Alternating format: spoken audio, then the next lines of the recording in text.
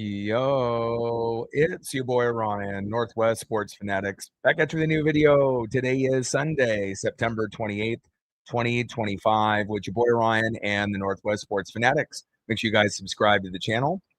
Smash that like button either now or on your way out. Donate to your boy if you can. Cash App $ ORIONNWSF or the YouTube Super Chat right here. We got the Green Bay Packers versus the Dallas Cowboys. Kickoff is going to be here in roughly 5 minutes. So let's cue up the music, take a look at the thumb, and let's get it settled in for some Sunday night football.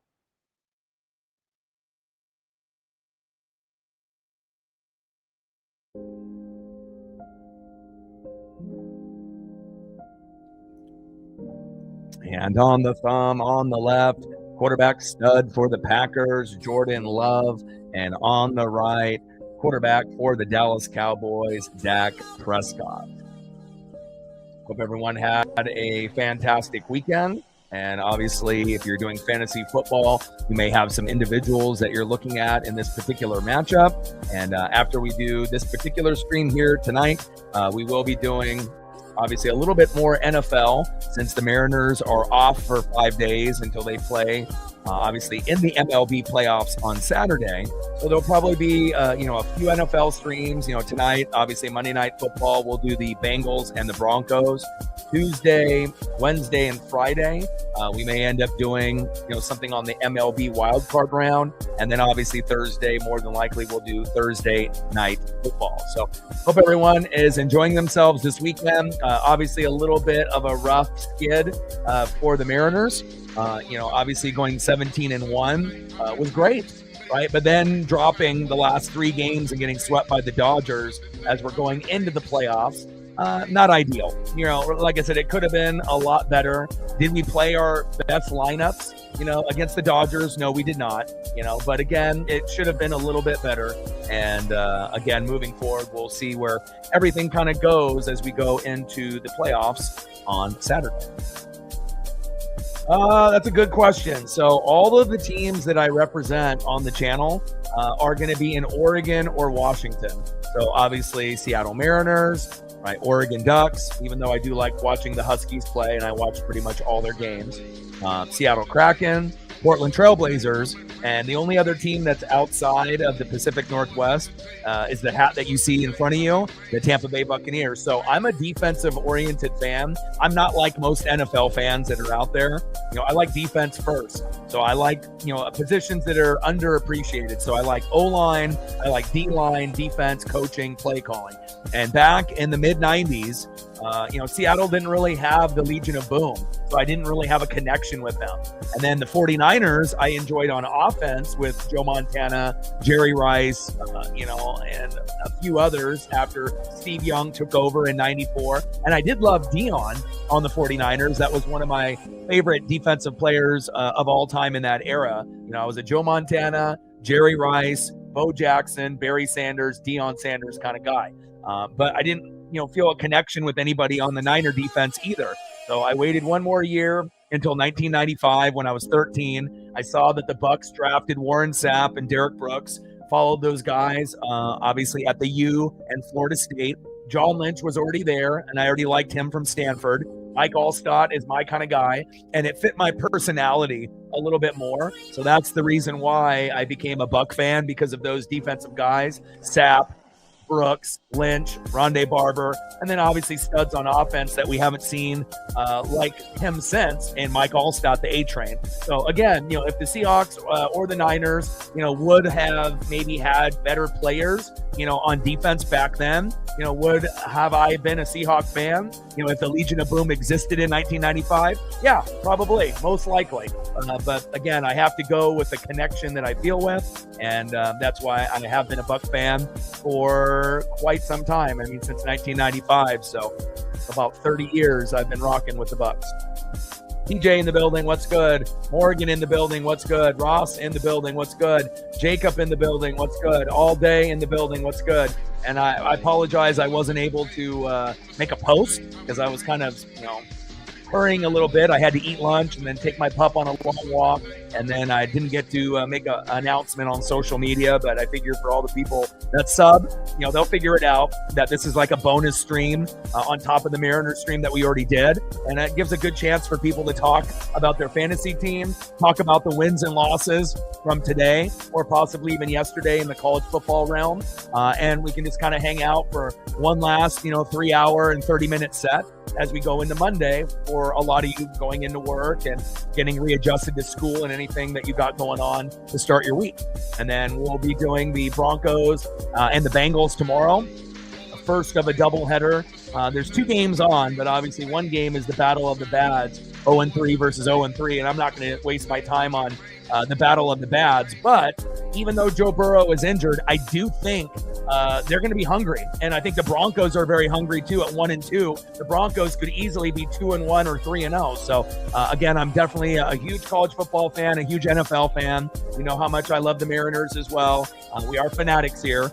And again, I assume Green Bay is going to win in a blowout, but you never know. Maybe the Dallas Cowboys will play a little bit tougher, at home. They don't have CD Lamb, so obviously they're going to have to score early and often, and you're going to have to force Jordan Love and the team into some turnovers early. And if they're able to kind of hang around, maybe this will be somewhat of a competitive matchup. If not, this one could get ugly in the second half as Green Bay pulls away. I am hoping for a close game, though. And, you would assume Green Bay would win, but we said that last week when they played the Browns and lost. So they look great against the Lions, and the Lions look like an NFC, candidate. That could be a Super Bowl, candidate in the NFC. Same thing with the Eagles. My Bucks dropped a game to the Eagles today, which I kind of assumed could happen. And when they ended up blocking the punt for a touchdown, just like when they blocked the field goal for their touchdown on the last play against the Rams, I said, this isn't looking good. And, again, we ended up fighting back, and we only ended up dropping the game by 6. But, we only had 2 field goals for the longest time before Mecca, got into the end zone and Bucky. So just a little too late. This could be the year where we get the Bills and the Eagles in the Super Bowl. And again, hopefully I'll be able to rebound from that L. But I'm 3-1, so I can't complain. And here we go, the Cowboys with the kickoff. Cody in the building, what's good? Navis in the building, what's good?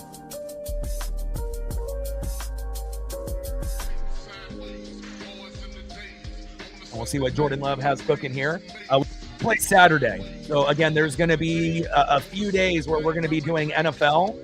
And then, obviously, once the games on Monday and Thursday have passed, I have to be able to work. So, Tuesday, Wednesday, Friday, we'll probably, end up doing MLB or, we'll see, at that particular time. So 30-yard return. First down and 10 at the Green Bay 31. Shotgun set, little screen pass. And Jacobs, decent game there.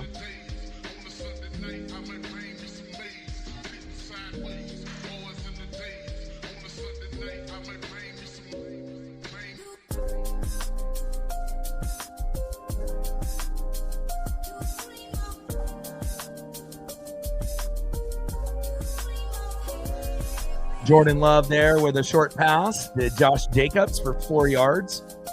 Elam with the tackle. Second down and 6. Shotgun set. Love. And a little bit of a delay right there, but the Cowboys are all over it.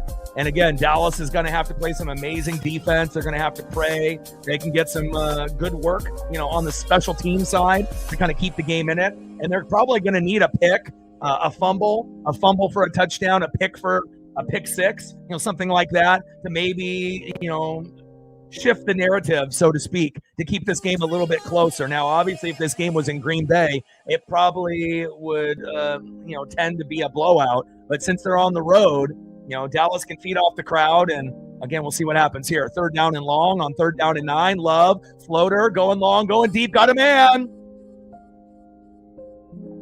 And Golden with the big catch. First down, Packers. Move the chains. Yeah, and obviously with no CD Lamb, and even if they did have CD Lamb, it would be very difficult for them to beat the Packers. You know, they look great against Detroit, right? But then how do you lose to the Browns? So again, anybody can beat anyone on any given Sunday, Monday, Thursday. You know, we can look at the roster, you know, and we can look at the matchups, and we can look at who's got, you know, obviously a mismatch here or there position-wise. But again, you know, the NFL is one of the best leagues because there's so much parity that anyone can beat anyone. Even the dog shit teams can be an elite Super Bowl contender once in a while. So we'll see where it goes. I would assume Green Bay will win. I think they've won like 8 out of the last 10. But, you know, with that being said, upsets are, you know, something that does happen occasionally in the NFL. And a short pass there to Tucker Kraft. 6-yard gain, 2nd down and 4 at the Dallas 16.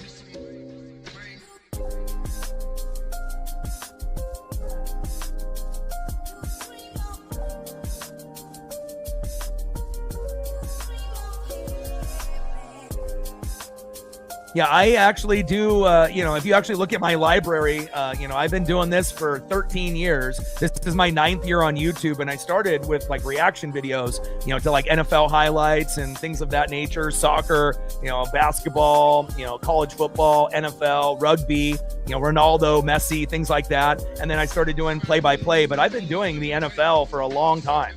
So again, obviously people are going to know me as, you know, the number one, you know, YouTuber for Seattle Mariners, number one YouTuber for the Oregon Ducks. But, you know, I do a lot of NFL. And again, the NFL market is oversaturated and very competitive, but I still love it. And again, I'll try to do as much as I can. And obviously I've been doing a little bit more Seattle Mariners based on their season, rumbling and a bumbling and almost down into the end zone. 1st and goal on the Dallas 1. Tucker Kraft is so athletic out there. And again, you better put somebody, you know, faster than a linebacker on him. Otherwise, he's going to do that all day and all night.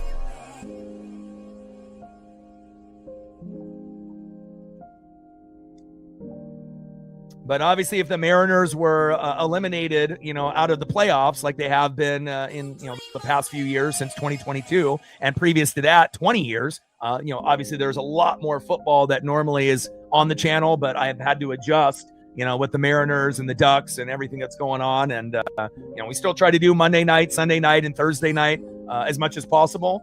Mostly Sunday and Monday night. Sometimes Thursday night gets skipped because of the Mariners or whatever else is going on. But, you know, as we're getting further and further into the college football and NFL season, there'll be more broadcasts as well.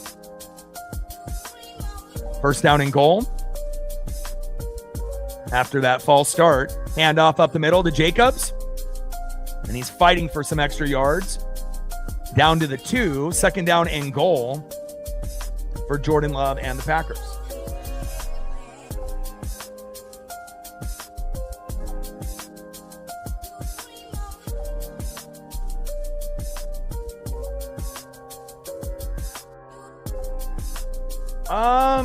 Tigers and Guardians, who would I prefer? I think I would prefer the Tigers, even though they have Scooball, because they're on a slide. I feel like the Guardians play us pretty well, like the Red Sox and the Yankees and the Blue Jays.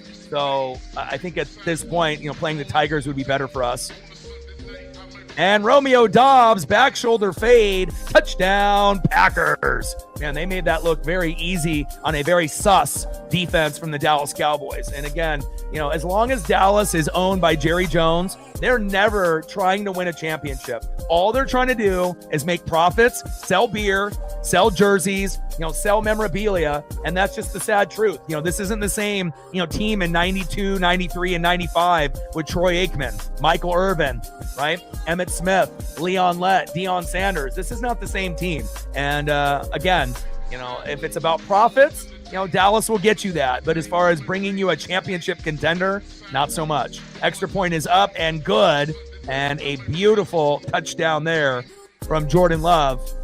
McManus with the extra point and good. 7-0 Green Bay. So it's kind of going well how we expected here early on. But hopefully, you know, Dak will use his legs, find a few weapons here and there. Obviously, the skill position players are pretty weak outside of CeeDee Lamb. And obviously, CD is injured, so you don't have access to him. But that does give an opportunity for a guy like George Pickens to turn into the number one and potentially, get 10 to 12 looks. And if you give George Pickens enough looks, at some point, he'll more than likely have a chance, to get in the end zone. And for Dallas's sake, if you want to be competitive in this game, you might have to get him in the end zone more than once. So we'll see how it all kind of plays out.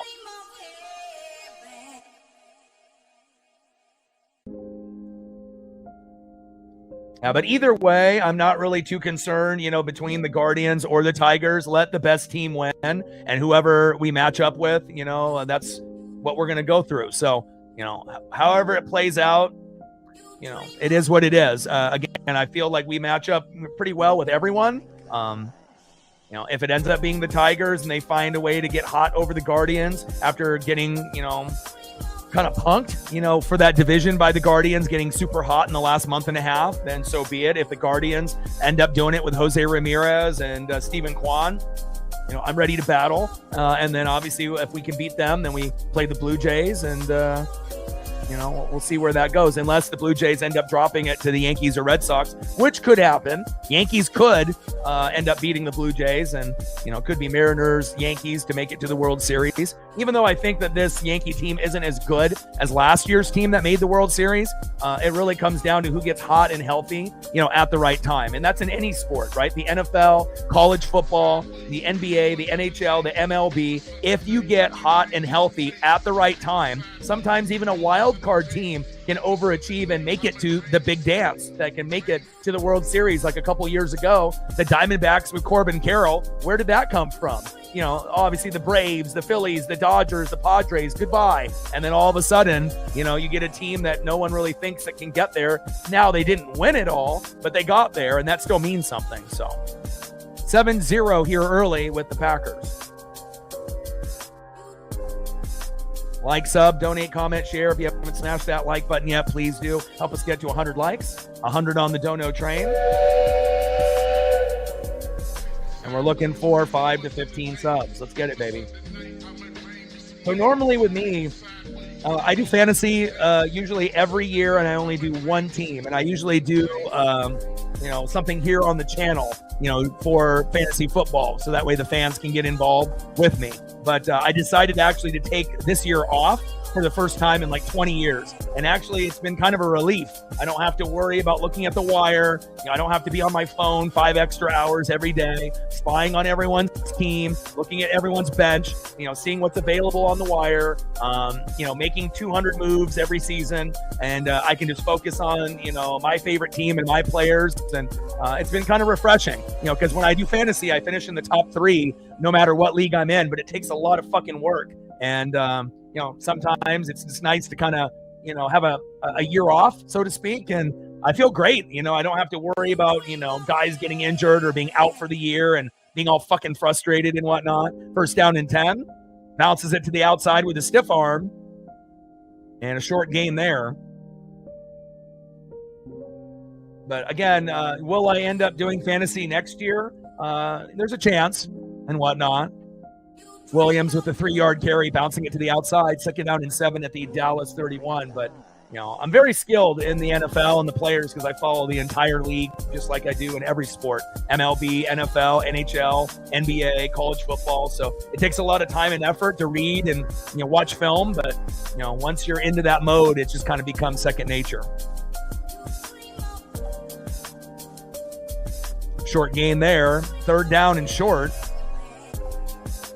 And they're going back-to-back with Williams with another 3-yard gain. Wooden with the tackle. 3rd down and 4 at the Dallas 34. Yeah, I mean, that one could go either way. Red Sox, or Yankees, Guardians, or Tigers. They're very familiar with each other. They're rivals, right? So anything can happen there. And then the Reds making it over the Mets. What a collapse. Nice tackle there by Green Bay on 3rd down, and that's going to force a punt. And, again, for the Mets to start off like 45-24 and almost flip that record in the second half of the season, what an embarrassment. They have one of the highest payrolls in baseball, with Soto and Francisco Lindor and the polar bear Pete Alonso, and they still couldn't make the playoffs. So it shows you it's not how you start, it's how you finish. But again, we'll see what Ellie De La Cruz can do against the Dodgers. Probably not a whole lot. And, we would assume, we'll see how it all plays out with the brackets that have been finalized as of about 1 hour ago. 4th down and 4 with the Dallas 34. They cannot afford to punt or fake punt, from that part of the field. And a short return there by Green Bay. 1st down and 10 as it got fair caught by Golden. They're at the 15-yard line, and now we're going to have a commercial break. For me, I grew up watching, Gretzky and Lemieux and whatnot, but I didn't want to be a bandwagon fan, and just be like, oh, look at me, Colorado, or look at me, Pittsburgh Penguins, with Patrick Roy, or Detroit, or all the teams that were badass when I was a kid. So that was the last team that I, decided to make my own in the Seattle Kraken. So yeah, I know they were an expansion team, and, they made the playoffs once, but they keep firing, their head guy after a couple years. They've been able to pluck a few good players from some championship caliber teams, from like the Florida Panthers, and obviously getting Marchment from Dallas, was an improvement. I do like Shane Wright. I like Matty Beniers. Our goaltending is kind of ass, with Grubauer and whatnot, but Joey Decourt is better than Grubauer, but for the Kraken to be like competitive, we need to have like a Patrick Roy goaltender in the net. If we could get someone like that, then the Kraken could actually compete in the West. That's very competitive. But, once the NFL and college football season's over, you will notice I will do some Kraken as well as good NHL matchups, as well as the NBA with the Blazers and good matchups, whether, whoever that may be, throughout the season. And then obviously a little bit of NASCAR Cup Series, trucks, and Xfinity. And speaking of NASCAR, shout out to my boy Chase Elliott, my favorite driver, who won today at Kansas. Let's go. 12 likes. Let's get to 25, baby. Let's do it. Yeah, and again, you don't really typically see a channel that does everything. Basketball, baseball, football, hockey, NASCAR, WWE, AEW. We've even done UFC and boxing in the past. So really, if it's something sports or wrestling related and it's worth doing, there's a chance that I might do it. So, and again, there's some channels that just focus on one sport or just their team, and that's fine, but I think that we have the most flexibility than any channel that really is out there, and that's pretty rare, to be able to do pretty much anything and not feel uncomfortable. Now, that definitely takes a lot of research and reading and film to be comfortable doing anything. That's why most people are afraid to step into categories that they're, maybe not familiar with. But again, it's all about effort, as long as you're not Randy Arozarena in left field and you're lazy and you're willing to put in the work, for your dreams and goals, right? Then you're going to be able to be successful. Otherwise you're just going to have an ego like Randy and these other YouTubers that are out there. There's some of them that the ego is as big as the moon, and they're not willing to put in the time and the energy. They're just going to grind based off popularity alone. But that will only take you so far. Nice pass there by Jordan Love. 1st down, Packers. But I do think you have more talented individuals on YouTube than you do anywhere else. I feel like podcasting shows that are on CBS, ESPN, Fox Sports have gone super downhill. And I think you do get better content on YouTube than anywhere else as far as like sports and wrestling related content. You get better hosts, you get better connection, and you get people that don't have an agenda, saying the Dallas Cowboys are going to go to the Super Bowl every fucking year, like Stephen A. and all these other personalities, entertainers. They're not actually sportscasters or people that are experts. They're just entertainers that like to scream and yell, and that's not my type of content. Short game there by Josh Jacobs. 2nd down and short.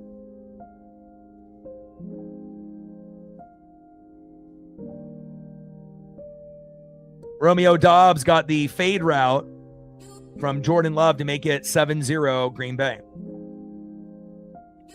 Josh Jacobs for 7 yards, making it 2nd down and 3. 7-0 here early, Green Bay.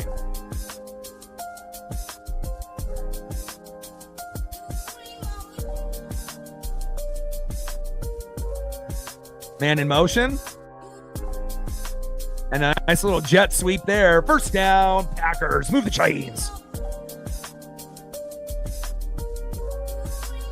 And again, Green Bay looked very, very good against the Lions. And so we thought maybe they're on the same level as the Eagles, right? And then they ended up dropping last week to the Browns. So it makes you kind of re-question how good they really are. But I still think that they are going to be a playoff team with Detroit, with Philadelphia, with Tampa. And then obviously you got the Rams and the Seahawks battling it out in the NFC West. And then obviously, the Niners might have a decent record at this point, but we'll see, as the schedule gets harder, how they do against better teams. Play action fake. Love. Oh, did he catch that? Oh, incomplete. Looks like it hit the ground. Romeo Doubs. I thought for sure he got that. Second down and 10 at the Green Bay 43.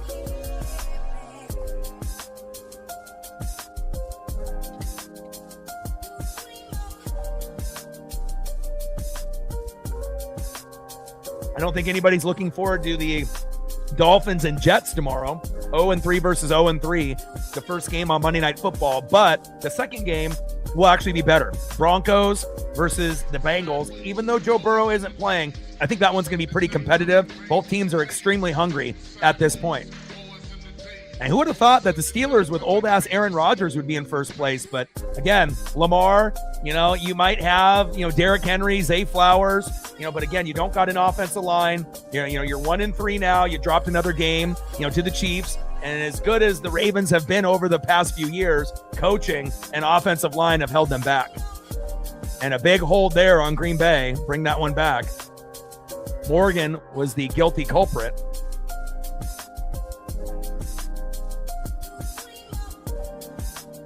$7-0 here early with Green Bay. And after a 10-yard holding penalty there, now it's going to be second down and a billion. Second down and 18 at the Green Bay 35. Sarah in the building. How are you?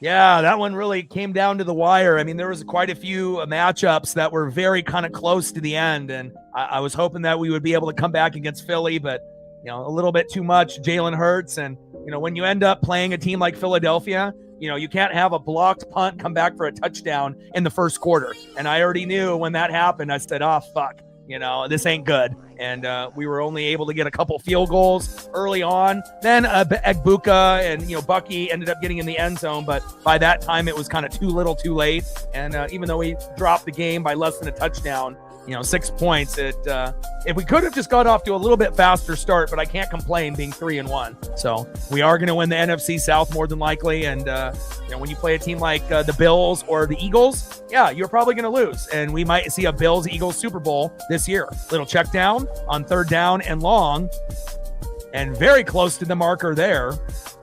16-yard pass to Williams. And now it's going to be 4th down and 2 at the Cowboy 49. Nice. I'm glad that you're doing well in fantasy. You doing fantasy with people at work or with your family, or who are you doing fantasy with? Ronald in the building. What's good? And Packers are going for it. Obviously, no respect for Dallas's defense or Dallas as a team in general. And let's see what we get here. Man in motion. See if they actually try to draw him off sides or if this is actually a play call. And they tried to get him to bite off sides, delay a game, and they're going to push him back 5, and this will give him more room to punt.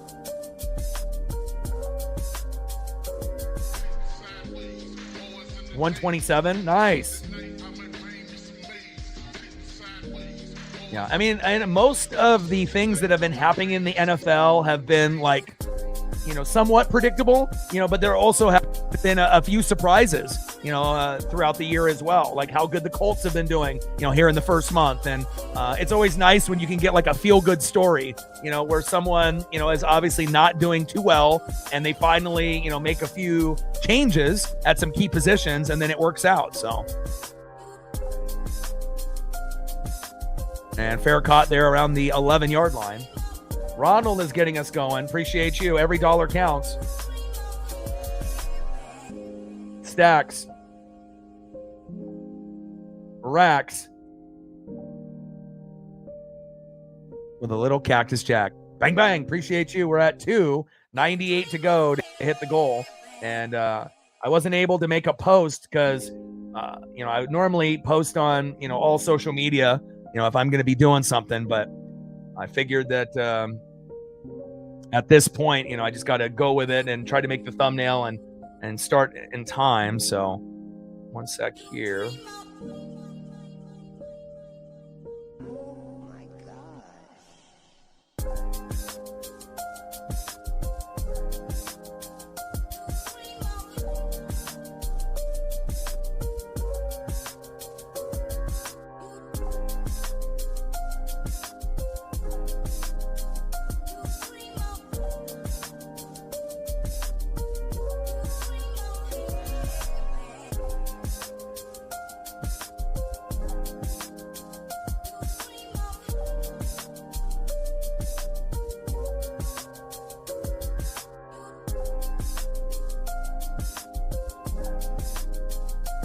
Yeah, no spamming up the chat, Dan. Your last warning. I think we don't need to see Cowboys suck 10 times in the chat, bro. If you do it one more time, you're gone for life. You make the choice.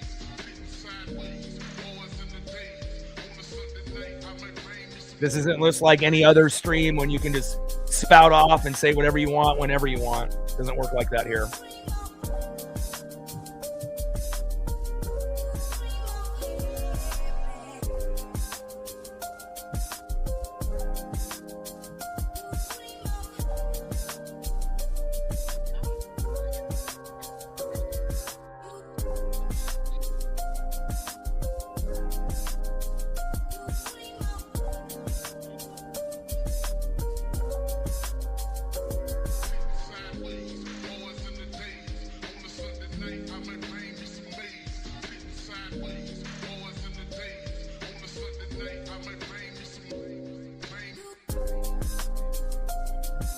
All right, I'm going to switch up on how I do this here. Sometimes I'll watch things on my phone. Sometimes I'll watch things on the TV. Sometimes I'll watch things on an app. But I wanted to not have any type of, slight buffering or anything like that. So I'm going to switch my setup that I had through the computer, through the app, through NBC.com, through my email, through Comcast. And I'm going to switch it up on a different platform here, and I think the stream will be a little bit smoother. First down and 10, little play action fake, bootleg. And Jake Ferguson there with a 7-yard gain. Nixon with the tackle.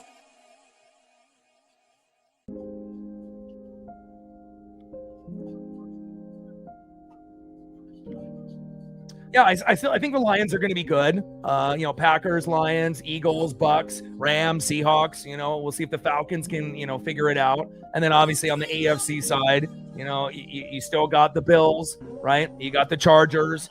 Chiefs will probably still be in the mix, even though they may not be as strong as they were in years past. Obviously, Ravens are kind of going in the wrong direction. Pittsburgh is taking advantage. So Colts are having a pretty good year. So we will see. It's still kind of early to really determine, all the playoff teams. And we don't know about injuries that may happen that could be season ending as you get a short pass middle to Javonte Williams for 4 yards. And it looks like it's running a little bit smoother since I'm watching it this way rather than watching it through my iMac through NBC.com. Sometimes there's a little bit of lag on that end. So I think we're smoother now. First down and 10. Man in motion. Dak. Handoff up the middle. And again, the running game really hasn't been the same since they had Zeke and Tony Pollard. And then when they had Zeke and Tony Pollard should have been the starter a few years back, and they just kept hanging on to Zeke. Then Zeke left the Patriots, came back to Dallas and was terrible. And again, it's just like Dallas just doesn't know what they're doing. And again, when you got Jerry Jones, who wants to be the GM and the owner, that's the problem. You got to be able to let that go and let people, bring in the right type of athletes. And again, if you get a guy that wants to be the face of the franchise, even over the quarterback and the head coach, that's a red flag, big time. And again, they'll make money, but if they continue with this ownership, they're never going to make it to a Super Bowl. Floater. and almost intercepted.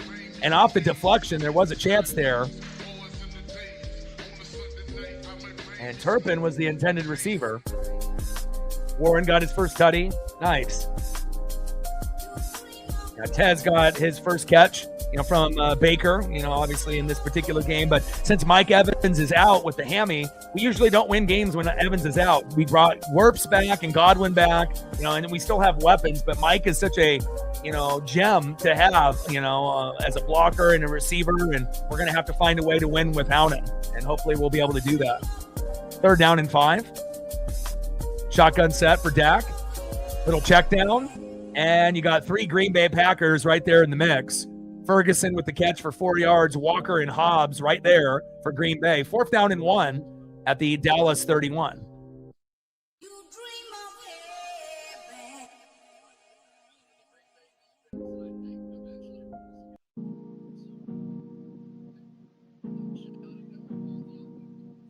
All right, 4th down and 1. And this should be a QB sneak if you're smart. Unless they're just trying to bait him off sides. I mean, I don't think really Dallas needs to go for it here, because if you don't get it, Green Bay scores in like one play, then you're down 14-0, and then essentially the game might be over. So obviously they were just trying to bait them to jump off sides to get the automatic first down. But again, if you're going to be ballsy and you have nothing to lose, I mean, the Cowboys are 1-2. If you were to go for a dumb play like that on 4th down and 1, you do a QB sneak, chances are Dak would get that first down. He's pretty athletic, for a quarterback, whether you like Dallas or hate Dallas, like Dak or hate Dak, he can still make some plays. Are there quarterbacks that are better than him? You damn right there are. But he's actually better than a lot of the other quarterbacks that are in the league. It's just that he's on the Cowboys and, he gets hated on for that reason. So, I mean, Dak could definitely be a quarterback on most of these teams in the NFL. So, unless you end up having a Josh Allen, a Jalen Hurts, type of quarterback where obviously that would not make any sense. 4th down and 1, and they are going for it, supposedly here. You QB sneak it, you'll get in. And now Dak has to call the audible since they're crowding the line.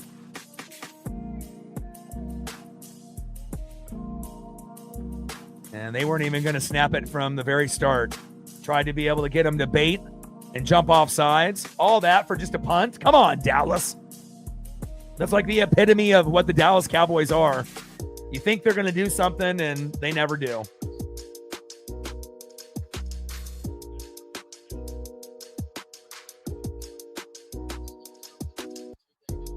He definitely hasn't been the same since his rookie year. A lot of defensive penalties, a lot of grabbing, getting exploited, which is kind of rare when you're a pretty good player as a rookie. You don't typically go backwards, but there's sometimes, going to be a sophomore slump, for like quarterbacks like CJ Stroud and whatnot. But we'll see if that ends up happening or not. Could be just a rumor though. 4th down and 6. And decent punt there off the bounce. Golden.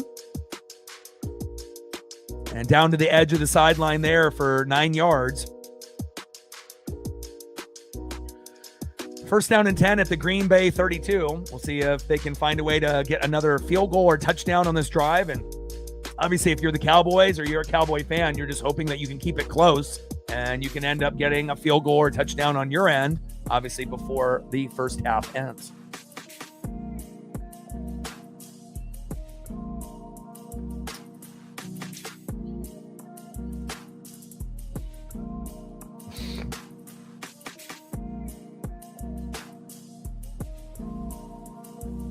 And we'll go over the scores of the NFL.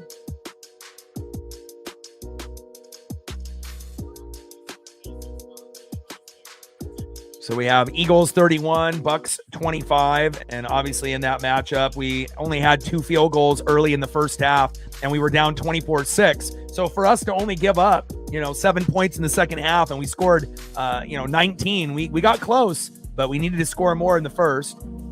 Steelers 24, Vikings 21. The Steelers improved to 3-1 with Aaron Rodgers. Who would have thought, in Dublin?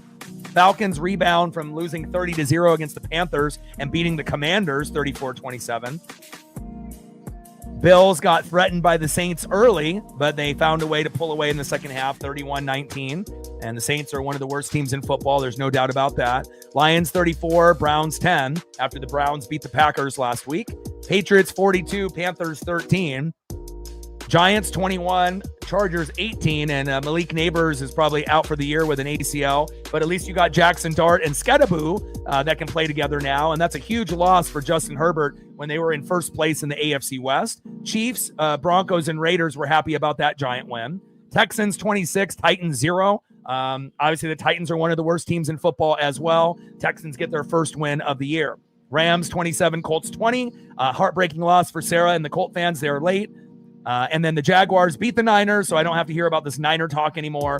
26-29, Jacksonville winning by 5, 26-21. Chiefs winning pretty convincingly at home over Lamar and the Ravens, 37-20. And then the Bears at the end there winning 25-24 over the Raiders. Seahawks winning 23-20 on Thursday night. And then we got a Monday night doubleheader special, the Battle of the Bads, Jets and Dolphins, both 0-3, garbage. And then we got the Bengals 2-1 versus the 1-2 Broncos. And I will stream that one. And I think if the Broncos didn't lose the field goals late at the end, Broncos could be 3-0 or 2-1. They kind of have gotten ripped off the most out of any team, I feel, in 2025. Been so close. And, to lose at the very end, twice is not ideal, but it is a part of the game. Love, screen pass, blockers downfield, and what a gain. Big convoy there. And a short pass to Wilson turns into 26 yards. Murray with the tackle. First down, Packers. I agree. It's going to be a hell of a game, and we're also going to be wearing the best uniforms, maybe out of two teams the whole year. Throwback for the Seahawks and throwback for the Bucks, and it's going to be exciting. Must-win game for both teams.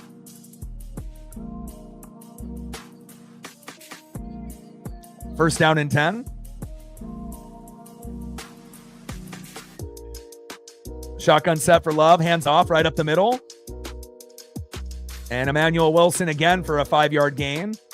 Second down and 5 at the Dallas 38.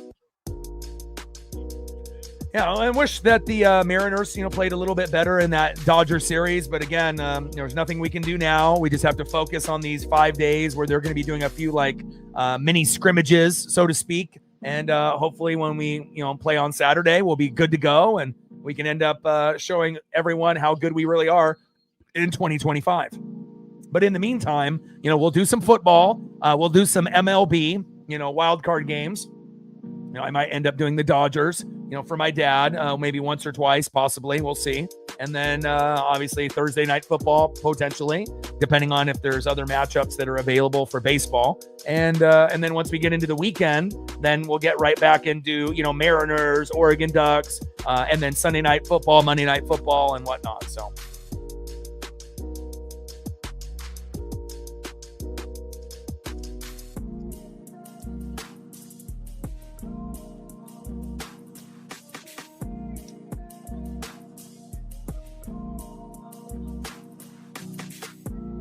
Well, hopefully you're sleeping better now.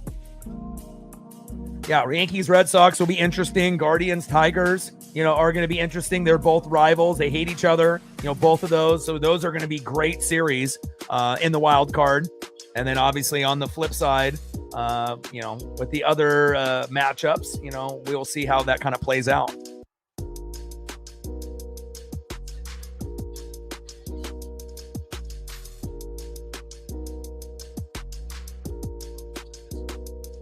But, Detroit, Cleveland could go either way. Padres, Cubs could go either way. Yankees, Red Sox could go either way. And the only thing that we know for sure is the Dodgers will beat the Reds. That's 100% going to happen.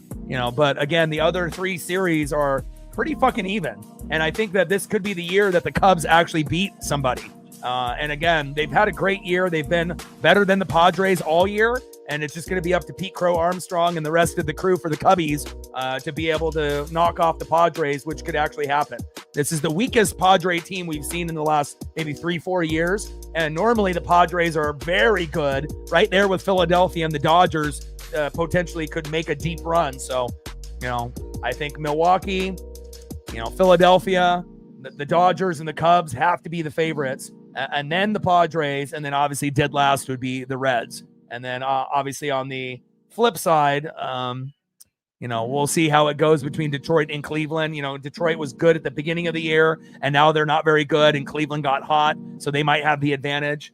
San Diego and Chicago, again, San Diego has been on a little bit, on a little slide, and Chicago has been pretty consistent all year. And the Boston Red Sox and the Yankees, we know, they hate each other. They know each other inside and out. You would assume the Yankees have the advantage with Judge. But again, the Red Sox are probably going to push them, to the limits before the Yankees eliminate them, I would assume. So even though the Yankees might not be as good as last year's team, I still think that they're one of the top 3 teams with the Mariners and the Blue Jays at this point. So we will find out. Yeah, we're going to play the winner of the Tigers and Guardians in a 3-game set. So, divisional, matchup. They're in the same division, so they're familiar. Same thing with the Yankees and Red Sox. They're in the same division with each other, so they know each other inside and out. So that's what's going to make those wild card games more exciting than maybe the National League side. You don't usually have a rivalry with the Cubs and the Padres, let alone the Reds and the Dodgers. Oh, big interception. Diggs. And that's exactly what we needed for the Cowboys to keep this game close, but there's a flag on the play.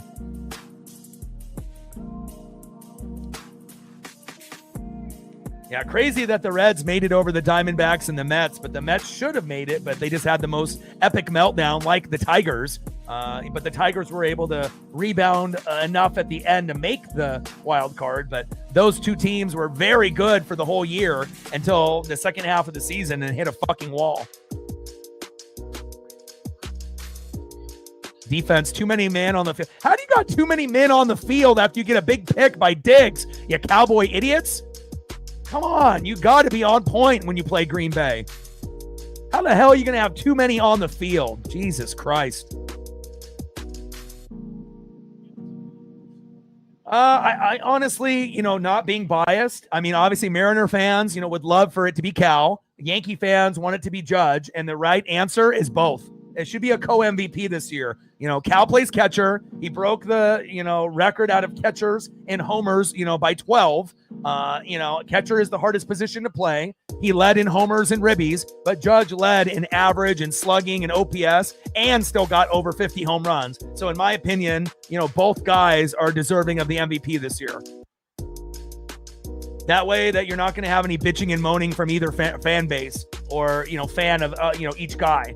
Obviously if one guy gets it, you're going to feel great, but then, but what about the other guy? What happens if they give it to Aaron Judge and that's it, So, I mean, at that point, I would rather have Cal get acknowledged rather than not acknowledged at all. So, and obviously the MLB is very biased towards Judge and Ohtani, and obviously Schwarber is not good enough numbers wise to take it from Ohtani or to co-MVP with Ohtani, but it was cool to see Schwarber and Raleigh put up numbers like Judge and Ohtani this year, which is something we've never seen before, right?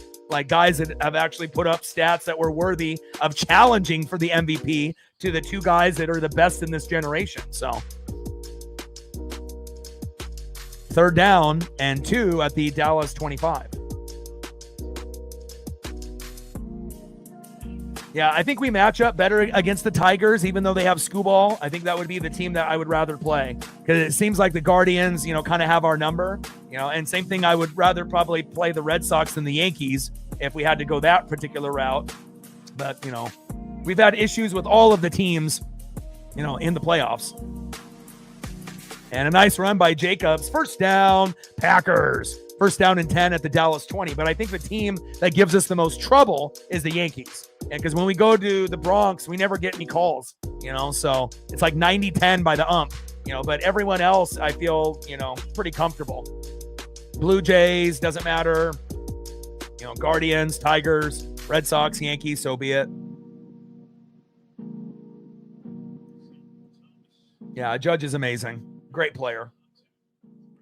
And it was cool to see Schwarber and Raleigh do so good this year to bring more eyes to baseball. Unless you're just a Yankee and Dodger fan or Ohtani and Judge fan, more, eyes came to the sport because of Raleigh and Schwarber this year. Little check down. And that's going to be a flag there, offensive holding. Is that on Tucker Kraft? Who was that on? On Kennard? Yeah, Kennard. Offensive line holding on Kennard. First down and 20 at the Dallas 30. 12:35 left in the second quarter, 7-0 Green Bay.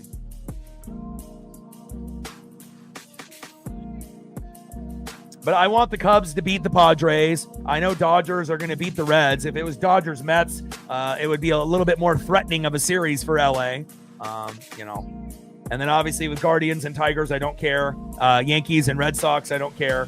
But obviously if Yankees win, it'll be more eyeballs on the sport to see Judge, go against the Blue Jays. And if they beat them, maybe we get, Yankees and Mariners for the chance to go to the World Series. It's possible. And a 1-yard pass there for Brooks. And now that's second down and 19 at the Dallas 29. Dallas defense stepping up here temporarily.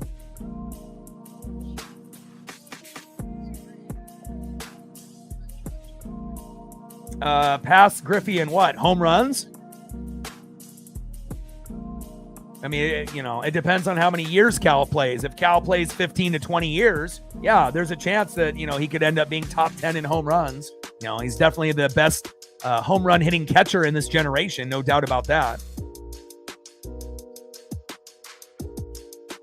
Second down and 19. Shotgun set. Love steps up in the pocket. Scrambling, gambling. Little lateral to Josh Jacobs with blockers downfield. Running down the sideline.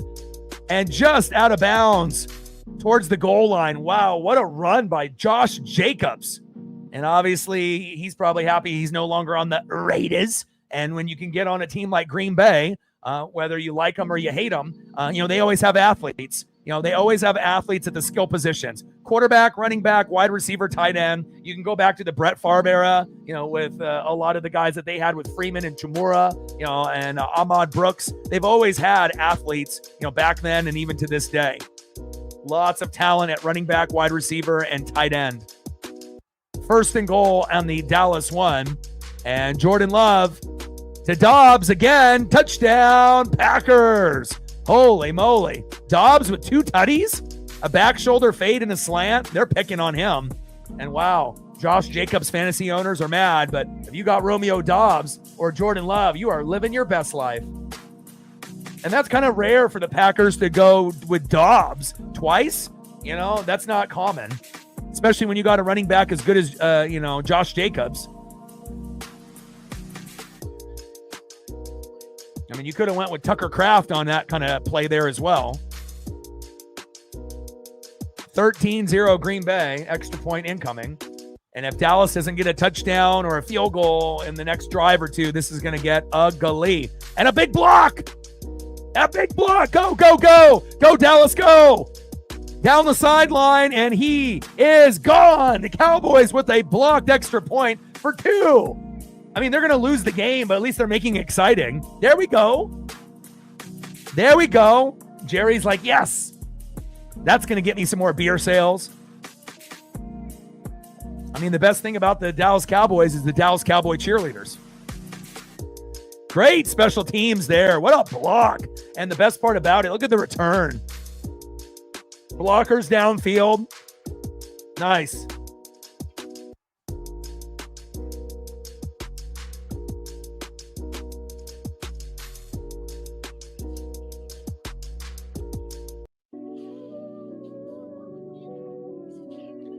Chief in the building. What's good? I appreciate the words of encouragement this morning. I think you and me both knew how hard that game was going to be. And we only put up 6 in the first half. And we had our, punt blocked for a touchdown in the first quarter on the first drive. So I said, motherfuck, and I already knew that more than likely that game was going to be an L. And I knew Baker would have to fight like hell. But we've already had to fight from behind 3 weeks in a row to go 3-0. And eventually when you end up playing a team like the, Bills or the Eagles, you already know what you're in for. If you don't play clean the whole game, you're not going to win. And again, I'm proud of Baker, of fighting back, but another game with no Mike Evans. And when we don't have Mike Evans, we don't win. The last few years, we're like 0-3, 0-4 when Mike doesn't play. And that doesn't matter who we play. It's like if Mike's not in, Egbuka has been great. Got his 4th touchdown of the year. Chris Godwin's back. Werps is back. But again, special teams, bugaboo. We had a kickoff. We had a field goal, return for a touchdown last week. And now we had a punt return for a touchdown. And, when you're giving up touchdowns on special teams, it's not a recipe for success. But I did see your Chiefs game, and I saw them beat the brakes off of the Ravens. And again, Lamar and Derrick Henry and Harbaugh, they're in trouble. And it shows you their offensive line stinks. And again, coaching and play calling is not good. And again, it's like you can have these amazing players like Lamar, Derrick Henry, Zay Flowers, Mark Andrews, right? But if your O-line stinks and your coaching stinks and the defense is a liability, then you end up being 1-3. And that win saved your season. And I think you know that too. And after the Chargers lost, right, to the Giants, Chiefs fans are smiling because they know at this point, after beating the Ravens, that they're still in the mix of winning the AFC West. Yeah, they may not be as good as they were in years past, but they could still make the playoffs. And that's all that matters, right? The Bills might be the best team in the AFC. Steelers are overachieving, right? The Chargers and Chiefs are still good football teams. And the Colts, even though they lost to the Rams, are still a good football team. So again, you're starting to see the shape of the AFC and the NFC on who's good and who's kind of reeling. And congratulations on that big victory today. Appreciate you, my guy. Stacks.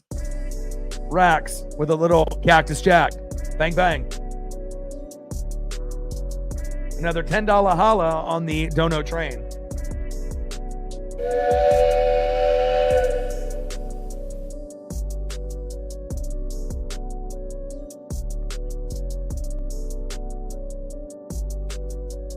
Yeah.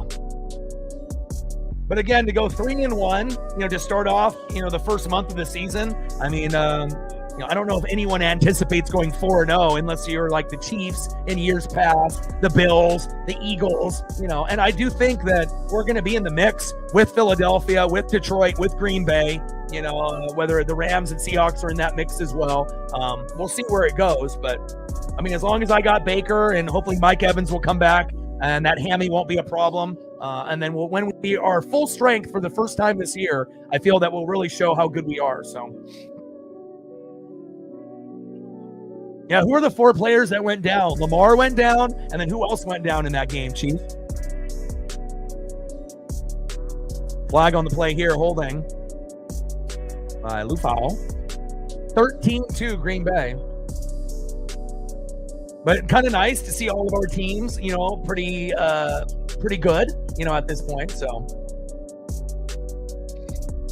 I mean, Malik Neighbors went down for the year with potentially an ACL tear, which is terrible because I wanted to watch Jackson Dart, Scattaboo, and Malik Neighbors together. That's a fucking sexy trio, as far as up-and-coming young studs, in the league, because we know how garbage New York has been post-Saquon Barkley era. And, they finally were able to get Dart out there, and then they end up winning. Imagine if they would have started Dart at the beginning of the year instead of Russell Wilson. They had Russell and Jameis on that roster as well, but if they were smart, they would have just went with the rookie, but they were afraid. So what they do is they go with the veteran, wait for him to fuck up in the first month, and then they bench him. But by that time, you could have had maybe 2 more wins if you would have just went with Dart. You never know, And I mean, shit, if the Giants can beat the Chargers, they can beat almost anybody. And the Chargers were, one of the better teams in the first 3 weeks. That's facts. They looked very efficient. Not today, though. Dak, floater, almost intercepted. And there's a flag on the play. And again, if we're not going to have CeeDee Lamb, George Pickens and some of these other guys need to step up.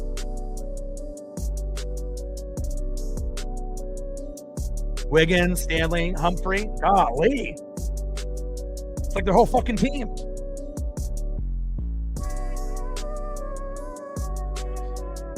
Yeah, I watch every Bucks game, just like I watch every Ducks game and every Mariner game. I don't miss games. I watch Blazers, I watch Kraken. If it ends up being one of my favorite teams, I don't miss the action. Like yesterday, I did the Mariner game, but I had the Duck game on my DVR. I watched all of the first half, and then after the Mariner game ended, when I ate dinner, I watched the last hour and a half of the second half, including the double overtime, and that was a great victory for the Ducks. And again, Penn State is not an easy place to win at. And I definitely like our chances to be contenders with the Buckeyes for the Natty. AP poll has the Buckeyes 1, Ducks 2. And if Dante Moore keeps playing like he did, obviously he'll be the first pick in the draft. I just don't really want him to go to the Saints. Dak, floater, wide open, broken coverage, but that is a flag on the play. Probably a push-off, I would assume there.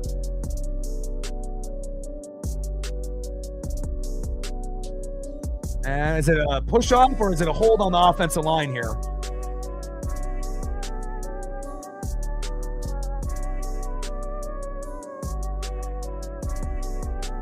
Illegal formation. Golly, Dallas. Self-inflicted wounds. You finally get your guy open in Pickens and Turpin out there, and then you can't even get it done. Come on, Dallas.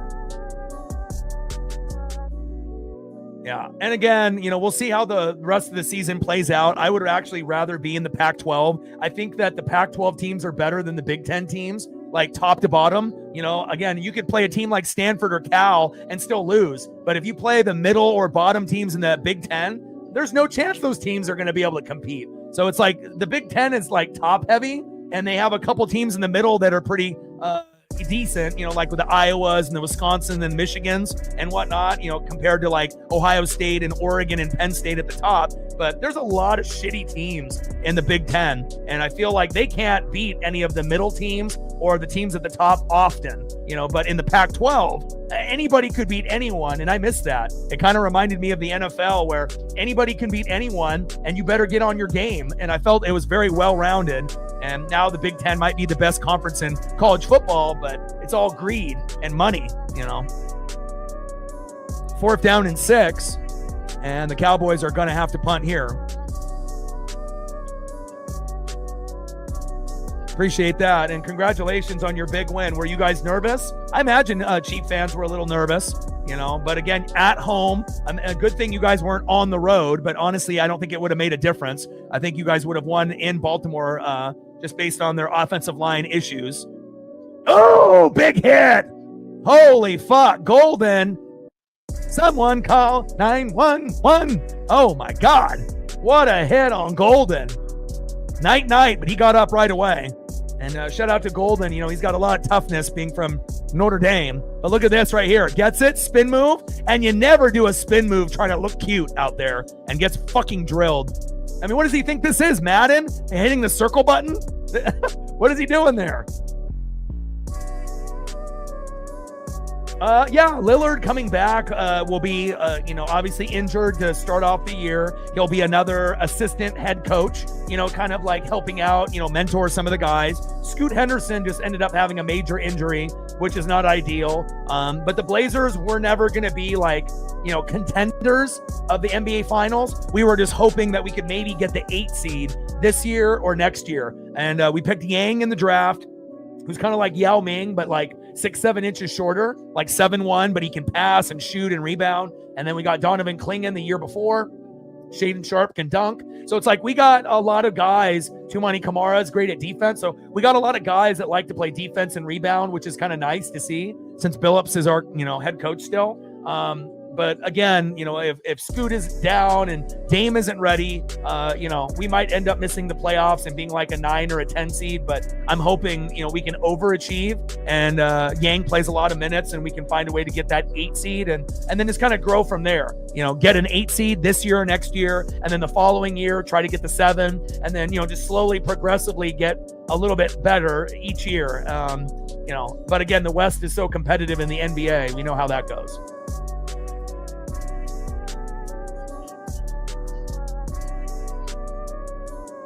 Yeah. Well, did you watch the last week's Ravens game, against Detroit? You watched that game, and you saw that they gave up 7 sacks. So, again, if the offensive line is going to do that, it doesn't matter if you got Lamar. King Henry has fumbling problems. He's fumbled in every game, up to – did King Henry fumble in your game? Because, again, if he fumbled in your game, that's 4 straight games with a fumble. And for a guy that's supposed to be the best running back in the NFL, not named Saquon Barkley. That's unacceptable, right? For a big man like that. And some of them have been just like good punch outs, like Charles Peanut Tillman, punching it out at the right time and whatnot. But, Ravens, offensive line, booty-O's, defense, not good enough. And I think the biggest problem with the Ravens is their OC and their head coach and John Harbaugh. John Harbaugh has more blown games for the Ravens than any other coach in the AFC in the last 5 years. So, again, they have a lot of talent and players that I like. I like Henry. I like Lamar. I like Zay. I like Mark Andrews. But again, if Harbaugh is going to be the coach, it ain't going to work. You have to find someone else. And, otherwise you're just going to be a good team, not a great team. You're not going to be an elite team, and there's going to be teams that are going to be better than you, like the Bills, potentially the Chiefs, Chargers, hell, maybe even the Colts. We'll wait and see, how they kind of match up and whatnot. So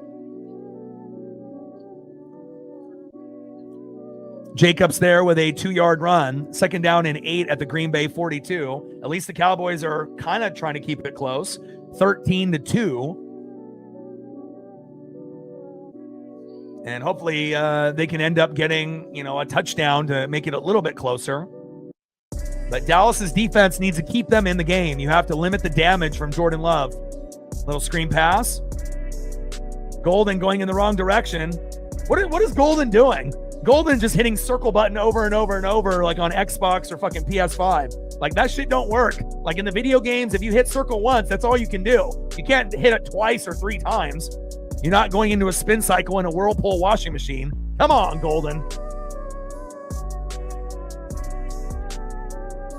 Yeah. Well, also, too, you got Spags and Andy Reid. You still got Mahomes and Kelsey and Chris Jones. So, as long as you have those guys, you're going to be disciplined and you're going to be in every game.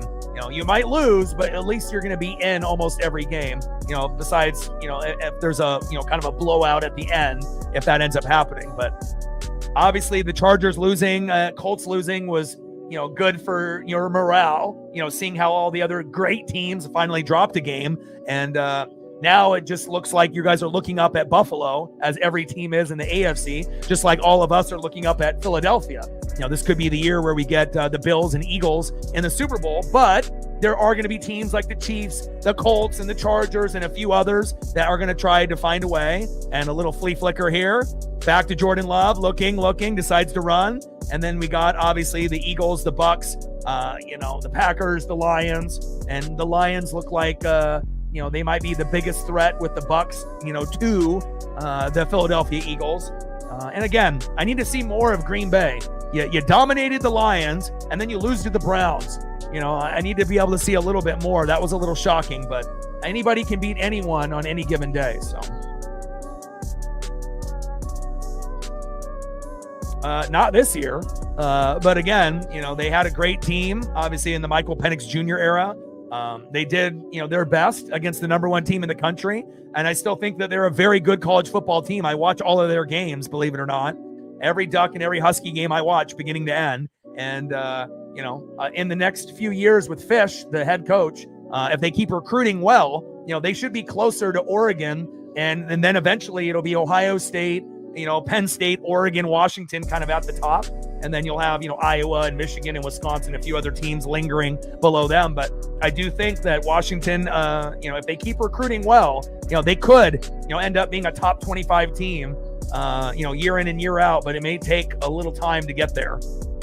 But I do like the athletes that they have. Damon Williams is great. Jonah Coleman is awesome. Denzel Boston is awesome. But when you play the number 1 team in the land, it's hard to win. Pass is overthrown, incomplete.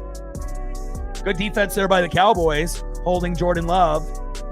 And now they're going to have 6 minutes to go to try to get a touchdown to get it to 7-9.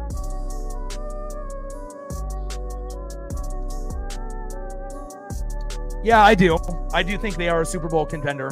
I think it's Eagles, obviously 1, then probably Lions 2, and then Bucks 3, and then Packers 4, and then Rams, Seahawks, probably tied at 5, together there, because nobody really knows how that's going to play out. I still think that the Rams are kind of the, based off their roster, they might be the front runner at the top, but just because Seattle gets a wild card, if that happens, doesn't mean that they can't get hot at the right time. But I'm not sure, how much I trust Sam Darnold in a full season. even though he was very, very good, last year, but that was a different team and a different type of offense. So yeah, Baker is fun, man. He fits my personality and the Bucks personality, fiery, a competitor, and a guy that won't back down. And it's the perfect guy to go from Brady to Baker, and again, there's a reason why I'm a Buck fan. Sapp, Brooks, Lynch, Barber, Allstott, and having that Brady, Baker mentality, kind of a dog, a guy that's not going to back down, and, a guy that, will have the players lean on him because that he's going to bring it and he'll sacrifice his body, for that first down. And it's the perfect quarterback. And again, I'm so happy that we have Baker and he's the perfect fit for our team. I wouldn't want anybody. I mean, the only other, option, like if Josh Allen was available, obviously Josh Allen or Jalen Hurts would be great. But other than a couple guys like, Allen and Hurts, I think Baker is the perfect guy for this team. So yeah, Rams gave up the big lead, and then they also gave up the blocked field goal that turned into a touchdown, which was fucking crazy, and again, Rams should have won that game, and there's a few should have, could have, would have, type of L's, for a lot of the good teams, Packers should have beat the fucking Browns. How the fuck do you lose to them, But that's why we like the NFL so much, right? Because any given Sunday, Monday, Thursday, anything can happen, right? Any type of crazy upset can happen. You get better upsets than you do in MLB, NHL, and in the NBA. Like you can get like the worst team in football, like the Jets, the Dolphins, the Saints, and they could play like a Super Bowl contender and they could win. It doesn't mean that they're a good team now, but again, that Super Bowl contender could have had injuries or threw a pick six or blocked a field goal for a touchdown, something that changed the momentum and then just had just enough, to end up winning against like a Super Bowl contender. And I think that's why we love the NFL so much, because you just never know, who's going to bring their A game. And, if you're like a top dog and then you just assume you're going to win and then you play a bottom feeder and then them beating you is like their Super Bowl and they give everything they got, then they might be able to beat you if you're overconfident and cocky and make mistakes. So I think that's why we love, the NFL so much, because you just never know, are they cocky? Are they confident? Are they overconfident? How many mistakes were there? And then, the shitty team plays their best game of the year. And then all of a sudden the Saints, end up beating a contender. Now, obviously we know the Saints and the Dolphins and the Jets are fucking bad, right? Same thing with the Titans. There's quite a few teams that don't have a win yet, but again, you would assume there's going to be, a trap game, for some good teams with some of those bottom teams very, very, very soon. Nice catch there by the Cowboys. Nice throw by Dak. George Pickens there for 14 yards. First down, Cowboys. We damn boys. Move the chains. First down and 10 at the Dallas 19. Let's get Pickens in the fucking end zone.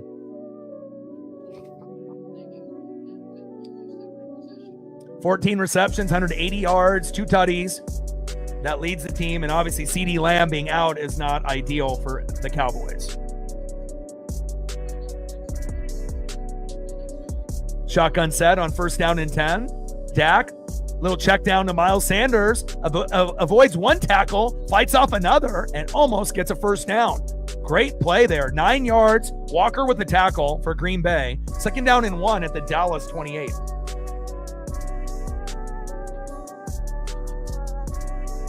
Yeah, you're like me, dude. You understand, you respect the opponent. You understand how good your team is and what you've accomplished in the past. But just because you won a Super Bowl in the past doesn't mean that that's going to affect the game today. And again, you still got to bring it. And also, as you know, some of your guys are getting a little bit older with Mahomes and Kelsey and Chris Jones. Andy Reid and Spags are still doing it, but the team looks a little bit different this year compared to a couple years past. Flag on the play.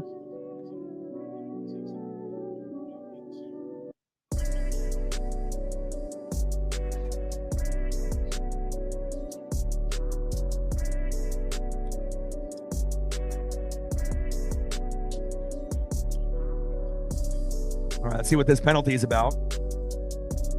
Referee looks like Von Miller. If Von Miller retired and became a ref.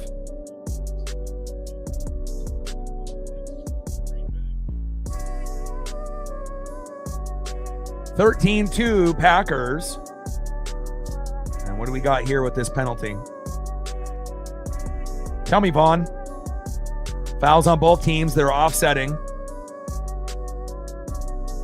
Offensive holding. All right, penalties offset with the offensive holding there on Smith for the Cowboys, and then face mask by Nixon.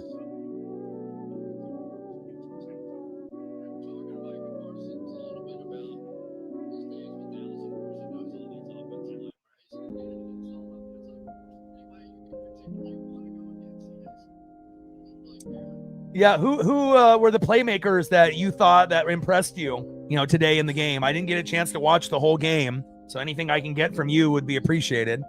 Dak, hands off up the middle. First down, Cowboys. Javonte Williams, the former Bronco, with a 6-yard game up the middle. Stackhouse the tackle there for Green Bay. Good blocking up front by that Cowboy O-line. I mean, it's nowhere near where it used to be, like in Zeke's rookie year, but if the Cowboys can find a way to get in the end zone, and again, I don't know if they would go for 2 since they're at 2 points, and if they were able to get it to 13-10, they obviously would have a chance. Little screen pass, and good coverage there for Green Bay. And we haven't really heard Micah Parsons, from the announce crew just yet. Javonte Williams there with a little screen. Tackle by Micah Parsons and Williams with the gang tackle there. 2nd down and 8 on the Dallas 36. Tyler, obviously the Cowboys ended up blocking an extra point and running it all the way back, and we obviously knew that the Packers more than likely would win this game. Romeo Doubs has both touchdowns, but if Dallas can score here before halftime, it'll make it a little bit more interesting. I just want a close game. I don't want a blowout. Dak. There we go. First down, Cowboys. And you got to give the Cowboys credit. They don't got CeeDee Lamb. And again, even with CeeDee Lamb, they might not win. But we know when CeeDee gets the ball, he's almost unguardable. And, if they can just find a way to get to 9 or 10 with a touchdown and an extra point, or a touchdown and a 2-point conversion, and it be successful, and then we can get it to 13-9 or 13-10 at half, Packers more than likely will still win. But remember, they beat the Lions, the Packers did, and then they lost to the Browns last week. So anything can happen. Dak, play action fake. Little check down. And Miles Sanders with a decent run there. 8-yard pass. 2nd down and 2 at the Green Bay 45.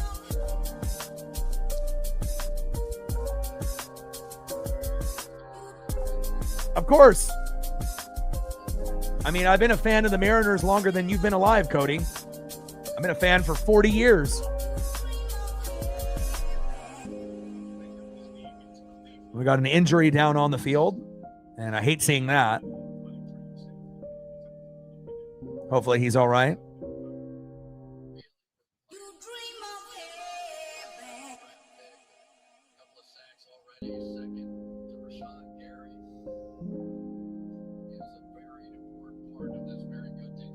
And Wyatt injured there on the play. I hope he's okay. He did get in the end zone from Mahomes today, correct? I'm pretty sure I saw him get a tutty and whatnot. So, and again, a very, very tough start for Kansas City, but again, it's not how you start, it's how you finish. And again, I know a lot of people might be shocked on, the Ravens, being 1-3, but again, if your offensive line isn't good, it doesn't matter who your quarterback, running back, wide receiver, tight ends are. It just plain and simple, it doesn't. And then if your defense on top of your O-line is not good, then again, you can still put butts in the seats because of Lamar and King Henry and Zay Flowers, but that doesn't mean that you're going to win games. And again, they've been, AFC contenders for the last few years, but this might be the year where the Steelers end up winning the division with old ass Aaron Rodgers. Who would have thought?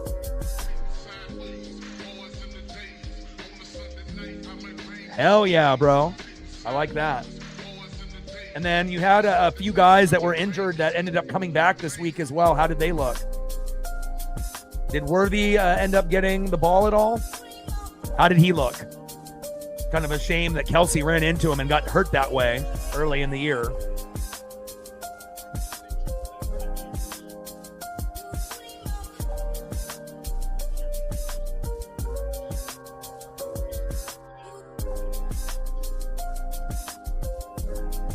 All right, 2-minute warning, 2nd down and 2 at the Green Bay 45. And if Dak can just use his legs and, and not get too selfish out there and find the open tight end or receiver, we might actually have ourselves a game here if the Cowboys can score in this last 2-minute drive.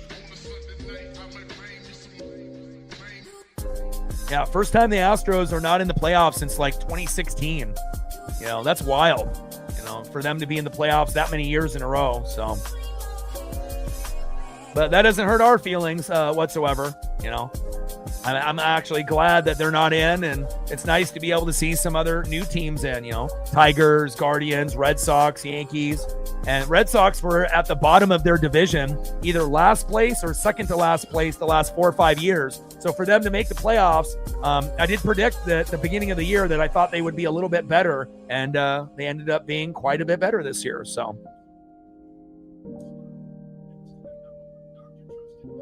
30 yards rushing.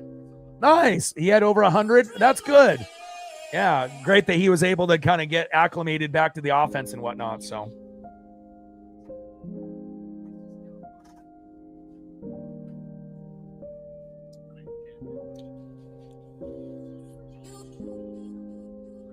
Brewers are very good. You just don't watch anything besides Mariners, Cody. One of the best records in baseball, the best record on the road out of any team. Come on, Cody. Do your research. It's easy to be biased and just love Seattle and just say fuck everything else if you're not doing the research or the, time to be able to actually look at the standings and look at the records. You have to look and read and watch film and pay attention. It's easy to be a hater, but what's the fun in that? Being an uneducated hater is only going to get you so far. You got to be able to be, someone that's educated in the sport, so that way that you don't say anything stupid like the Brewers are not good. Come on, my guy.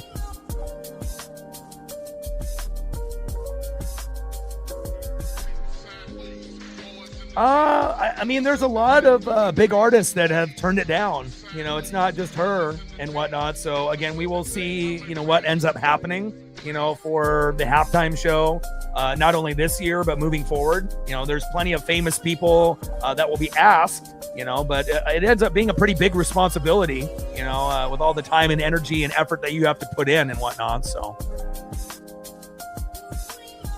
handoff up the middle. First down, Cowboys.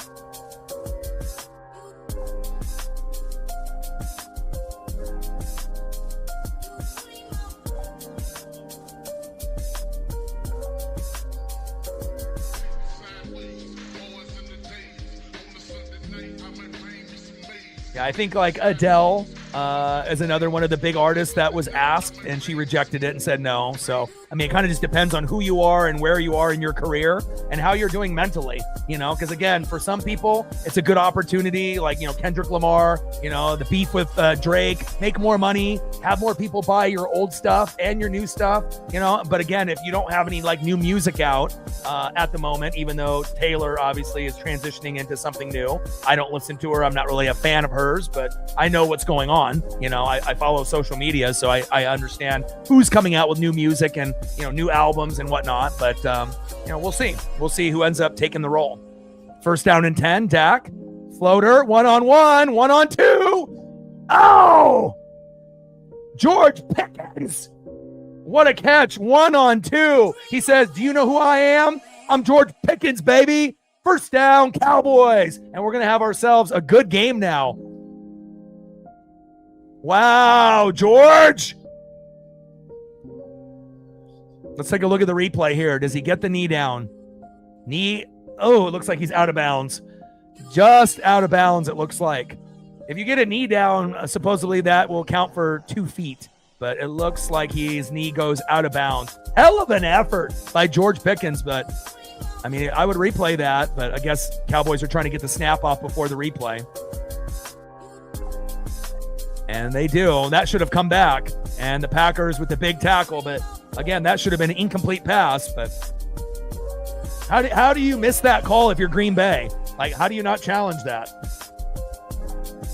But a hell of a catch by Pickens, though. Oh, let me look again. 1, 2.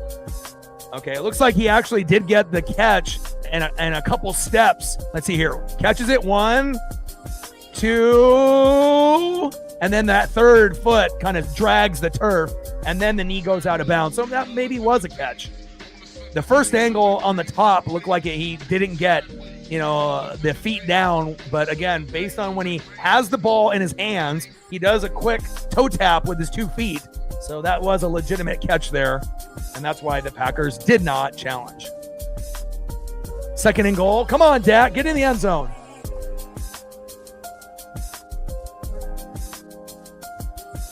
Yeah, the media will always try to blow up things to make it more serious. Now there's Dak with the keeper. Touchdown, Cowboys. Yes.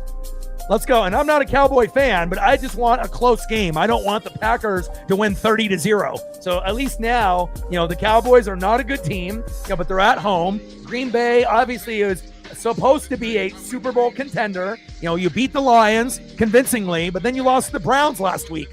Who are you? Are you actually a Super Bowl contender, or are you just a good team? I need to know the difference. And nice job by Dak Prescott and George Pickens there. Good job. And Aubrey, kick is up and good. Good decision not to go for 2. And now it's 13-9, and they're back in it, baby. Let's go.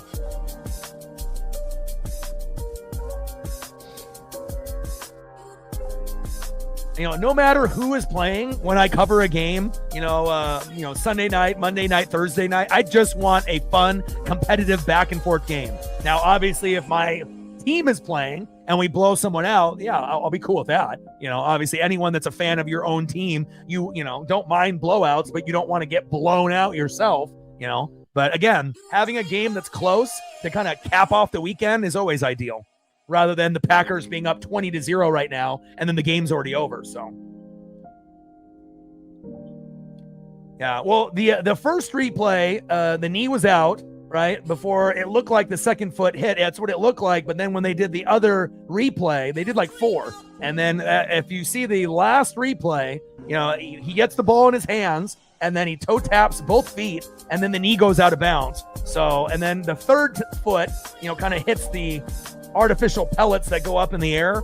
So first 2 or 3 replays, it looked out. Like it didn't even look like, a catch at all to me, but on that 4th replay, on that reverse angle, when they showed that last one, looked like he had the ball in his hands. He toe tapped twice, and then even got a third foot down. Little pellets came in the air, knee went down. But when it happened so quickly, it just looked like, oh, his knee went out and he didn't even get any feet down. But again, that's why they do replay. So, all right, we got 41 seconds left. And again, I'm glad that they ended up getting in the end zone, because now we actually have a game that can go back and forth. And, there's nothing worse than, watching a game and having it being over in the first quarter or at halftime, and then having it kind of drag the rest of the way. It's nice to be able to have it kind of, somewhat close. And also the Cowboys threatening, where, it may not be like a for sure Green Bay win. We thought that they would beat the Browns, and they couldn't even do that last week. So we will see. No, the Tigers and the Guardians play each other, okay? And it's a best of 3 games. So if the Tigers win 2 games out of 3, then they play the Mariners. If the Guardians win 2 games out of 3, then they play the Mariners. So we don't know who we're playing yet. And again, the Tigers were hot at the beginning of the year, but they are terrible in the last month. Right? The Guardians made a big rally in the division and ended up winning the division. So the hotter team is the Guardians. The weaker team is the Tigers. And I think that we have a harder time playing the Guardians than Detroit, even with Scooball, if we had to fight him. And we actually have a pretty good record against Scooball. So I think that it would be easier for us to win if Detroit were able to beat the Guardians. I think that we would have an easier time beating them. But at this point, it doesn't really matter who we play. And then obviously the winner of the Yankees and Red Sox, 2 out of 3 will play the Blue Jays. And obviously if the Red Sox win, they're not beating the Blue Jays. But if the Yankees win, Yankees could beat the Blue Jays. So at some point, if we can end up beating the Tigers or Guardians, we're going to have to play, either the Blue Jays or the Yankees more than likely to make it to the World Series. And that will be a very challenging thing, but you never know. 14 more. Let's try to get to 50 likes if we can before the stream ends based on our volume. And we're at 12 on the Dono train, 88 to go. 13-9 Green Bay. And again, I didn't get a chance to post on YouTube, X/Twitter, Instagram, or Facebook like I normally do because I was trying to make the thumbnail in time and take my dog on a walk and whatnot, but we still got enough people here to make it worthwhile and kind of a bonus stream after doing the Mariner game earlier today. First down and 10 with 38 seconds to go. Love looking, and throws it into the turf. Incomplete. Josh Jacobs, the intended running back there. Second down and 10 at the Green Bay 20. And let's see if Dallas can force a 3 and out here. And if Dallas can force a 3 and out, and I would assume, depending on how much time is left, I mean, if they could find a way to get Aubrey with a long 50-yard field goal to get it to 13-12, that would probably be best case scenario, but they might not have enough time to do that. Just depends if they're going to be willing to run the ball or if they're going to pass the ball 2 more times. But if they get the punt, Aubrey can make a 50 to 60 yarder, and then we have really a game. Second down and 10. Love, floater. Almost picked. Wow. And now it's third down and 10. What are they doing? And Dallas has timeouts if they need to use them too. Dallas is going to be in good position to get a field goal with Aubrey. And imagine if Dallas forces the 3 and out and Dak goes to Pickens for a bomb and scores and they take the lead and they're up 16-13 going into the second half. Obviously then at that point they would have the momentum. Not saying that they would win, but it would give them a better chance to win if they can go up, 16-13 at half after being down 13-2 to start the game.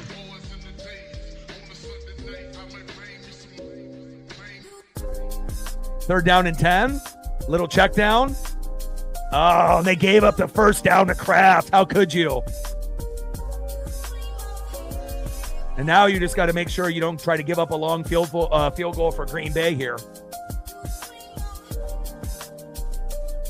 Impressive by Dallas, though. You don't got CeeDee Lamb, so you think, oh, they're done. And again, Dak is still better than most people give him credit for. Offensive line and defense could be a hell of a lot better, but they play in spurts. And again, we'll see, how this kind of plays out. But again, the Packers could, have been up by 17 or more in this first half. So for Dallas to kind of fight back, at home and to be only down by 4, pretty big, giving them a little bit of hope knowing that they're not full strength with no CeeDee Lamb and they're keeping up with a potential quote-unquote Super Bowl contender in the Green Bay Packers.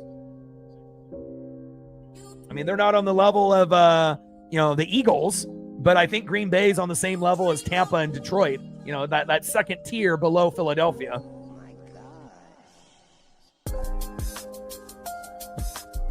But I do think Detroit and Tampa are better than Green Bay, personally. Even though Detroit did lose to Green Bay early in the year, I still think Detroit is the better team overall, top to bottom.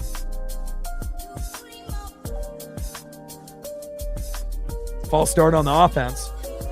I did stream the World Baseball Classic, but then they ended up giving me an unfair copyright strike, and they ended up giving me like a temporary ban over something I didn't even do. And again, I never show footages of the game and whatnot, and someone may have thought that like I was showing footage of the game because I had like an HD 4K photo of one of the players. Fumble! Big fumble. Cowboys recover.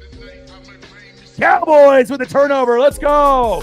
Big turnover. Yeah. And let's see if the Cowboys can make it 13-12 or 16-13.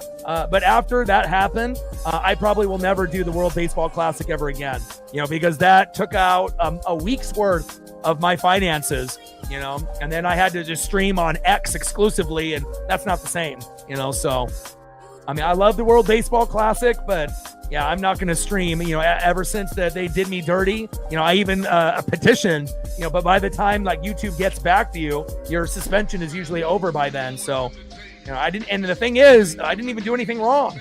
I didn't get an apology or anything like that. I was just out of work for a week, and this is my lifeline. I can't afford, not to work for a whole fucking week. So,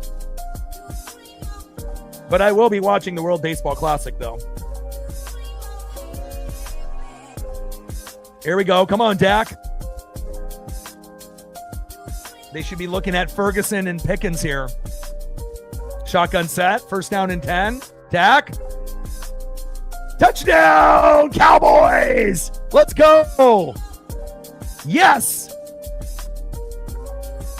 Dak to George Pickens, baby. And just like that, after the big turnover, the big fumble by Love and company, just like that, 15-13 after being up 13-0, then 13-2, and now 16 unanswered points by the Cowboys. Here we go. That's why games like this are fun. You know, it's like everyone's like, oh, Green Bay's a Super Bowl contender. Are they? You beat Detroit, but you didn't look good against the Browns, and you might lose to the Cowboys. And if you lose to the Cowboys, all that Packer hype is going to go down the drain. And then it's just going to be the Eagles, the Lions, the Buccaneers, and the Rams. And then everyone else is on that next tier. And honestly, if the Packers keep playing like this, hell, maybe even the Seahawks are better than them.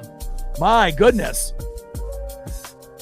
Good for the Dallas Cowboys. No fucking CD Lamb, no fucking problem. The sports gods are like, oh, he wants a close game, huh? We'll give it to him.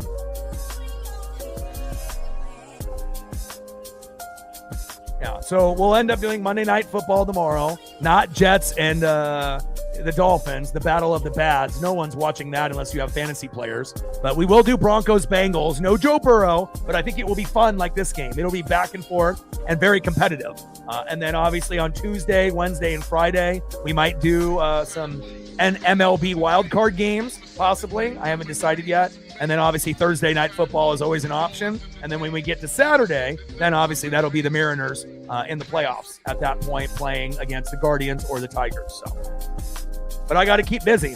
So even though that means the Mariners are on Saturday, we're still going to do MLB and NFL in the meantime. Great job by the Cowboys, man.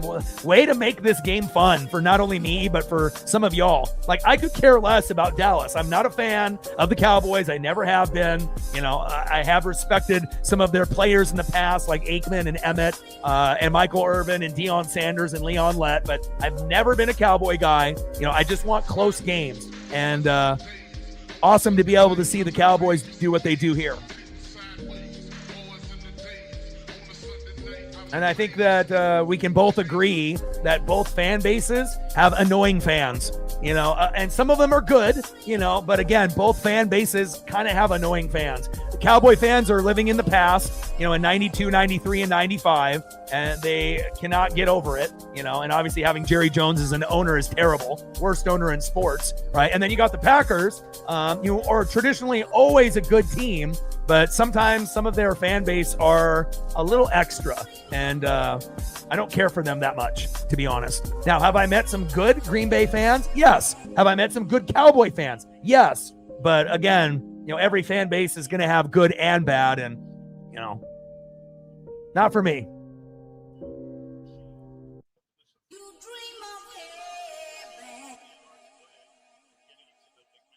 Yeah, if Green Bay loses this, I mean, and you got Micah Parsons, and, you know, it's like, it's not like they have a shitty team, but it's all about execution and coaching, you know. And again, it's like you have a good coach, you have great players, but it's about executing.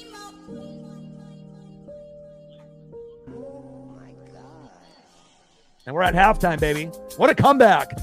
Packers up 13-0, right? And then all of a sudden the Cowboys block the extra point, run it all the way back for 2, and then they go on this monster run, and now they have 16 points unanswered and then have the lead. I mean, I know I talked about having the lead of 16-13, but I didn't know if it would actually happen, and here we go. Yeah, the sports gods do listen to what we say here, though. You know, they listen to what we say on the Mariners and, you know, what we do on the Duck side for college football. And they are definitely very aware of what's going on the NFL side as well. So, you know, if the sports gods, you know, understand that we want a close game, they're going to give us one. You know, who the hell would want to watch the Packers up 20-0 at this point? Then at that point, we're just talking, you know, and we're like, are we watching the game still? Yeah, but we're not really fully focused on it because we already know the Cowboys have no shot. But when the Cowboys play like this with no CeeDee Lamb and the Packers come in cocky, and overconfident, right? They're just going to blow them out because they're the Cowboys. And then you find out, well, maybe the Cowboys want this a little bit more than you. And that's apparently what we're seeing here. I want to see these highlights, man. Shout out to the Philadelphia Eagles. Shout out to the Buffalo Bills. Those look like the two best teams in football right now.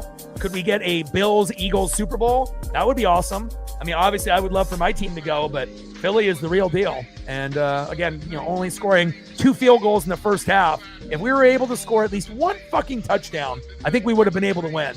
But, we have beaten them 5 out of the last 6 times. But, when they blocked the punt, on the first drive for a touchdown, I knew we were going to lose. Because anytime you give up a special teams touchdown, the chance of you winning is like none. Or if the other team gets a pick 6, you lose most of the time. So, but halftime isn't going to be too long. We got 10 minutes. And after this commercial break, they will be going over the highlight package of all the teams that played. And I can't wait to see the highlights, from some of the games that I didn't get a chance to watch because I was doing the Mariner live stream.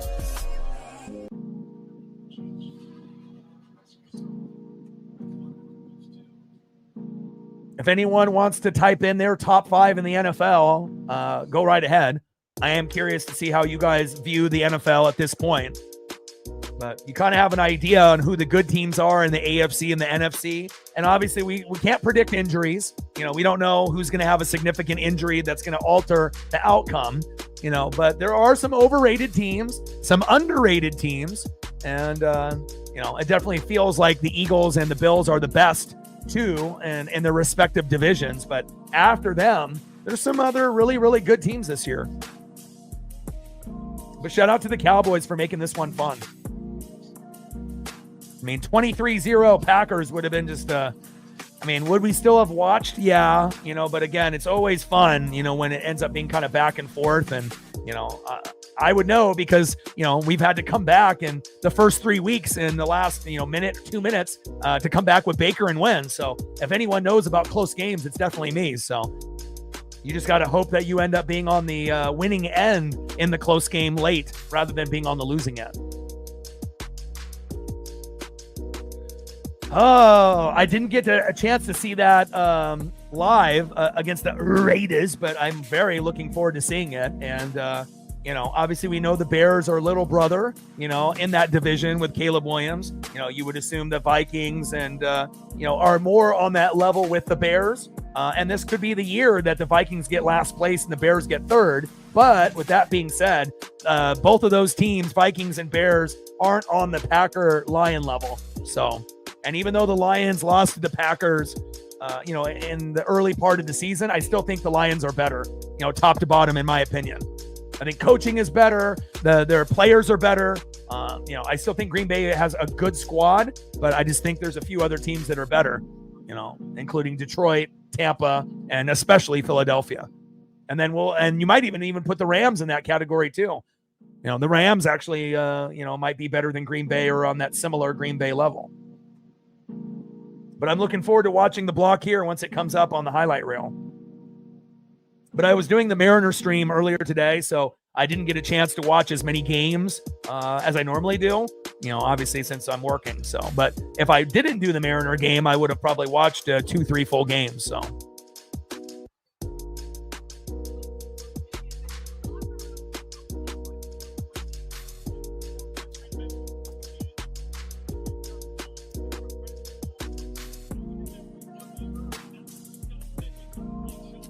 Pickens getting that bond, and building the rapport with Dak. And again, Dak can run with his legs. Dak is, he's on the Cowboys, right? But again, if he was on another team, he wouldn't be hated as much. Here's my boy Baker. Look at him use his legs.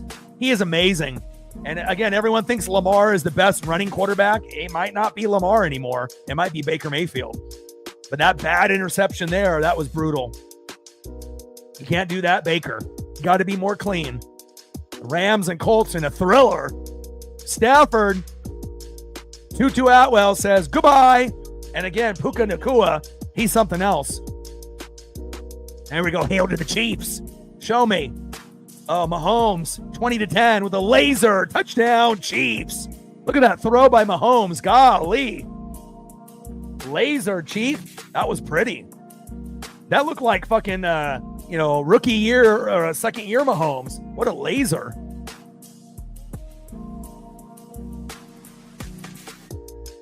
All right, show me some more highlights, damn it.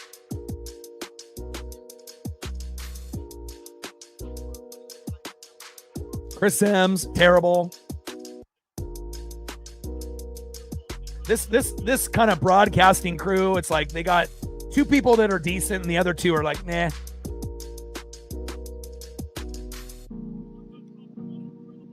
Jason Garrett, nobody cares. Chris Sims, overrated and stupid. You're not like your dad, Phil. I do like Maria Taylor and I like McCourty.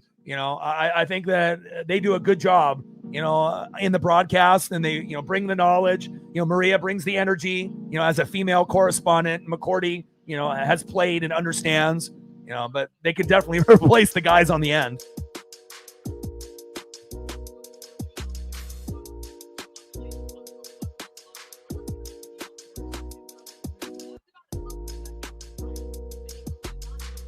Look at that second half. 0 for 8 for Jalen Hurts. We held them to only a touchdown. It's just that we only scored 6 in the first half. If we were able to get at least one touchdown in that first half, I think we would have won. But look at that. 0 passing yards in the second half.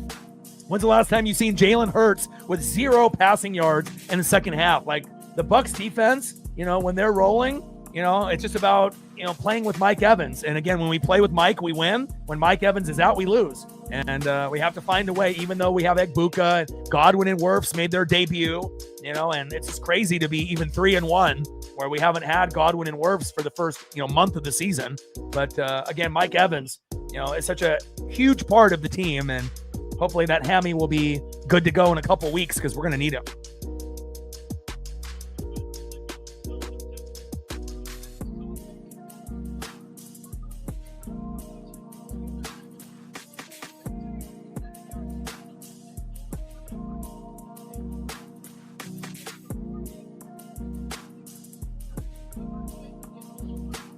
Yeah, left side of the O-line. Yeah, Worthy back is crucial. Who is playing great on the defense? Other than the guys, up front, on the D-line, is there anyone that surprised you in the secondary or in the linebacking core that I need to keep an eye on? Because I try to watch as many games as possible. I don't just watch, NFC teams because I'm an NFC fan. I spend enough time on CBS and watching AFC teams and obviously on Fox for NFC teams. So, you got to have a good gauge of the league as a whole, otherwise you're just going to be biased. So, and halftime is almost over. 3 minutes to go, and we're right back at it.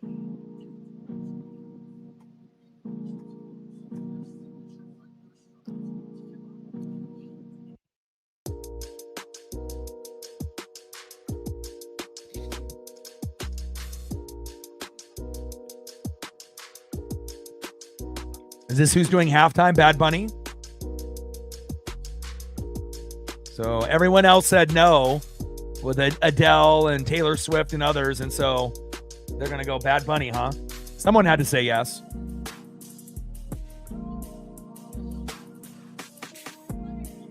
Does Bad Bunny have a new album coming out? Because usually that's the reason why they end up accepting it. If they just drop music or are going to drop music.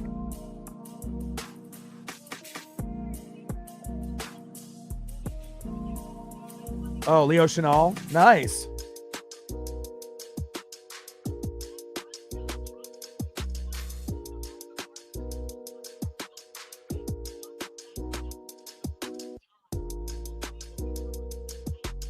How's the running game looking in the first month?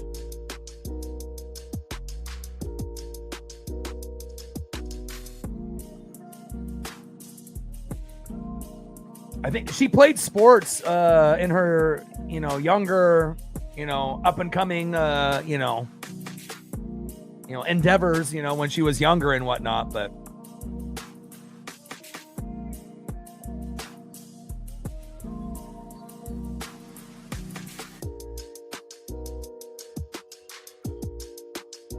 yeah, Maria Taylor, 6'2".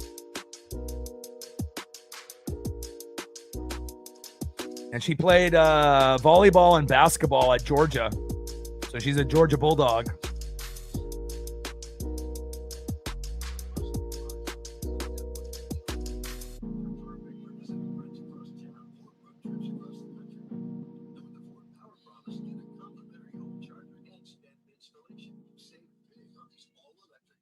I mean, especially if you end up being a female and you're over 6 foot, yeah, you're probably, doing some kind of sport. So that kind of makes sense.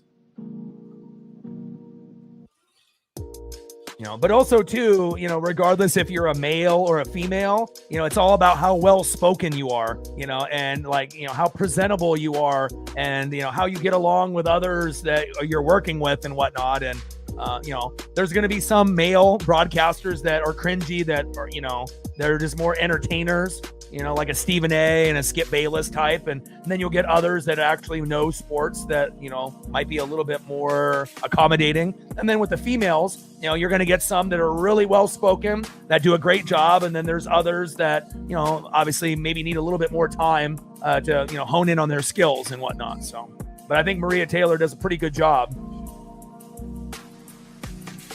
I mean, it's like with the Mariners, we have Angie Mentink and Jen Mueller. I know some people love them and some people don't really like them. But, again, sports is big enough, for males and females to coexist. So.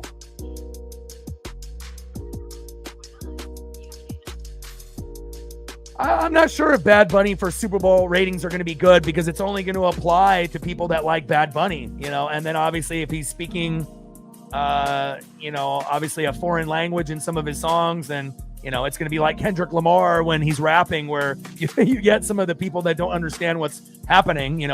They see all the fireworks and the pyro and everything, but they can't understand and whatnot. So we'll see where it goes, but I know quite a few artists turned it down. And again, if you do have a new album or new music coming out, then it makes sense. I don't really listen to Bad Bunny's music, on a daily basis. Have I heard some stuff that he's made in the past? Yeah. But hopefully it works out for him. And, most of the time, we're eating snacks or, talking about what happened in the first half. Not every, halftime show is going to be like must-see TV. Like, I did like the one with like Snoop and Dre and Eminem, 50 Cent. And, that one was pretty good, but I feel like it kind of depends on the era you grew up in, and again, like Michael Jackson, certain ones are going to be better than others. And the NFL has definitely leaned more to like the hip hop side. I think that they would be smarter. They don't need to go like straight country, but I think that if they went more like rock, that would be probably more appropriate for football. But again, there is a lot of people that watch football and love football that are in that hip hop realm, but to mix it up, like you can do country, you can end up doing rock, you can do like hip hop, it doesn't have to be like one genre all the time and whatnot. So, I mean, you're never going to make everyone happy, because football fans come in all shapes and colors, as we know. And, some people love country, some people hate it. Some people love rock, some people hate it. Some people love hip hop and rap, and some people despise it. So, you're not going to ever make everyone happy.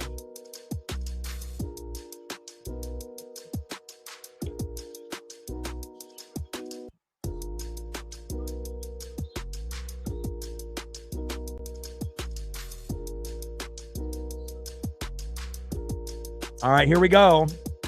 And out of the end zone there. And Turpin with a pretty good return. 30-yard return there. First down and 10 at the Dallas 30.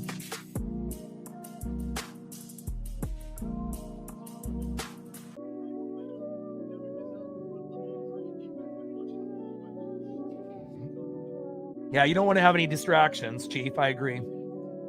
Even though that she does have, new music coming out and whatnot. I mean, there'll be another time and another place for that. First down and 10, man in motion, handoff to Javonte Williams.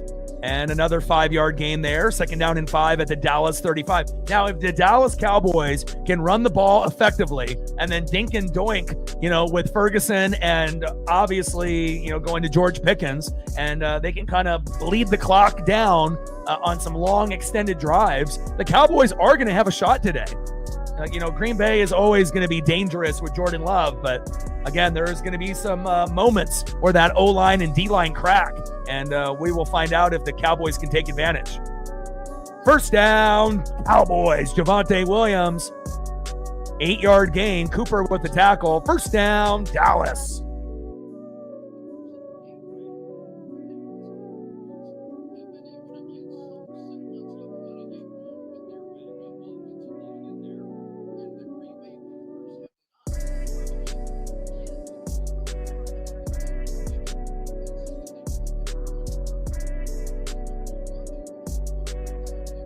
The Latin, Latino, and Puerto Rican community is going to love the Bad Bunny. So, I mean, again, you're not going to be able to make everybody happy, at the halftime, show, but we'll see what kind of show it ends up being.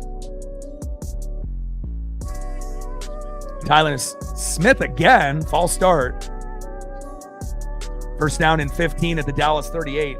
Penalty on Smith again.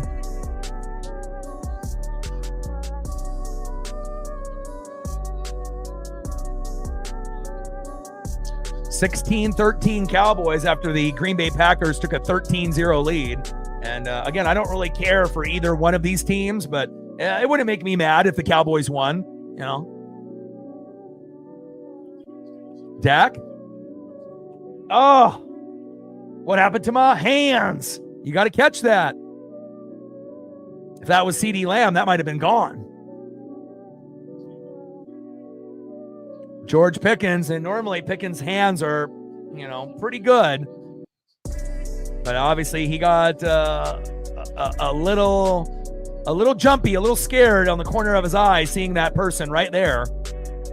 A rare drop for George Pickens. Oh, yeah, Mexico loves the NFL. I mean, NFL is big everywhere. I mean, it doesn't matter where it is. Germany, Mexico, I mean, anywhere that, the NFL is broadcasted, and obviously we know how big soccer is. Obviously it's huge in Mexico and South America and many other countries, but, the NFL is definitely gaining a lot of ground internationally in the last few years, especially with a lot of these games in Brazil and Germany and other locations. Handoff up the middle, and Javonte Williams again. Looks like a gain of 1. Third down and 14 on the Dallas 39. Cowboys 16, Packers 13.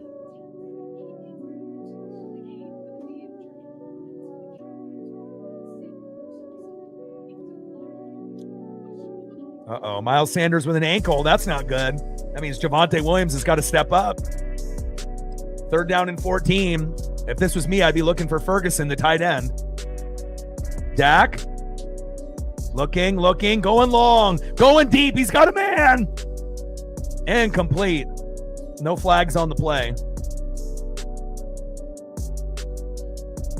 Deep right there to Tolbert, but just overthrew his intended receiver. Fourth down and 14 on the Dallas 39.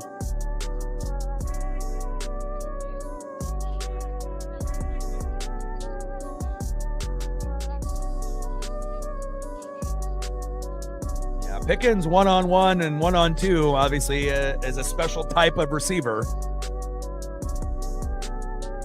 A little immature, and whatnot, kind of a me guy rather than a team guy, but no one can deny the fact of his athleticism. And he's got really good hands for the most part. Cowboys with the punt and special team tackle miss. You got to wrap him up. And there Romeo Doubs goes out of bounds.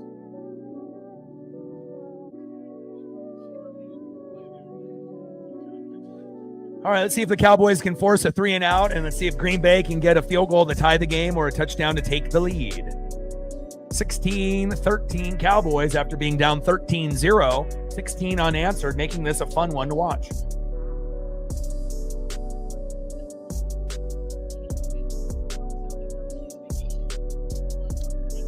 I don't typically do World Cup, on the channel, but do I watch it? That might be the only time I watch soccer, like ever, when there's like something on the line. And then it doesn't really matter who it is, like, depending on the schedule of like what else is going on. But if there's like a kind of an open slate and then there's like games going on, when I was a kid, I would play FIFA, and I would play with Brazil, with like Ronaldo, Rivaldo, and all of those.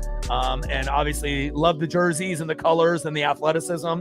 And obviously, as years have gone on, we've seen other European countries show out. And but again, I typically don't. It kind of just depends, I guess, as we transition on the channel. Like, again, if I didn't get ripped off on the World Baseball Classic the last time it was around, I would be willing to do it, but I'm not willing to take a ban for a week for something I didn't do. I never show footage of any game, and for them to act like I did, was ridiculous, and it cost me a week's worth of money to be able to cover bills and whatnot. So I kind of vowed to myself after that happened. That's the first time and the only time that's ever happened to me in 13 years. So no World Baseball Classic, not going to do it, not going to chance it. And, but World Cup, maybe. I mean, I guess it just depends if we have an audience for those type of things. If I know that we have a chance, to hit goals on views and donos and subs, I'm willing to do, any type of interesting, sporting event, but it's got to make sense, compared to what else is going on. I just can't be, doing anything and then obviously getting a 0 on the donos, not getting any subs, and getting limited people watching compared to something that I know that will help us grow on the channel. So.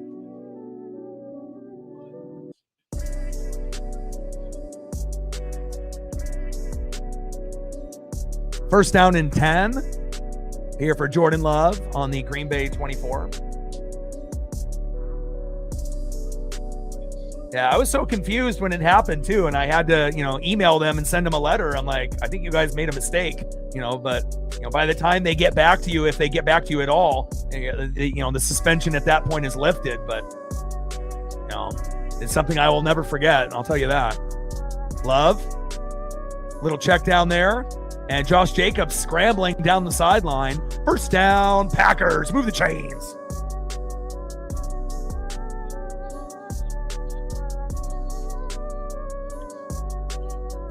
Nice 14-yard gain there by Jacobs.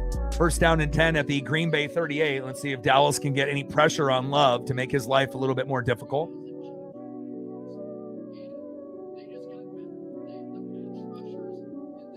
Let him know. Let's try to get to 50 if we can with 82 in the room. Again, it's all about volume and whatnot, but we're always going to be shooting for 50 to 100 likes when we have less than 100 in the room. Normally, we're shooting for 100 to 400 likes, like when we do the Mariner streams, which is a bigger volume of people. And then 100 on the donos, on the dono train, and 5 to 15 subs. And if we hit those numbers, then we'll go to the next goal.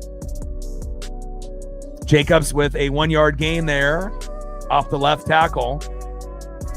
Elam and Murray there with the tackle. Second down and 9 at the Green Bay 39.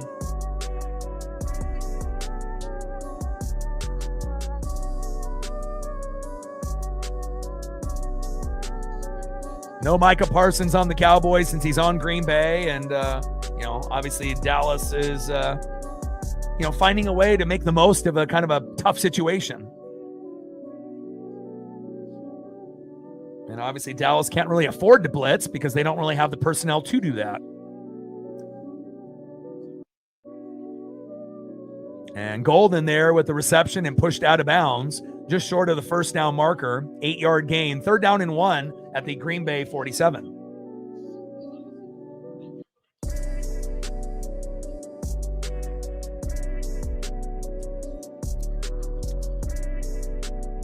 Good game here so far after the Packers had that 13-0 lead.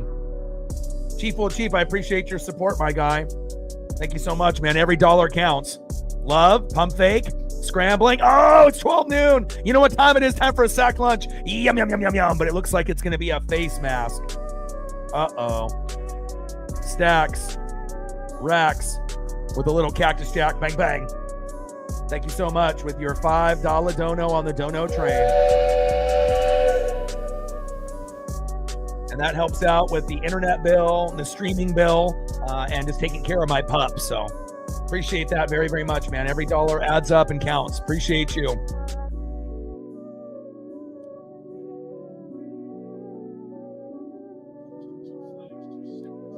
Two separate fouls here. Diggs is fucking holding him. Both by the defense. Holding on the defense by Diggs is declined. Personal foul, face mask. That's accepted. And that's brutal. After, getting that big sack lunch and then you waste it, based on hitting that face mask. I mean, that sack lunch and big loss would have turned into a punt. And then maybe the Cowboys would have scored on that next drive. Now you're going to have to make up for that bugaboo, and hopefully they'll clean that up. And then see if Jordan Love and the Packers can take advantage.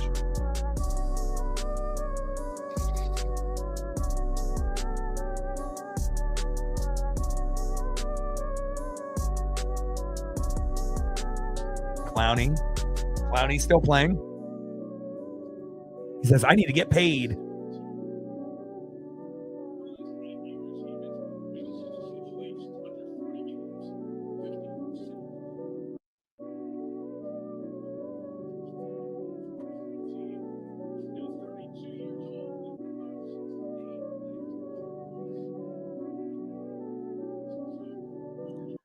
All right, first down and 10 at the Dallas 38. Oh, my pup just came in the room. She misses dad.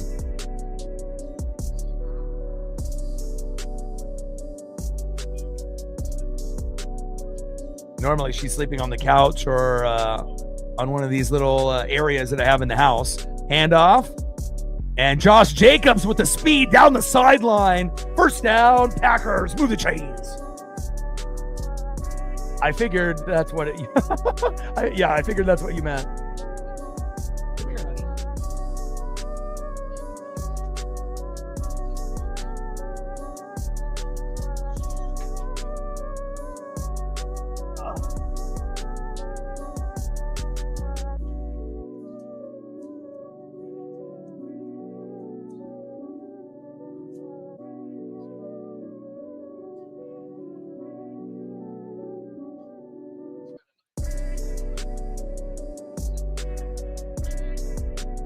All right, there we go. Let's get to 40. Yeah, my pup has definitely changed my life for the better. I wouldn't be where I am today without her. So it's always good to be able to have that comfort, whether you have a potentially good day or bad day. It's always a good day with her. I haven't had a bad day in like 2 years. Love, play action fake, bootleg, rolling to his left, got a man. Towards the end zone, diving. Touchdown, Packers. Wow.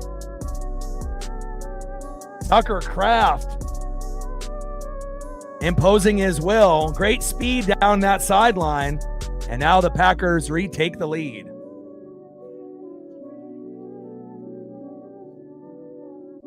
All day in the building. What's good? Yeah, very good game. Well, the Packers were up 13-0. Then on the extra point, it was blocked and ran all the way back. I don't know what it is up with special teams this year with blocked field goals and blocked punts being returned for points. It's been pretty common in this first month, which is rare. And then obviously, 16 unanswered points. But then now we're having a review here. If the elbow, even if they don't give them the touchdown, they're going to get in with Jacobs or somebody momentarily, but unless they give it to him here. 33-17 to get to 50. And anytime we have, under 100, we'll be shooting for 50 to 75. Obviously, if we have more than 100, then we'll be shooting for 100, so.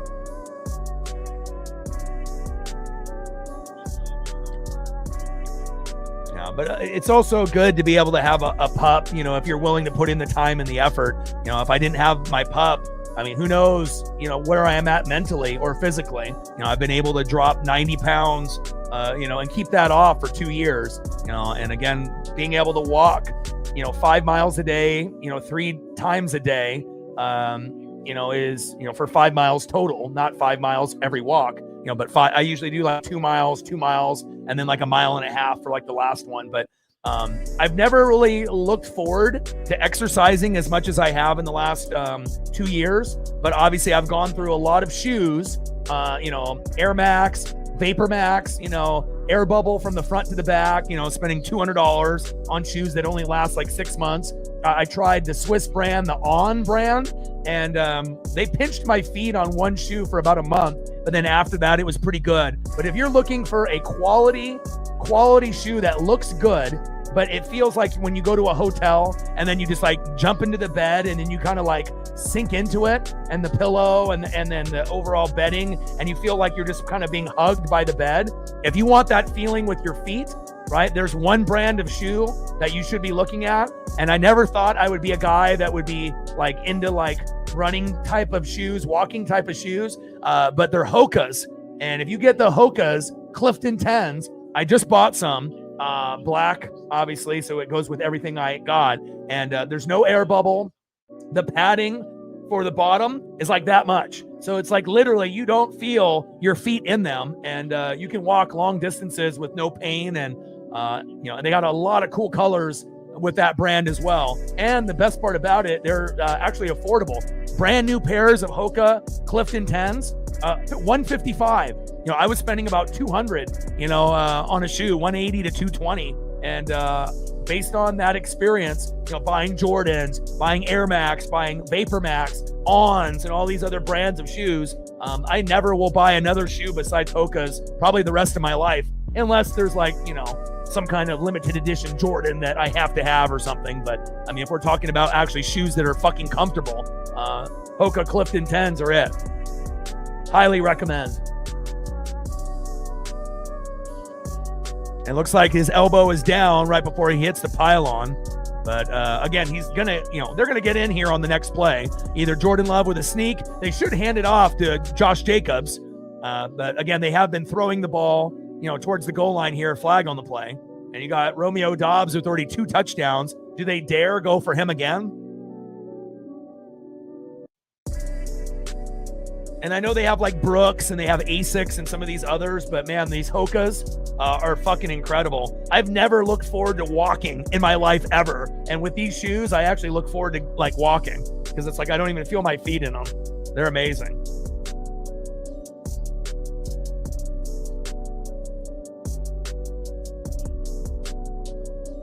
But they got great grip on the bottom. They're wide if you got a wide foot. And they got this thing on the back of the shoe where you can kind of grip it to like pull your shoe on and off. Super comfortable. Every little detail is just, you can tell Hoka's are the real deal. And on Men's Health, it was the #1 rated shoe, so I had to buy it. Handoff up the middle, bouncing off one tackler and another on first down and goal, and gets down to the Dallas 2, second and goal. And a nice run there by Jacobs with some power.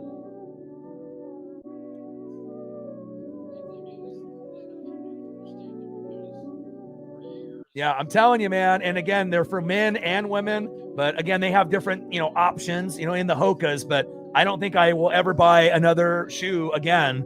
I'm going to buy Hoka's Clifton 10s, and then until they make the Clifton 11, and then I'll buy that when that comes out. But I like the shoe so much, I was thinking, fuck, maybe I should go buy another pair and just have it, another black, just to have it in the closet. So for whatever reason, if I can't find it, I already got another one. That's how much I like the shoe. Love, hands off, Jacobs, jumps. Oh, big tackle. Great jump cut, but then he jump cutted right in to a Cowboy defender. Third down and goal on the Dallas 1. If they can hold the Packers to a field goal here, that would be huge. Yeah, and you can, obviously with other shoes, you can always buy the insoles, but the Hokas are so comfortable, you don't even need to do that. You don't even need to buy any insoles for them because they already have like this much padding in them. Third down and goal, handoff up the middle, touchdown, Josh Jacobs, which we knew would happen. They already went to Romeo Doubs, twice, and eventually you got to reward your running back. You don't want to not reward him. And that 1-yard touchdown is good by the Packers and Josh Jacobs. Extra point is up and good. 2016 Packers. But a lot of times, I'll do research, and I'll go to the different review websites, where they cut the shoe open and they show you what the inside looks like. And they go with reviews from like podiatrists and, surgeons, because again, if I'm walking 5 miles a day, I need to make sure that if my shoe is only going to last 6 months and that's it, no matter what I buy, I need to be comfortable. I can't be fucking uncomfortable, when I'm walking every day, 3 times a day. So a lot of times I'm looking at, people that are, very specialists, so to speak, with the foot. And that way I can get myself the best shoe. And my mind was blown. As soon as I put them on, I was like, these are better than Air Max Vapors, full air bubble, which are great, but then the plastic cracks and they pop, right? And then you can go with like Ons that have this great technology for the bottom of the shoe, where it's like, they have these, pieces on the bottom of the shoe that kind of bounce with your foot, and it's not an air bubble, so they don't pop. But again, they are a little bit more spendier. A waterproof version costs like $180, and one of the shoes was pinching my foot for about a month. So I figured I'm not going to buy these again. And, then I magically decided, hey, Hoka Clifton 10s, this is your moment. And again, I've had them for about a week, and I should be a fucking sponsor for their shoe. I mean, there's only a few things that I feel that I could like actually enjoy sponsorship. Monster energy drink, because I actually drink it. Hoka Clifton 10s for Hokas. There's only like a couple of these things that, if I was ever to get some type of membership or branding, and also maybe cough drops with the Ricola, the lemon. I'm all over that. (2016) and we have ourselves a great game, and now we need the Cowboys to respond with a field goal, either on this drive or the next drive, but preferably a touchdown to keep the pressure on Green Bay and to have this game go back and forth.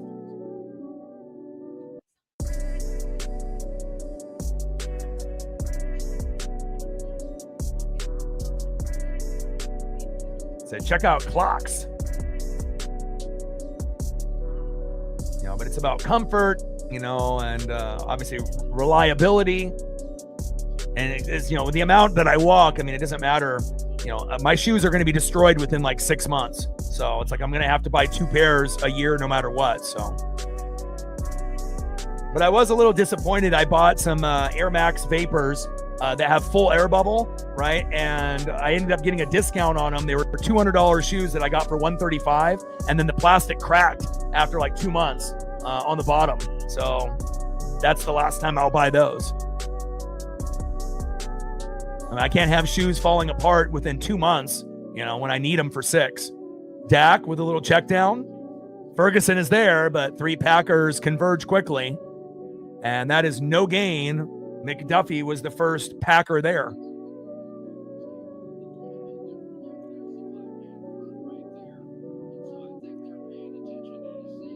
Yeah, block field goals, block punts for touchdowns, and when you can end up getting something like that, it really does turn the game. And it feels like we've gotten more blocked punts and blocked field goals for touchdowns or points that come in return more than I can remember, in the first month of a season. I mean, we've seen it happen pretty often. Hell, it happened to me this morning against the Eagles. Block punt for a touchdown, and they had a block field goal for a touchdown against the Rams to win the game. Eagles special teams is by far number 1 in the NFL. It's not even close. Great coaching over there. And a little short pass by Prescott to Tolbert for 4 yards. Hobbs with the tackle. 3rd down and 6 at the Dallas 24. And we got 6:05 and counting in the 3rd quarter here. Bye, Felicia. Yeah, because you don't show the game unless you want a copyright. I mean, anyone that knows YouTube knows that, but apparently not you. Bye, Felicia. Shotgun set. Dak. Floater. Wide open. Toe drag swag on the sideline. Turpin. First down, Cowboys. What a lob by Dak, but let's see if he gets both feet down. Oh, toe drag swag. And he toe taps for that big play. First down and 10. Handoff. Javonte Williams. And a pretty common play for them. Run right up the gut for 4 yards. You're getting about 4 or 5 yards every carry with Javonte Williams.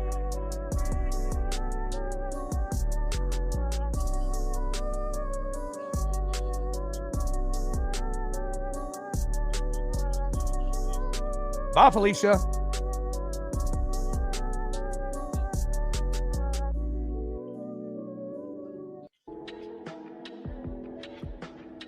Second down and 6, little screen pass. Breaks one tackle, breaks another. First down, Cowboys.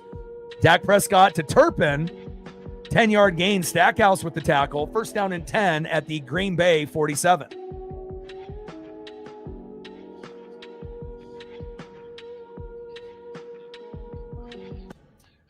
Jacob in the building, what's good? I have not decided yet. Again, since the Mariners don't play until Saturday, I will be doing a couple games. I probably will give Dodgers, the first look against the Reds, just because my dad's been a Dodger fan since the 50s.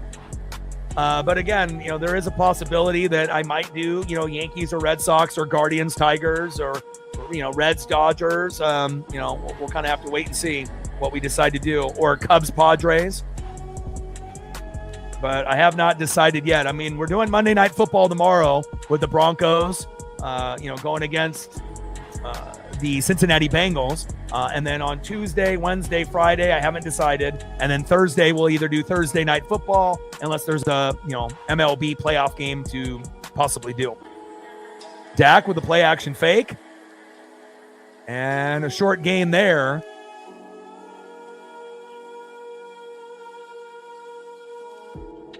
Flanoy with the catch there, 4-yard gain. Walker with the tackle. First down and 10 at the Green Bay 35. And they definitely need a field goal at least on this drive to kind of keep pace with Green Bay. You liking your chances against the Tigers? I mean, you've been kind of kicking ass lately. I mean, you're one of the hottest teams in baseball right now with the Mariners. So, I mean, even though we lost 3 in a row to the Dodgers, but we didn't really have our best lineup out there. So... but anything is possible once you make the playoffs. Little end around. Good block. Go, go, go. What a play by the Cowboys. That was beautiful. First down, Cowboys. Move the chains. That's the creativity I want to see. And we haven't seen Dallas with a play like this all game. And again, you have to have the personnel to be able to run like an end around or kind of a trick play misdirection. But that was beautiful. And that's not something that we'd say about the Cowboys often, with the play calling being great and executed perfectly there. First down and 10. And remember, they don't have CeeDee Lamb out there. This should be an easy Packer win. Dak, floater. One-handed grab. Odell Beckham Jr. type of grab attempt, but Pickens can't come down. And obviously the Packers and the Cowboys will be chirping all day and all night. It looks like he went to the wrong player. And if he would have went to Turpin, that would have been a touchdown. Come on, Dak, you got to be aware. I mean, you got 2 guys that have speed down the sideline, but you can't be in love with George Pickens every time. Sometimes you got to go to the other guy. And if you would have went to Turpin, that was 6. You blew it on that one. I mean, if he was able to get the ball somewhat close there. Second down and 10. Here we go. Jacob Ferguson. First down, Cowboys. You got to go. Keep going to Ferg. Will Jordan Love rush for 3 more yards? Yeah, he should. I mean, that's one play, being chased by somebody and, getting 3 yards. But he is more of a pocket quarterback. But you would assume even him being a pocket QB, that 3 yards is not that much.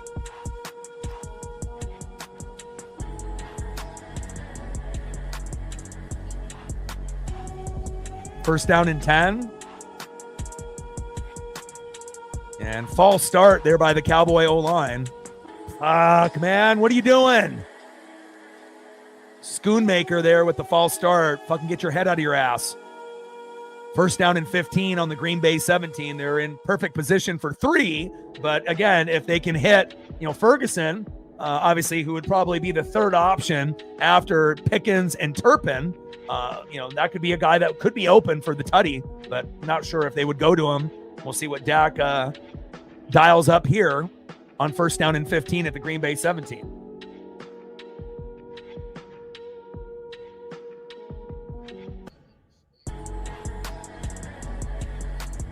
Shotgun set, Dak, good protection, screen pass. And Javonte Williams, wow. And a helmet flies off. And Javonte Williams, he may not be like a top tier running back, but again, at times, he can be a little shifty. And you saw some of that shiftiness right there, where a play that could have been a gain of like 3, turns into a gain of a little bit more, of 9 there. And again, 2nd down and 6 now at the Green Bay 8. I love it.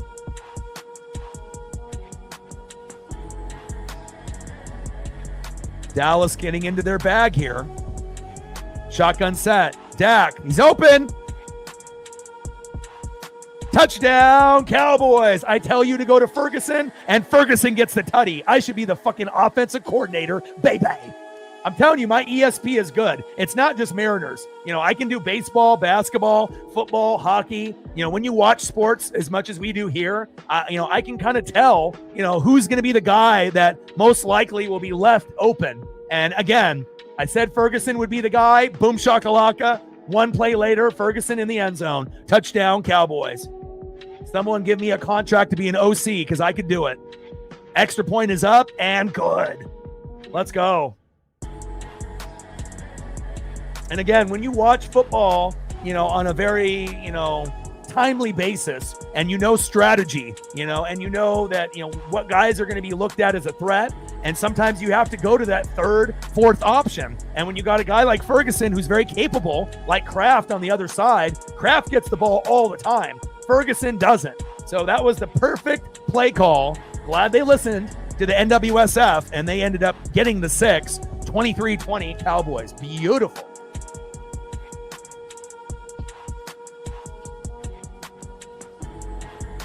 Yeah, it's too early, man. I mean, we don't really know what's going to happen. Again, we just got to take it one game at a time. One thing I do know, goodbye. People can't handle the truth, but that's okay. I mean, it's not like we have ESP moments once a month. We have them every game, no matter what we do. Nice job by Dallas there, 23-20. And again, they're desperate. They're trying to get to 2-2. And obviously the Packers started off strong, beating the Lions. But after losing to the Browns, this may not be a Super Bowl contender, as some thought at the beginning of the year after beating the Lions. Great comeback by Dallas.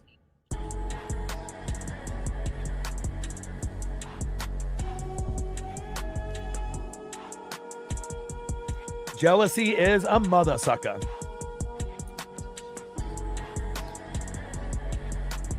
23-20 Cowboys, 34 seconds left in the 3rd. And we'll see if the Cowboys can force a 3 and out. And obviously Green Bay needs a field goal, obviously, to keep pace with Dallas. Preferably a touchdown if they can get it. But Dallas has definitely gotten the momentum as of late.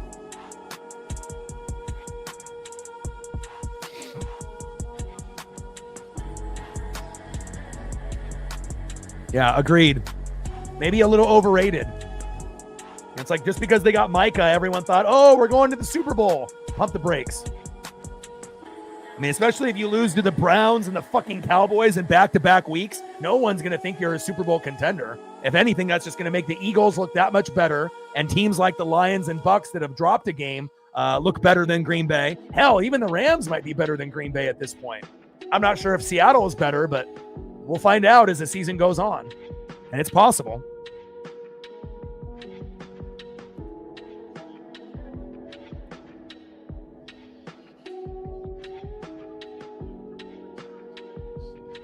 All right, back from commercial break. Yeah, there's definitely a very good chance the Eagles are going to play the Bills in the Super Bowl. I mean, if we're looking at the teams that, look the best at this point. But if they have a major injury, to Jalen or, Saquon, then that might not happen. So again, we assume with no injuries, but again, if Jalen gets hurt, Saquon gets hurt, A.J. Brown, Devontae Smith, or some of the key guys like Cooper DeJean on defense, then it changes things. Then other teams like, the Bucks and the Lions and a few others will, make it a little bit harder for them to make it. So we will find out.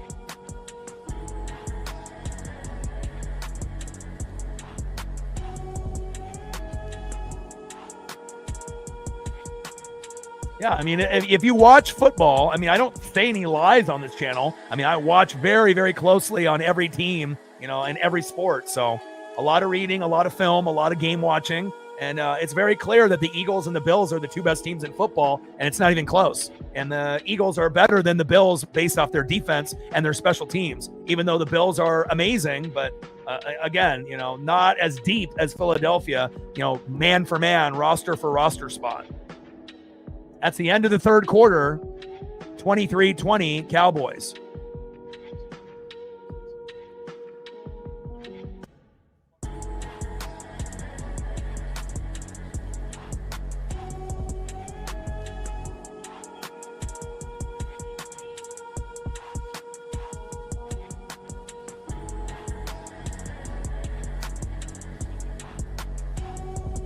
Yeah, unfortunately, it doesn't work like that, Cody.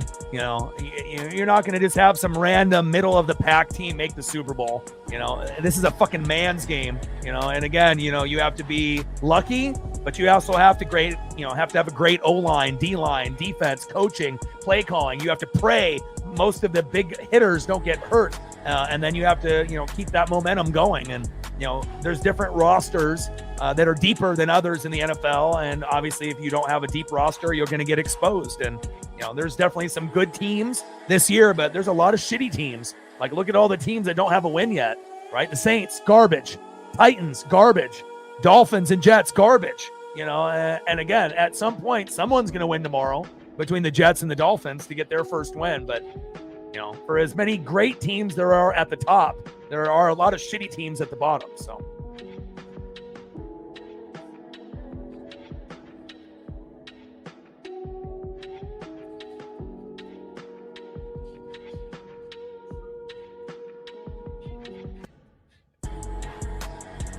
End of the third quarter, 23-20 Cowboys. And I'm just happy that this game has been close. You know, instead of just the Packers up 23-0 and we're just kind of going through the motions. So.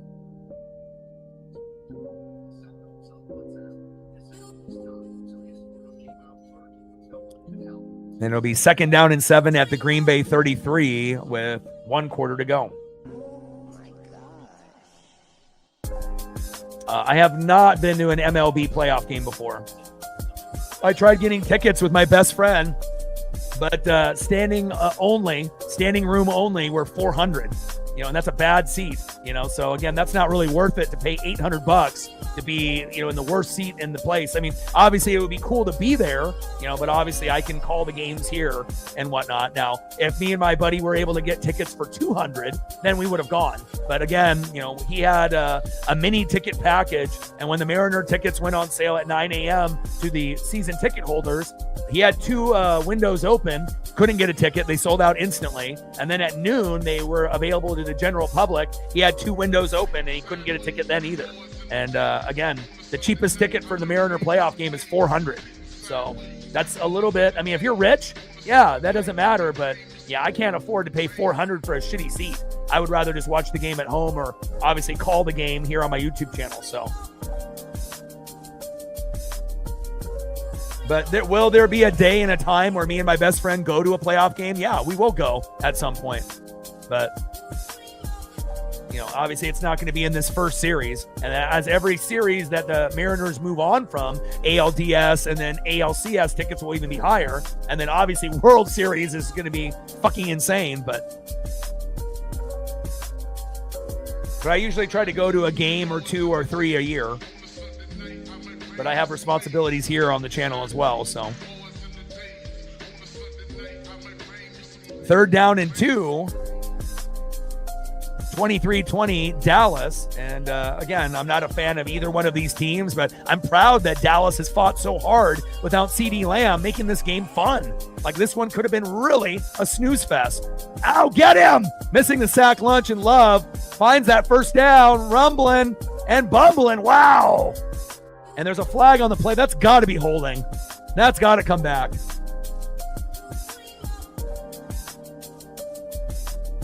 That's got to be holding. There's no way.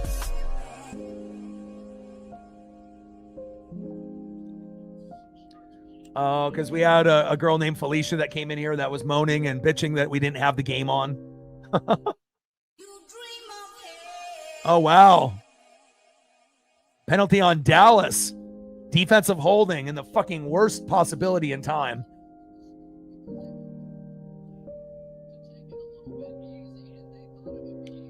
Yeah, but we can do hockey here. You know, we can do NBA, college football, AEW, WWE, NASCAR Cup Series. Shout out to Chase Elliott winning the race today. Getting his spot in the top 8. You know, but again, you know, if you're a fanatic, you know, it's not just one thing that you love. You know, there's many, many things. And, you know, I definitely feel comfortable calling any game in any situation. Shotgun set, first down and 10. Love, floater towards the sideline and throws it to a cameraman, incomplete.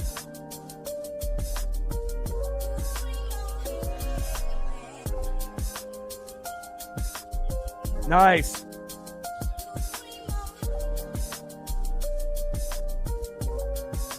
But I love, you know, going to Duck games, Mariner games. I've been to Seahawk games. I've been to a Beaver game. I haven't been to a Husky or Coot game.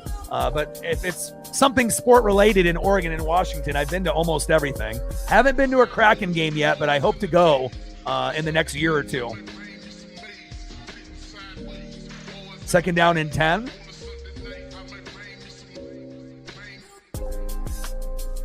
And a nice pass there for 7 yards to Tucker Kraft. Who is a better version of Ferguson on the Dallas side, more athletic, great hands. And again, you know, going to a tight end is something that teams need to go with more since the fullback position is kind of obsolete. You know, one of my favorite players of all time is Mike Allstott, and you just don't really see fullbacks that played like him back in that day and turned himself into a halfback. You know, even though we had the nice thunder and lightning with Warwick Dunn and Mike Allstott, but then even after when it was Michael Pittman, you just don't really see fullbacks anymore. You know, the Niners, you know, ran with one for a little bit, but it's pretty fucking rare nowadays. Shotgun set, handoff up the middle. And driving his legs for that first down. Nice job by Wilson there with that second attempt, 3-yard gain. First down, Packers. First down and 10 on the Cowboy 21, and the Cowboys need to hold the 3 here.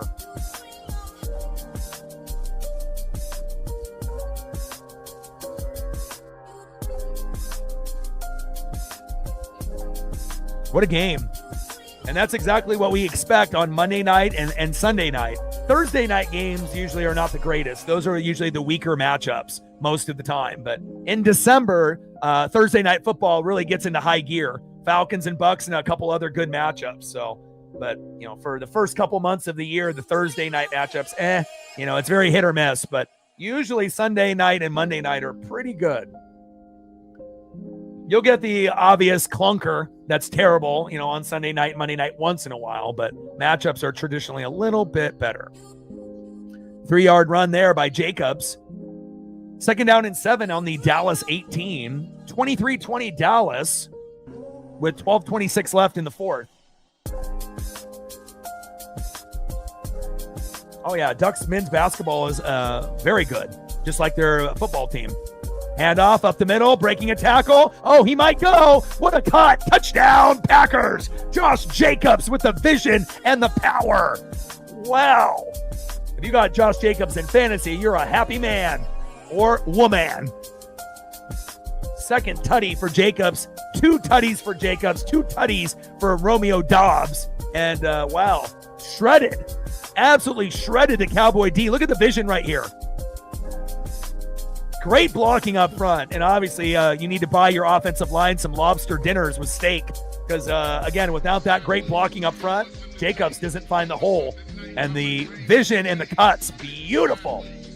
Extra point is up and good. 27-23 Packers. This is the game. Now this is the game that we get excited about. Back and forth, and hopefully it'll be tutties the rest of the way. Everyone loves tutties. 27-23 Packers.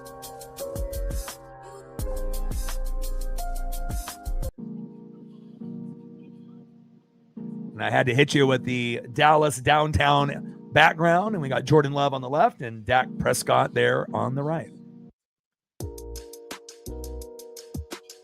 Usually I'll typically use, the football, background and whatnot, but it kind of just depends on my mood.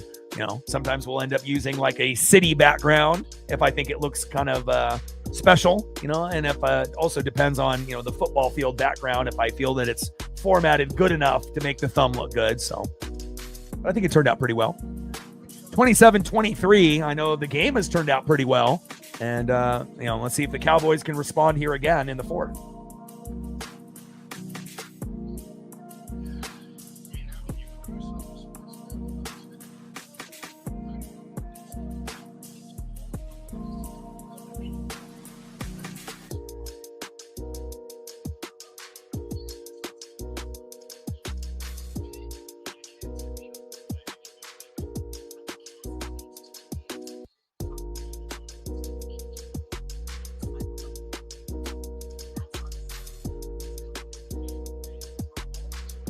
Tomorrow's stream will be at 5:15 Pacific. Bengals at the Broncos. And then obviously for anyone that plays fantasy that has Jets and Dolphins players, the Battle of the Bads will start at 4:15 Pacific.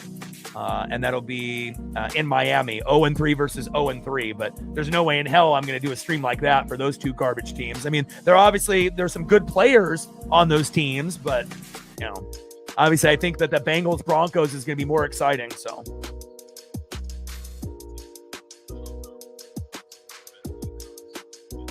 And then once we do the NFL with Monday Night Football tomorrow, then we'll figure out what MLB games we're going to do for the wild card on Tuesday, Wednesday, possibly Thursday and Friday. I have to take a peek to see real quick. And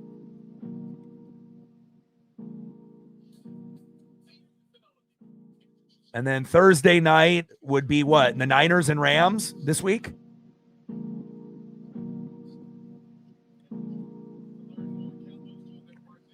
So we may do that. We may or may not. I haven't decided. We'll see what the MLB matchups look like at that point. Remember, it's whoever wins 2 games out of 3. So, again, some of the series will probably go that last game, but some might end up being over in the first 2 games. Like the Dodgers winning against the Reds in the first 2 games could happen, but a lot of the other series could be back and forth. Yankees and Red Sox, Guardians and Tigers.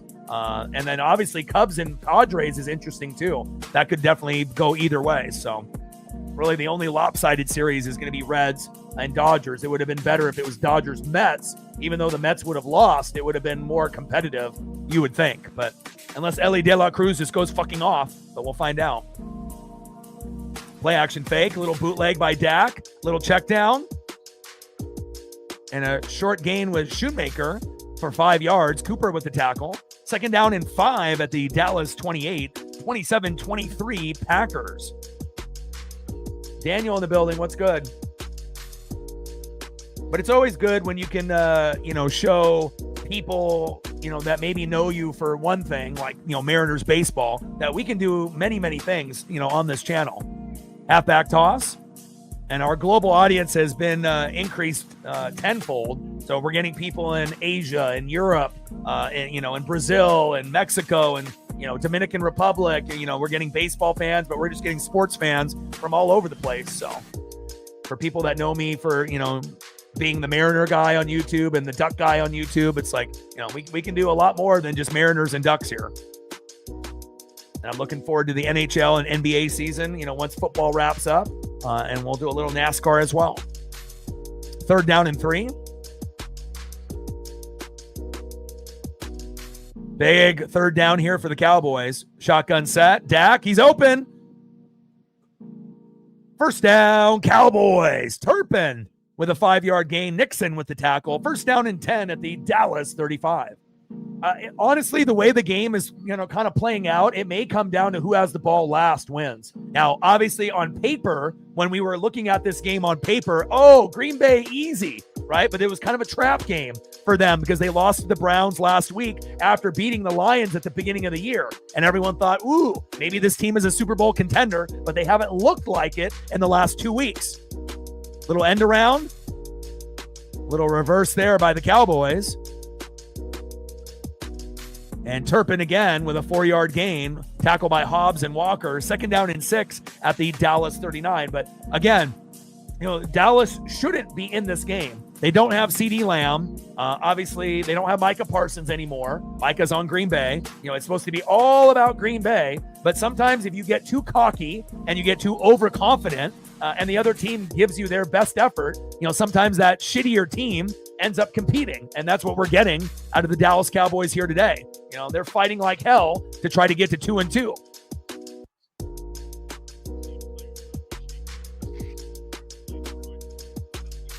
And Hobbs goes out with a minor injury there. Hopefully he's okay.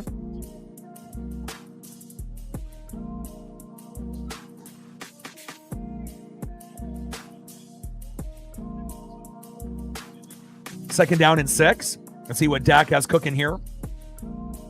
Handoff. No. Quick pass to Tolbert. And a good tackle there by Green Bay, by Nixon. All right, now they got a 3rd down and 2. And at some point, you would have to assume Dak will run the football with his legs, like run an RPO. Obviously, there's going to be certain things that need to be done. And again, you haven't really seen Dak use his legs like Jordan Love, but Dak is capable. And so we'll see at some point in the 4th quarter if he ends up running for a 1st down to help his team. They haven't really shown that all game. Just like they didn't really show that they were going to go to Ferguson until we predicted it here. And we'll see if that ends up happening with Dak at some point in this drive. 3rd down and 2. Dak. And pass incomplete in double coverage. And he almost got sacked there. 4th down and 2 at the Dallas 43. And you got 8:35 left, with timeouts. And that would have been a good time for Dak to run. But again, the offensive line broke down and Micah almost got the sack lunch on Dak right there. He was thirsty. Very close from that sack lunch there. And then obviously just trying to throw it away into double coverage, had nothing going on there. And Dallas potentially attempting this 4th down and 2 or trying to draw them off sides obviously would be the key if they can get them to jump. And here we go. They go for it. Dak, floater. God. 1st down, Cowboys. What a gutsy play. George Pickens. Move the chains. There we go. And again, if they don't get that play and Green Bay scores, the game is over. So again, that was very gutsy. He could have ran it, but he decided to keep his eyes downfield and like a laser, perfect spot to George Pickens. And that's a big 1st down by Dallas. Huge play. And again, Dak is a lot better than people give him credit for. The only reason why people shit on him is because he's on the Cowboys. I mean, if he was on another team, he would be getting a lot more love, Like if Dak was on the Bucks, the perception wouldn't be, oh, this guy's trash or he's garbage, Like he would be, kind of like in that Baker Mayfield. Not the same type of sense of Baker Mayfield, but again, a guy that definitely has a skill set, but just gets shitted on because he's on the Cowboys. Williams for 5 yards there, tackled by Bullard and McKinney. Nice 5-yard run, and that's been a regular thing for Williams, getting 5-yard rips at a time. 2nd down and 5. Play action fake, little bootleg, good protection, floater, and out of reach there from Tolbert. 3rd down and 5 and the Green Bay 40. I do everything. I mean, if you actually look at the library of the channel, I do Mariners, right? I do NFL, I do college football, I do NHL, I do NBA, I do AEW, I do WWE, I do NASCAR. There's nothing I don't do. I'm the most versatile YouTuber out there. There's no one else that's going to do as many things as we do here. 3rd down and 5. Big 3rd down here. Obviously, if I was, calling the plays here, I would be going to Ferguson if he's in the game. That's where I would go. Shotgun set. Protection breaking down. Dak trying to run away. Flag on the play. And guess who gets the ball? Ferguson. But again, you're probably going to get a hold on that offensive line, and now that's going to bring him back even further. Let's see what the call is. Obviously, Cowboy fans are praying it's on fucking Green Bay with like a hold or something.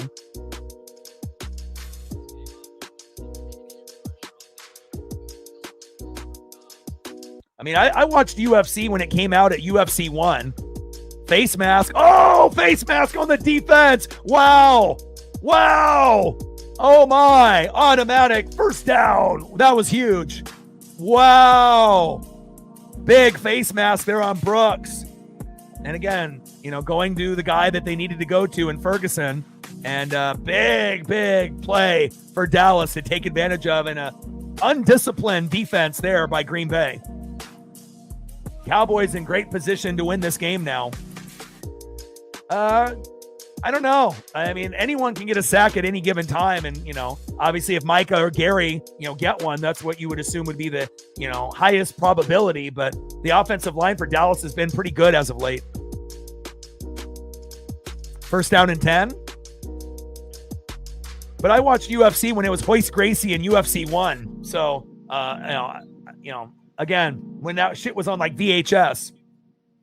Back when like Ken Shamrock, before he was doing the WWF thing. So when they used to have like, little guys go against guys that were like 600 pounds. Not like that anymore. Second down and 4 at the Green Bay 16 after that great Javonte Williams 6-yard burst. And he's been gaining about 4 to 6 yards on every rip. All right, they just audibled at the line.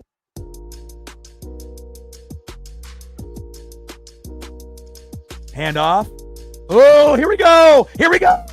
Ooh, big run off the audible. It was going to be a pass. They audibled to the run, and great blocking up front by the O-line. First down, Cowboys on the Green Bay 3. 13-yard gain by Javonte Williams, the former Bronco. Oh, my. Well, he has 2 passing TDs to Romeo Doubs, and there's probably a pretty good possibility that they are going to try, for a 3rd touchdown pass. I mean, unless Josh Jacobs rumbles in himself, or if Jordan Loves runs it in himself with his legs. Handoff up the middle and gets cut up there by a couple Packers. Williams was there first, and that's a 2-yard gain by Javonte Williams. Second down and goal in the Green Bay 1. And if you want to reward your running back, you hand it off to Javonte Williams one more time. If you want to trick them and get the touchdown easy, you go with Dak Prescott with a QB sneak. You do that, automatic touchdown. They will not be expecting that play. But again, if you want to reward your running back like Green Bay did with Josh Jacobs, then Javonte Williams is definitely deserving of this tutty attempt. Let's see what they do here. Second and goal, direct snap. Touchdown, Cowboys. But they got a flag on the play.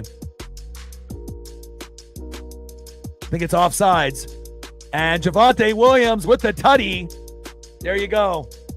Great play call there. And it didn't even need to be a direct snap. It could have been from Dak. But again, he's been getting 4 to 6 yard gains on pretty much every carry besides one that was 2 plays ago that was 2 yards. But again, that he's going to be able to get in. That Cowboy offensive line is kind of pushing the Packer D-line back more times than not. So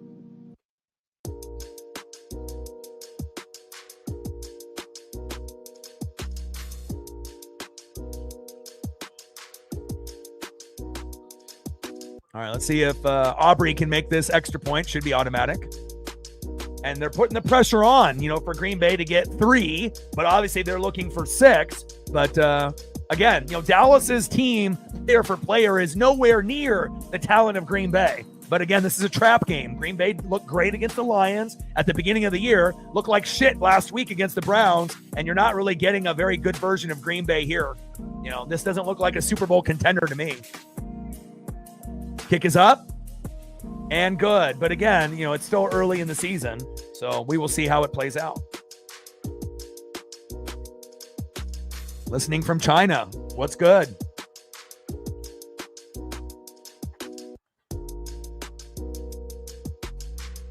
But, I'm not a Packer guy. I'm not a Cowboy guy. I do love, NFC football.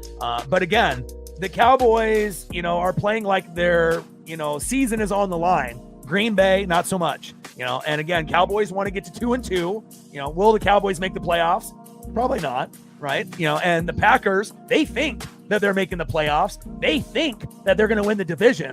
but I highly suspect that will happen. I still think Detroit is the better team in that division, even though they lost a few pieces on the O-line like Ragnow. But again, I just feel like you got better coaching and better players, on Detroit. And we'll see if the Packers can find a way to win this. And again, if it goes to OT, I think the advantage goes to Dallas. But again, we'll see if the Cowboys can come up with a big interception or big fumble to close out this game. And that they're going to be, not just passing the ball. They are going to be going to Josh Jacobs up the middle. They might look to Josh Jacobs in a screen pass, but we'll see how disciplined, Dallas's D is. And if they can get like a sack lunch or a couple deflections or a couple minimal gains in the running game with Jacobs, there could be a chance that this doesn't go to overtime and the Cowboys just win. But we will find out. It's going to be back and forth, that's for sure. Very entertaining.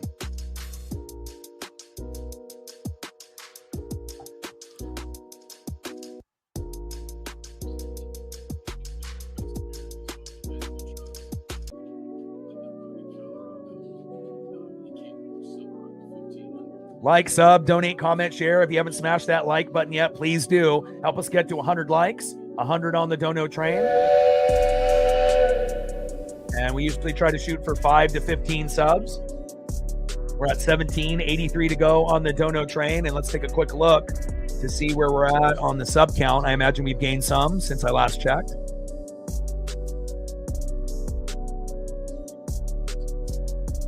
Looks like we gained another 5 or so.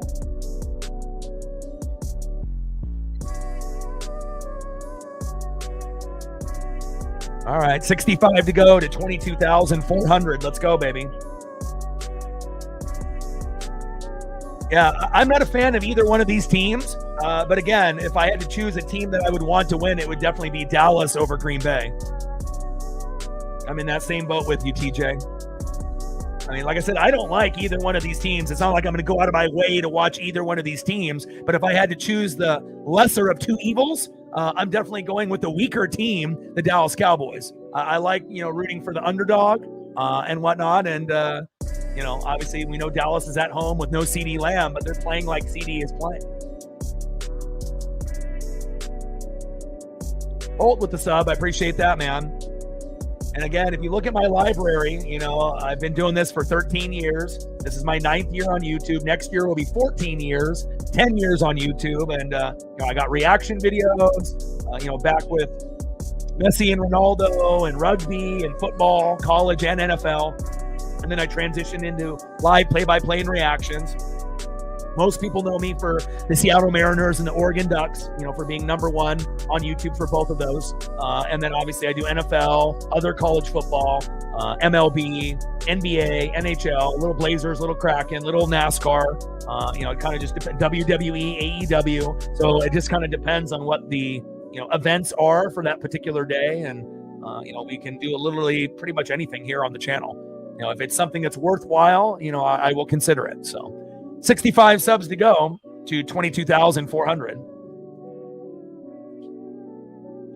And, we got a big library. There's no doubt about that. We're approaching 5 million views on the channel. And again, the goal is to get to 25K, 50K, 75K. And then my long-term goal is to get to 100K. And I know that if the Ducks win the Natty and the Mariners win the pennant, we'll get closer to that number sooner than later, even if it takes a few years. But I plan on doing this for the rest of my life, and I've been doing this full time already for 3 or 4 years. So I gave myself a 10-year plan to go full time by 10 years, and I made it a little bit early. But this is our first year in a while that we've broken out, and obviously the Mariner fan base has something to say about that. And it's just nice to be able to do multiple things, so you can kind of keep it fresh on a day in, day out basis.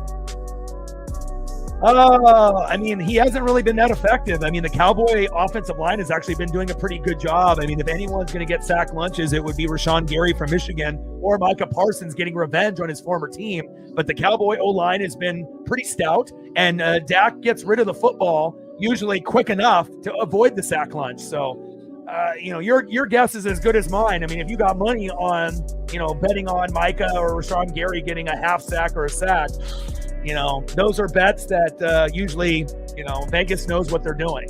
just like when they show point spread and then they have it 0.5 over, the reason they have that 0.5 is because they know that's how they're going to win. So, I'm not too sure if that's going to happen. I mean, is it possible? For sure, but obviously the Cowboys are playing well. Look at Dak's numbers: 24 for 31, 202 with 2 tutties, 3 touchdowns and no picks. And everyone in NFL circles thinks that Jordan Love is that much better. Is he? Is he that much better than Dak?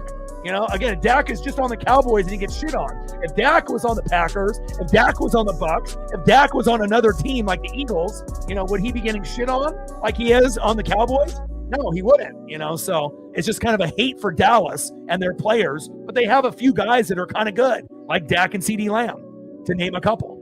Jordan Love, little screen pass. And again, I'm not a Dallas fan whatsoever. I'm not a Dak guy, but I'm not going to be a hater, when a guy has talent, especially with a game like he's having today. Matching, Jordan Love, yard for yard, touchdown for touchdown, and even having an extra one. So.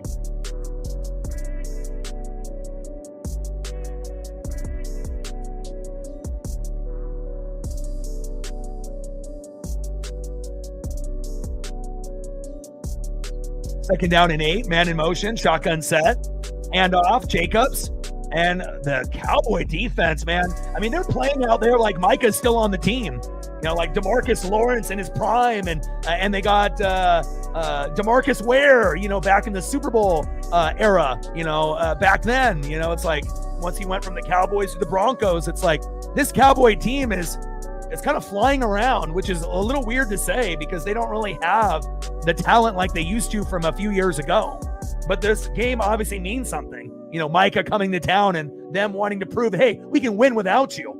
And they're up by 3 with 4 minutes to go. And even though Green Bay's got the better roster, Dallas is playing with more passion right now. Shotgun set, 3rd down and 8.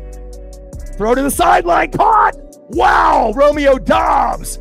Big throw, big catch, 1st down, Packers. And he's got that funny head wrap around his helmet because he doesn't want CTE. Nice job by Doubs there. And Bland got burnt on that route. He hit him with the stop and go and the little hitch, and he got burnt.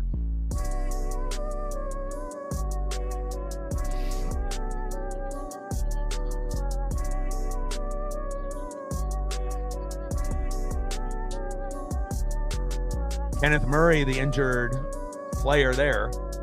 And that wrap around the helmet just looks funny, doesn't it? Like, I don't know how to describe it. Like, maybe, like when they did that animation Simpsons game, or someone that looks like a Lego figure, it just doesn't look right, with the wrap around the helmet. It's just so overly big and weird looking. But, if it suits him and he doesn't want to get CTE and he scored 2 touchdowns with it on, let him be, right? It works for him. But it definitely looks weird on TV and in person.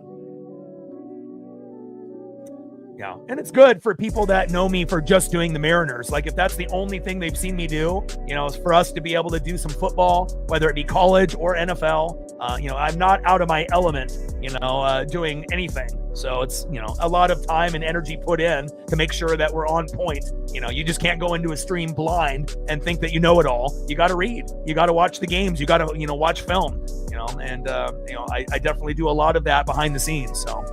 You got to be up to date with every single fan from every single fan base. You don't want to be that guy that, doesn't know anything and then tries to act like they do, because you'll just get ripped apart. So preparation is key. And that's why usually a lot of the really good YouTubers, it's all about preparation. The more prepared you are, the better that your streams are going to be. Facts. Mushroom Head in Mario Bros. That is a good one. That is a good one.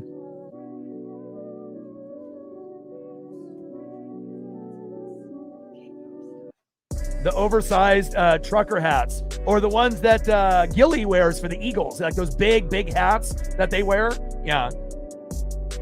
But I mean, those, are kind of like, kind of half stylish, half kind of ridiculous, like the oversized hat. Like, I've seen some people wear it and it kind of suits them, like Gilly, the big Eagle fan and whatnot. But then you get like a regular everyday person wearing it, and then you just look like ridiculous, with a hat that's like 10 times too big, I guess it just depends on your personality and if you can rock it or not. How some people can rock certain clothes and other people can't. I guess it just depends on your inner confidence and whatnot and swag and aura. But yeah, but definitely the wrap over the helmet is a little odd looking. It definitely looks like Lego or something of that nature.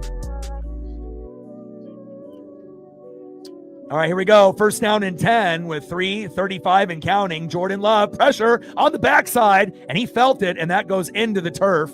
And if he doesn't let that ball go, that's a big sack lunch.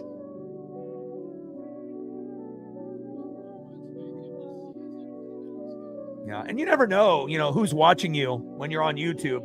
Peter Schrager would watch me on the channel, steal my material.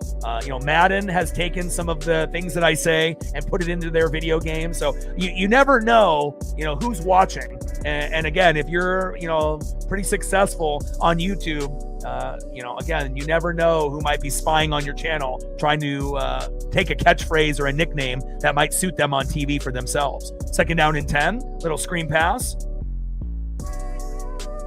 Ooh, Wilson with the shimmy and the shake. First down, Packers. Move the chains.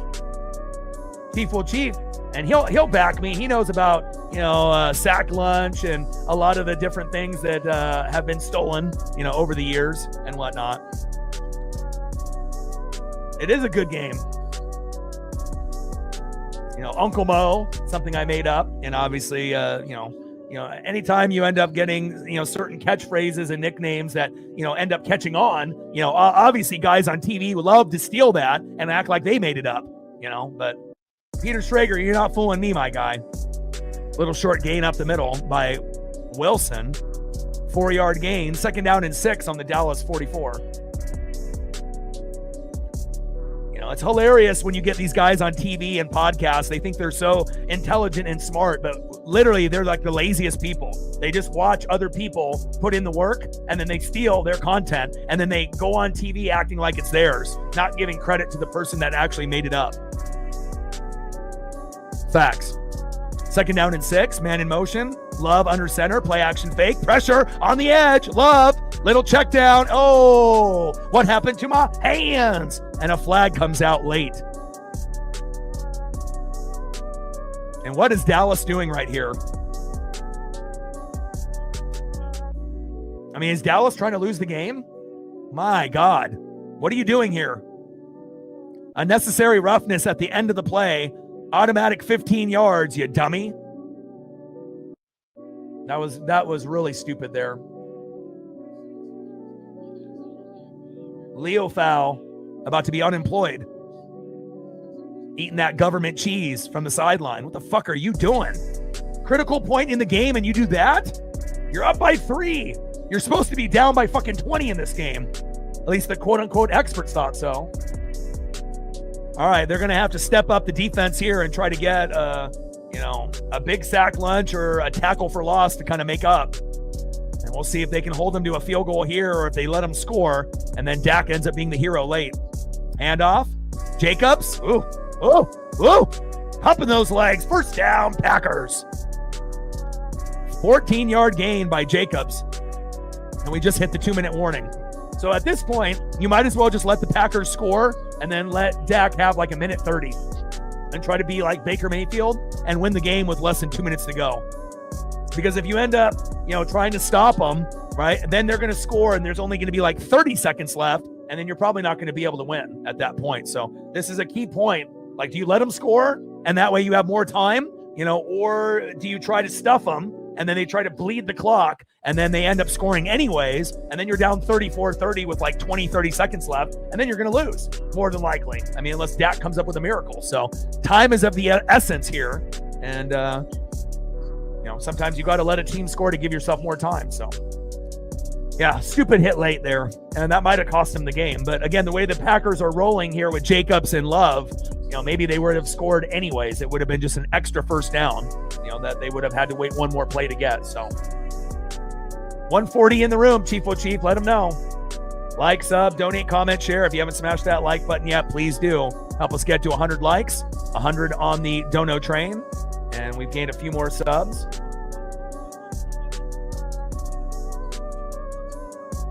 $64 to go to 22,400. Let's go, baby. 30-27 Cowboys in a fantastic Sunday night game. You know, especially when the experts thought that the Green Bay was going to win by like 17 or more. Not so fast. You know, this was a trap game for the Packers. They played like shit against the Browns last week and lost. And Dallas is hungry to go 2-2, even though they're not going to more than likely make the playoffs. But they're playing like the more hungrier team. But again, it's really going to depend on what they decide to do here. Let them score, and then that way you give yourself more time to get the touchdown, or you do try to hold them, you know, to a field goal, which they may or may not be able to do. And if it goes, you know, 30-30, you know, do the Cowboys have enough time to get that field goal by Aubrey with like 30 seconds left? I don't know. Let them know, Chief.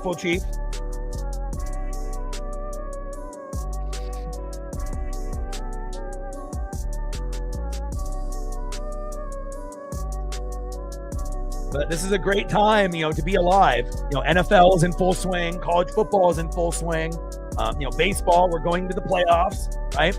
Obviously, you have NHL and NBA knocking on the door. WWE and AEW is great. Besides the merger that, you know, WWE wants me to pay $30 a month. Not happening. I mean, I'm a huge wrestling fan too, so it kind of hurts me, you know, but I have other ways of watching, but I'm not paying $30 a month.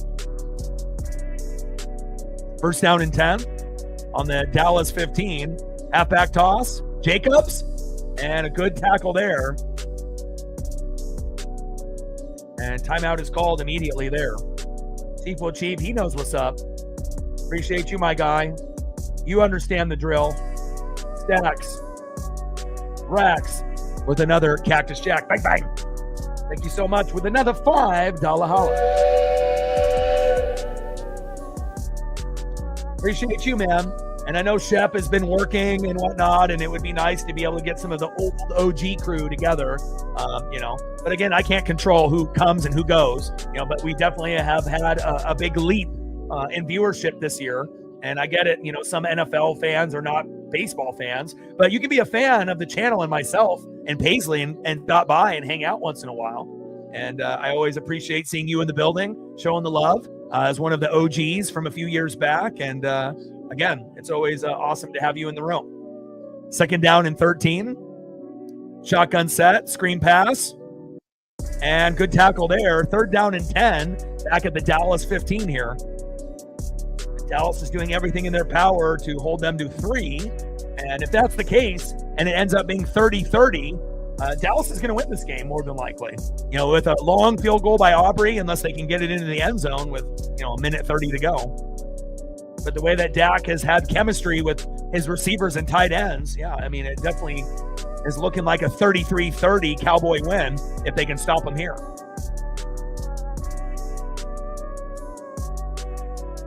I mean, unless the Cowboys do like something fucking crazy, like block the field goal for a touchdown like the Eagles, you know.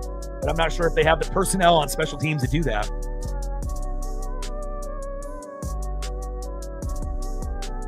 Timeout is called here. We got third down and 10, and this is the biggest third down of the game, baby.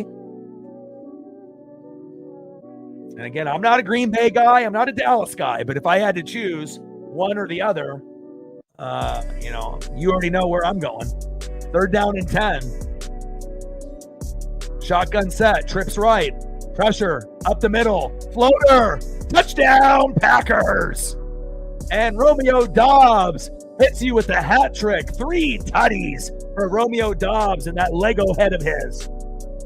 And now, obviously, the Cowboys, you know, you gave up the touchdown instead of the field goal. Not ideal, but you got a minute 45. So, again, a field goal with Aubrey ain't going to cut it. And if Dak can find a way to get in the end zone, they're going to win this game 37-34. Otherwise, the final is going to be 34-30 or 30, you know, yeah, 34-30 Green Bay. Oh, I got some.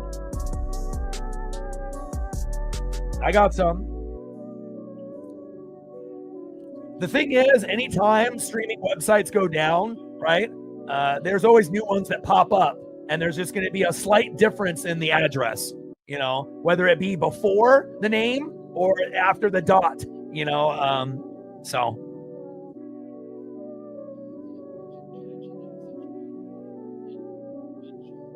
Oh, you got Dobbs on the bench? Yeah, but how many people thought Dobbs would score once, let alone 3 times?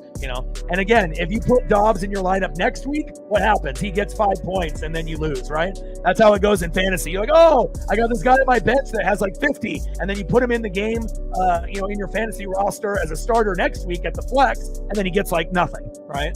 But that's how kind of fantasy works, right? But it also could be possible that he scores a touchdown next week as well. But, this is like once in a season type of game for Romeo Dobbs. And 7 targets, 5 receptions, 52 yards, and 3 tutties. How many points is that? How many points, Chief is that on your bench for Dobbs?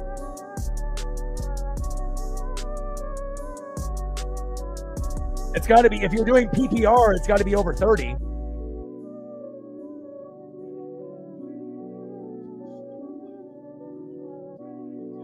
It's got to be close to 40 points, right? 35 to 40, something around there.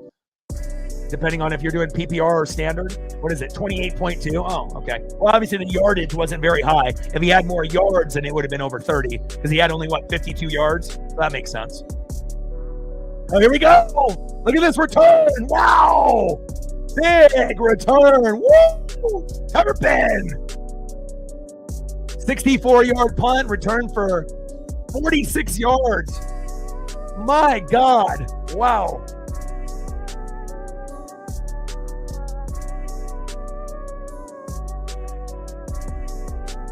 Yeah, I'm not really a fan of either one of these teams, but, we'll see where it goes. We obviously know Philadelphia is going to represent. And if Jaden Daniels didn't get hurt, they would have a shot, to be in the mix again. And I like watching the Lions more than the Packers, if I'm being honest, but I just wanted a good game. That's pass incomplete. Packer players jumping on that football like it was a fumble.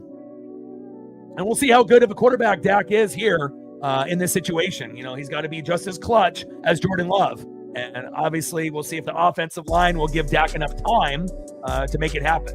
But again, if you are going to make it happen, Turpin, Pickens, and especially Jake Ferguson need to step up right here besides the offensive line. And Dak is going to have to use his legs at least once to run for a first down. If he does that, there's a good chance they win this game. But if he doesn't, they'll probably lose. He's going to have to rumble for 10 to 18 yards on one rushing play with like an RPO. If he's able to do what Jordan Love did earlier in the game, that could give them, that extra oomph, an extra momentum they need to win this game with a tutty. But we will find out if that happens.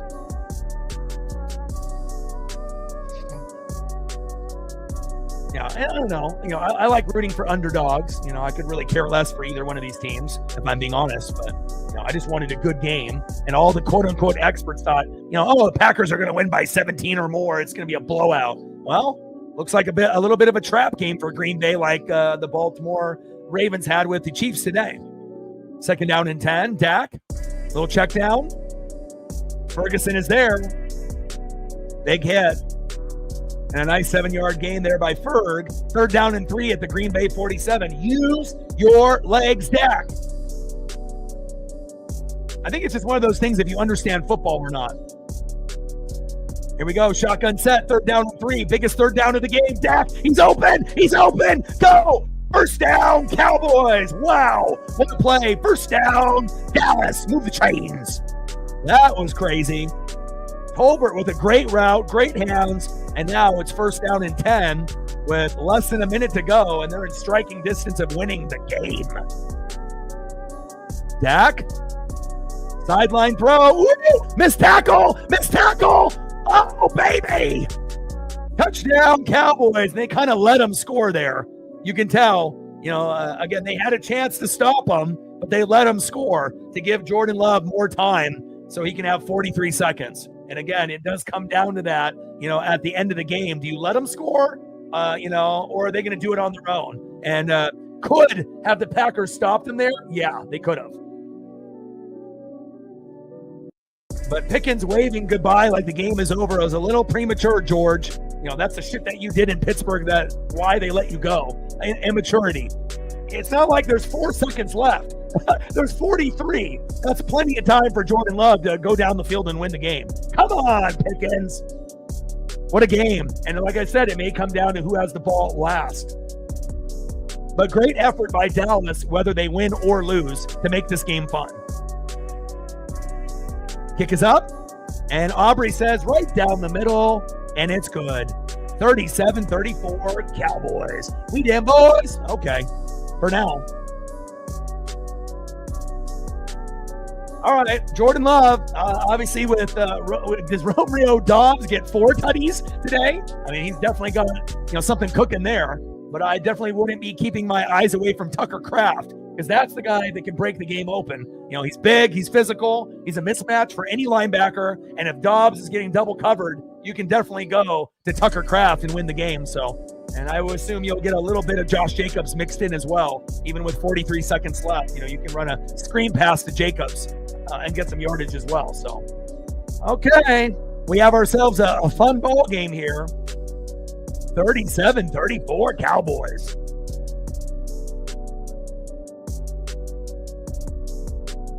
Yeah, both teams' defenses haven't been that good, if we're really being honest.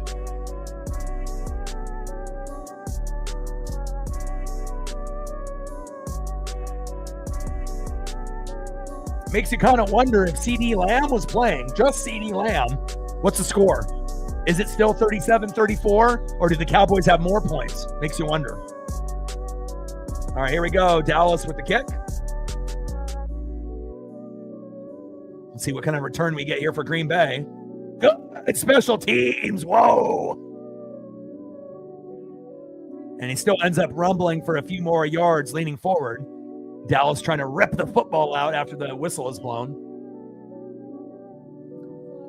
All right, we got 35 seconds left. That's plenty of time for Green Bay to get into field goal range and to get a touchdown. Again, not every, quarterback can get you a tutty in 35 seconds, but let's see if the Dallas defense can step up and win a game with no Micah Parsons on that side of the ball.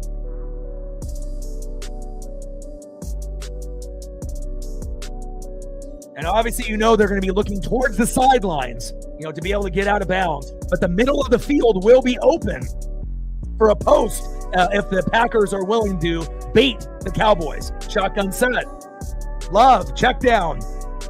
Jacobs. Wow, look at the yak yards. Come on, Dallas, fucking tackle. First down, Packers.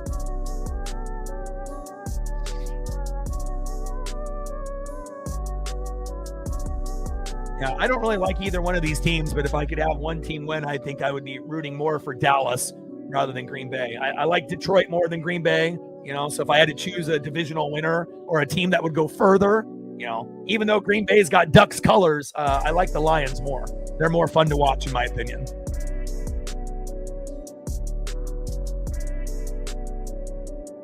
First down and 10. Pressure off the edge. Avoids a sack lunge and throws to the sideline, incomplete. Second down and 10 by the Green Bay Packers on the Dallas 49. Great pressure up the middle there by Clark.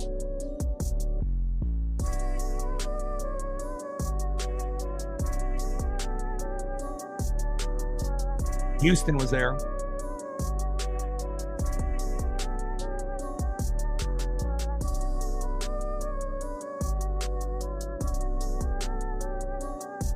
There's a good chance of that happening. All right, here we go. 22 seconds left. Second down and 10 on the Dallas 49. A field goal to tie, touchdown to win. Could be an overtime situation here. Second down and 10. Pressure up the middle. And throw to the sideline. And first down, Packers. Heath with the catch there. And now it's getting closer and closer here on third down. Third down and 1 on the Dallas 40.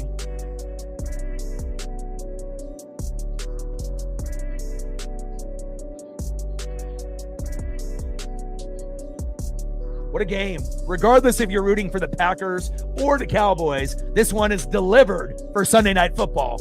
Even if it's two teams you could give two shits about, it's been an exciting game. Love, little draw. Ooh, I don't know about that. How many yards did he get there? Did he get any? And timeout is called. And he might have gotten just enough for the first down by fucking inches. First down and 10 now with 12 seconds to go. And Green Bay with the timeout. And it kind of feels right now that they're holding them to a field goal. And, if this goes to overtime, it may benefit Dallas. I mean, unless Dallas is going to be sneaky enough to get a hand on, a block kick and to win the game that way. But I don't think we've seen Dallas win a game that way in quite some time.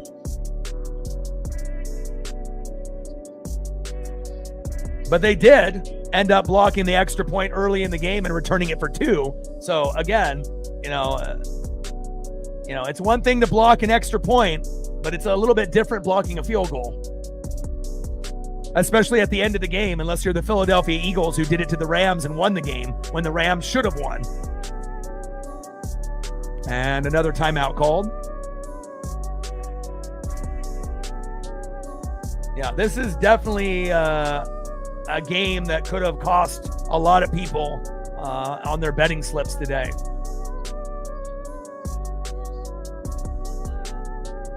(37-34) Cowboys. 12 seconds left. And we will see if they can get themselves into, field goal position. It definitely doesn't look like the Green Bay Packers are trying to win the game. They are content on going to overtime and trying to win that way.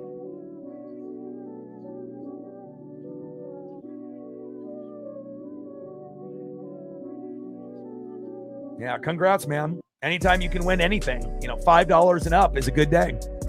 But once you start hitting the big numbers like that, then yeah, that ends up really helping. Shotgun set, first down and 10. And Jacobs with a run up the middle for 4 yards. Good tackle from behind there. And timeout is called. And now you got 8 seconds left.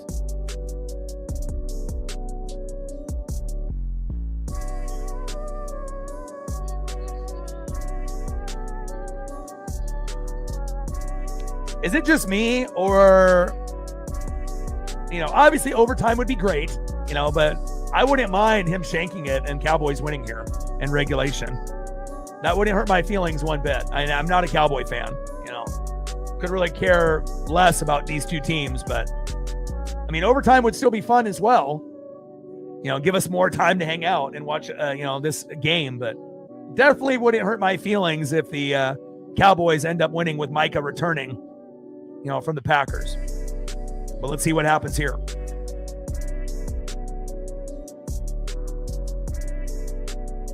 Second down and 6. Love, pressure on the edge, floater, down the sideline, and complete. And now you only have one play left with 4 seconds left, and the field goal is coming out. Let me see what hash it's on, and maybe we can predict if he's gonna shank it left or right. Is he on the left hash, the middle, or the right? And obviously this is still going to be a long fucking field goal, 50 yards plus.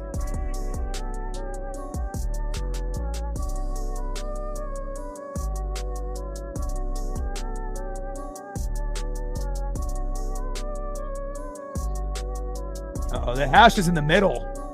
53 yards. Kick is up and good. We're going to overtime.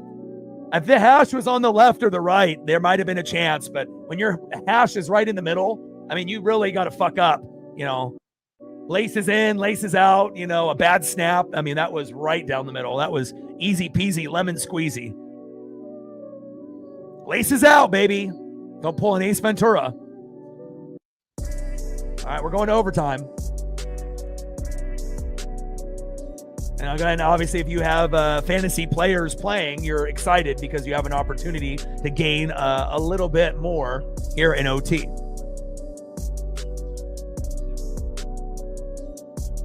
I disagree. I don't think 50 is light work. If you actually have been watching NFL games, and I know you bet, it sounds like pretty often, but extra points are no longer a given. If you go back and look at the extra points and field goals that are above 30 yards, they've been going in the wrong direction the last few years. Nothing is guaranteed as far as kickers are concerned.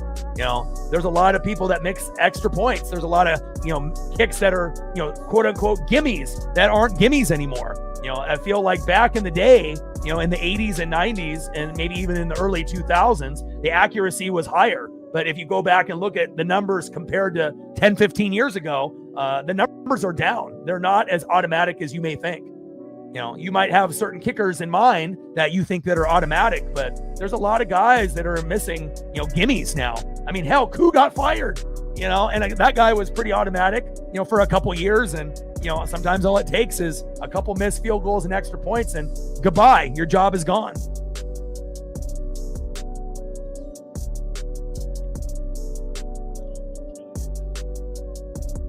But 50 is no gimme to any kicker. I don't care who you are. That's not really a gimme now anymore. It's a hard job to have, being a kicker. Lots of pressure.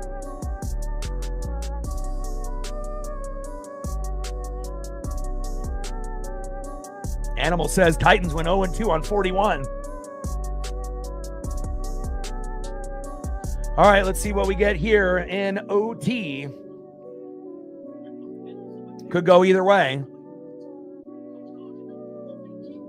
Packers 2-1, lost to the Browns last week. Cowboys 1-2, 1-0 at home, trying to go 2-2. I mean, even if the Cowboys win, it's not like anyone thinks that they're going to make the playoffs per se, but obviously this would be a big emotional win for Jerry Jones, letting Micah go to Green Bay. And Green Bay's roster, player for player, is better, but Dallas is fighting with a lot of heart, and they were able to compete with no CeeDee Lamb, which is super impressive because we know how good CeeDee Lamb is. So, yeah, I mean, that was huge. I mean, and again, obviously kicking a 65-yarder is great, but again, not everyone's got a Chase McLaughlin, but also he's missed gimmies, that should have been like automatic. So, for every guy that can make a 50 to 60 yarder, there's going to be like a 25 yarder extra point field goal that he misses. And you're like, what?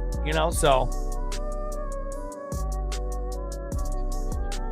you just have to pray, that when those long field goals come out, that you end up making them. But again, 2 field goals in the first half ain't going to cut it against the Eagles. And if we were able to get 1 touchdown, maybe we would have been able to beat them. And we've had a good record against Philadelphia, where we've won 5 out of the last 6 going into today. But after they blocked the punt for the touchdown, I knew we lost. When you have a play like that happen, you don't win. It's like getting a pick 6 on you. If you have a special teams or a defensive touchdown happen against you, you're fucked most of the time. You just don't recover from that.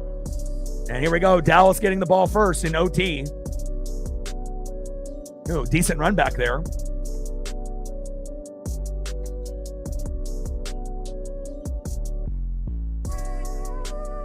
But I've always had pretty good kickers. Martin Gramatica in my first Super Bowl run with Sapp and Brooks and Lynch and Simeon Rice and Mike Allstott and Rondé Barber. And then going to Matt Bryant for a little bit before he went to the Falcons. And now we have Chase McLaughlin. So, I mean, they thought Roberto Aguayo from Florida State was going to be the guy, but that didn't work out. But we're happy with Chase.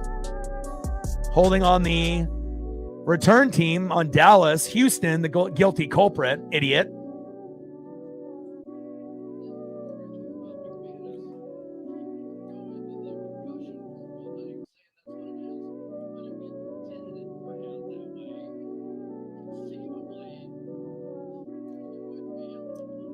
Your TV is lagging? Well, you can watch it on NBC or on Peacock if that makes a difference. And you can watch it on your phone or on the computer as well.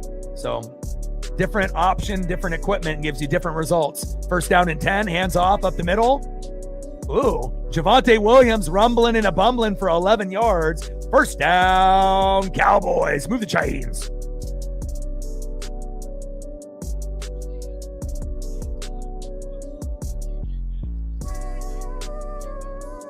37-37 here in OT.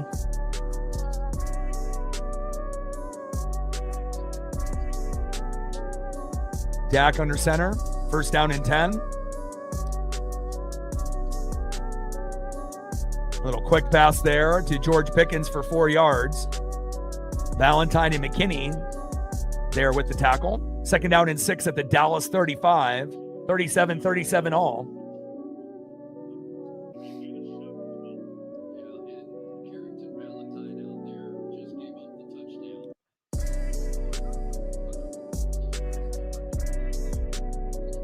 Second down and 6 at the Dallas 35. Shotgun set for Dak. And this game could definitely go either way. Handoff up the middle. And Javonte Williams gets stuffed there by Wooden and company. 1 yard gain, third down and 5.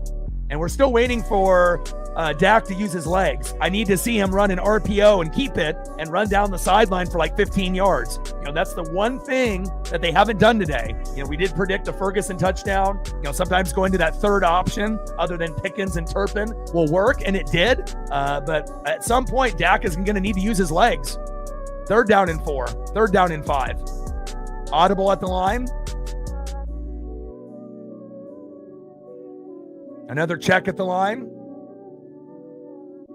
Second audible for Dak here. Shotgun set. They bring 4. Floater. Wide open on the sideline. Get caught. Wow. George Pickens looking like C.D. Lamb. Move the chains. Wow. Big third downs by Dallas in this game. Not only in overtime, but in regulation. Wow.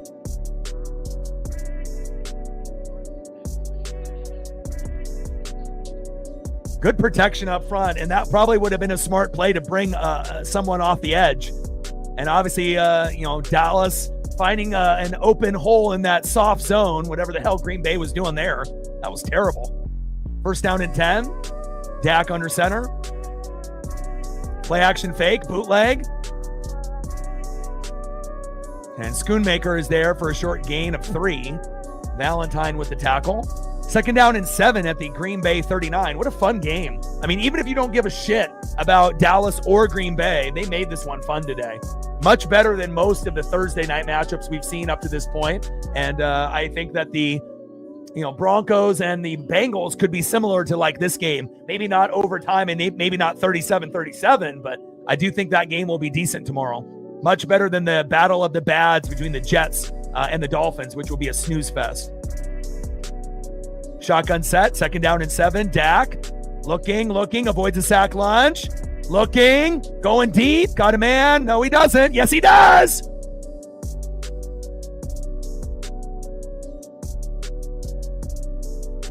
But did he step out of bounds before he caught that, though?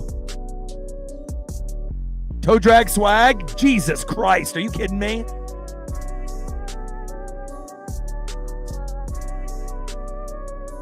Wow. I mean, that's something that C.D. Lamb would do. Wow. I thought for sure he must have been out of bounds and came inbounds, and no way in hell that was going to count. But after watching the replay, he never went out of bounds like most receivers do in that situation. Unbelievable. First and goal.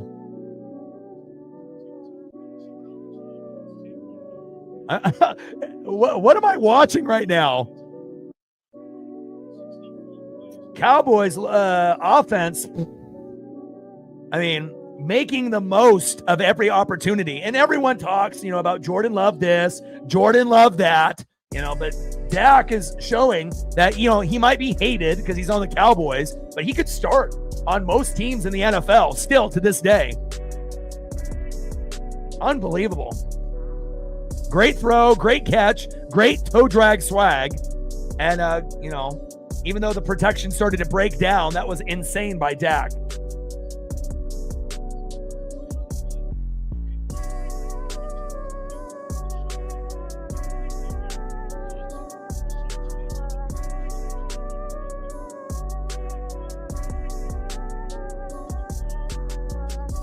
First down and goal. Williams, short gain.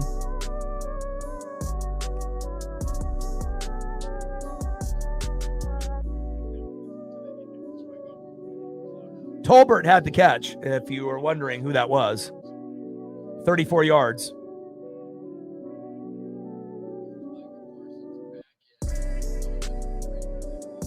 All right, second down and goal. Cowboys are threatening on the Green Bay 4.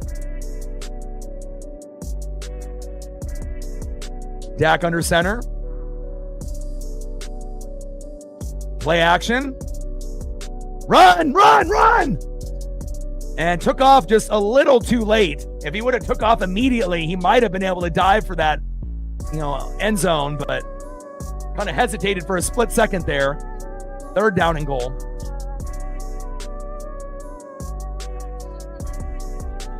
And Micah Parsons gets credited with the sack. It's 12 noon. You know what time it is? Time for a sack lunch. Yum, yum, yum, yum, yum, yum.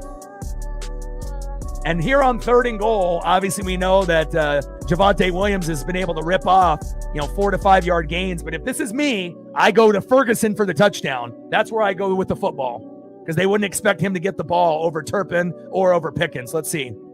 Dak looking, and he just throws it away. That's better than throwing a pick there.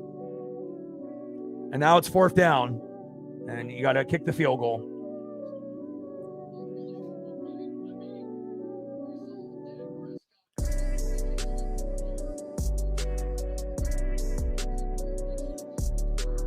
Dak's got 319 yards, 31 for 40, 3 tutties and no picks. And if you compare that to like Josh Allen or Jalen Hurts, that's like right there with those kind of guys. Jordan Love, pretty good game too as well. 25 for 34, 302, 3 touchdowns and no picks also. But obviously Dak being a little bit more accurate. Kick is up and good. 40-37 Cowboys.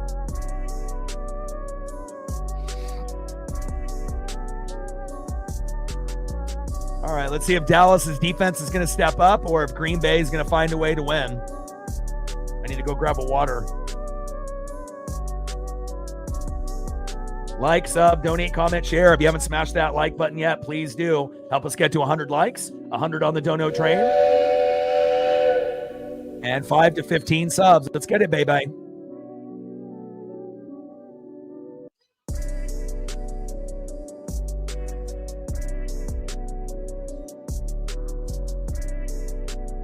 Gained a couple more subs, 62 subs to 22,400. Let's go.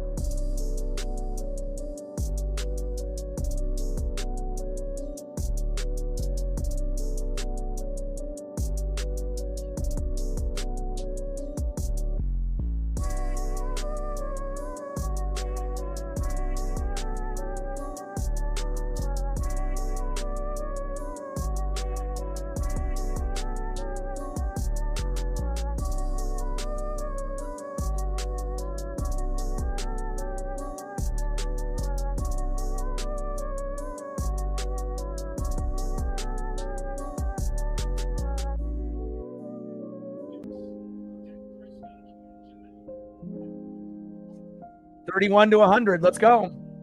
All it takes is 1 second to do it. We got 270 in the room. We understand how baseball fans are. Some people wait to the very end to like the stream. Some people don't like it at all. But again, if we can get a couple people in the room to support, we should be able to get to at least 100 with 270 in the room. And again, it's good for baseball fans that think that's all I do, that, we're definitely more versatile here than just doing baseball. We can do literally any sport, anytime, any day on a high level. Great game. One of the better games I've seen so far this year.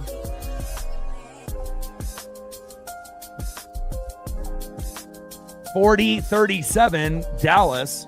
And again, all I wanted was a fun, close game, and that's exactly what we got. So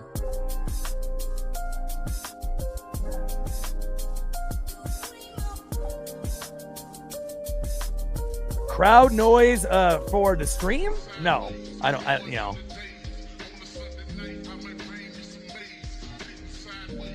I don't need fake noise and pretend, noise. I don't need that, man. We're good. As long as there's some, faint music in the background and, I'm calling the game, we'll be good. We got great people in the room. I'd rather have conversations with people in the room than having fake noise like WWE, trying to make it sound like it's more popular than it is, with fake crowd noise being, put into the, events that we're watching, like they did during COVID and whatnot. So.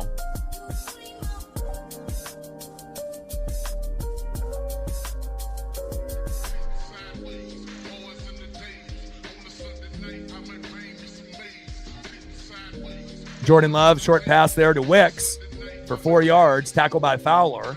2nd down and 6 at the Green Bay 24. And Love with a play action fake and says, nope, let me throw this into the turf, and that's going to be a flag. Grounding.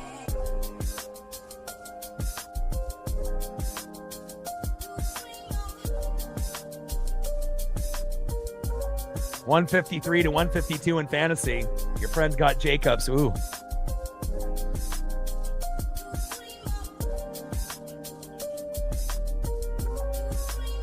But also I do have a little bit of advantage over most YouTubers that, call games and do games and whatnot. Some people have cringy voices and others have more soothing voices, but I did phone sales for big companies for 20 years. So I already had kind of an advantage over a lot of others because I've been able to talk to every race of every person on fucking planet Earth.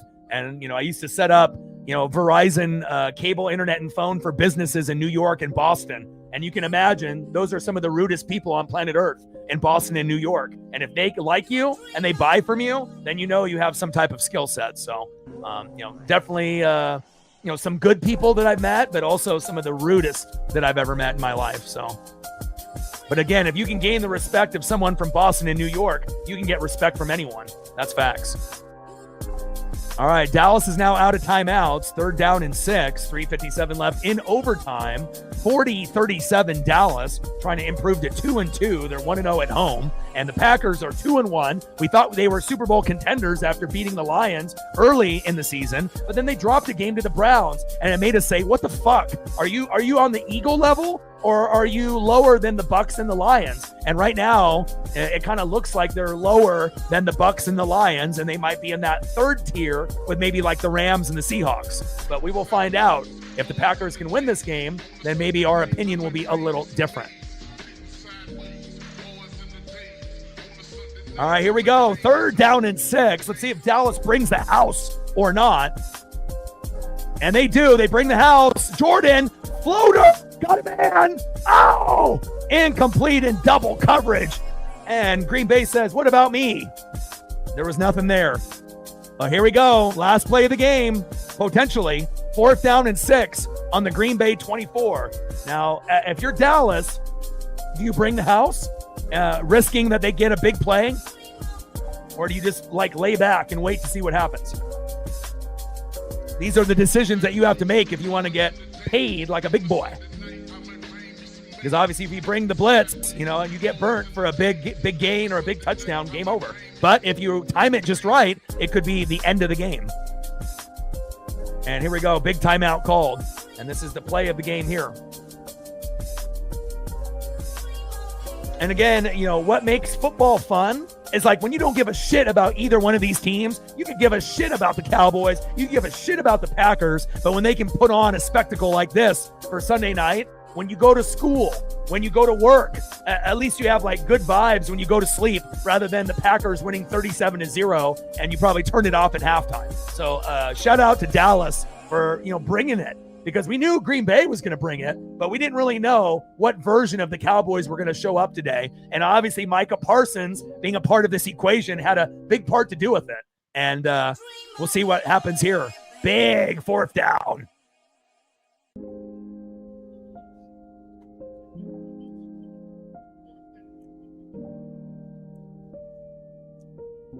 $3:50 to go in overtime. They need a 1st down. Let's see what Dallas does. It doesn't look like they're bringing the house. They'll bring just 4. And here we go. Pressure up the middle. Love. Oh my God. Wow. 1st down, Packers. Golden with the big catch. Does he have a bobble here? Ooh. Good catch by Matthew Golden. And again, You've seen him do that at Notre Dame, and big play. First down, Packers. Move the chains. Big play for Green Bay. Man in motion. Shotgun set for Love. Handoff up the middle. Woo, look at that run. Pumping those legs. Getting an extra 4 yards by just being aggressive. Nice job by Wilson, and he's been a good complimentary back for Josh Jacobs today. Second down and 1 with a 9-yard gain. Tackle by Stewart in Houston. Second and 1 on the Green Bay 47, and now they're starting to gain a little Uncle Mo and some momentum. Now, if you're Dallas, it's like you have to be very strategic here on trying to get Jordan Love on his back for him to make a mistake, fumble, pick, sack. You have to be able to, kind of take a risk here at some point. Handoff. Uh-oh, he's getting loose. Ooh, first down, Packers. And they go back to back with Wilson, Emmanuel, and we ain't talking Drake. Hit him with the back-to-back. First down and 10 on the Dallas 40. And the way the Packers are moving the ball, it kind of feels like they're going to win now. I mean, unless the Cowboys can come up with a sack, a tipped, ball in the air, a fumble, a pick, obviously something to end the game. But, I mean, if the Packers keep kind of dinking and doinking and running the ball effectively, it's just a matter of time before Green Bay ends up winning this game 43-40 with the tutty. If you're Dallas right now, you have to come up with a big defensive play, and we'll see if they end up doing it. Like if you can get a big sack, a loss of 12, to kind of get them out of field goal range, obviously that would help. But the Packers right now are not thinking field goal. They're thinking we're going to win this bitch right now. And Dallas looks like they're getting a little tired. I mean, we are in overtime, but again, how strategic are you going to be? Like, are you ballsy enough to run a corner blitz, and get that big sack? Because that might be something that you have to think of, But will Dallas play it conservative?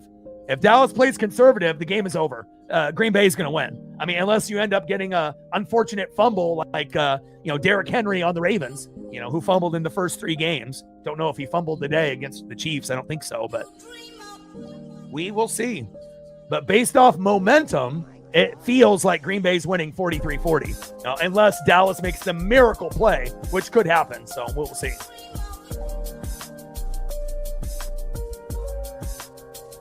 Dallas hasn't played like they're asked today, though. I mean, they're playing with, some good motivation. It's Micah's first game back. They're trying to go 2-2.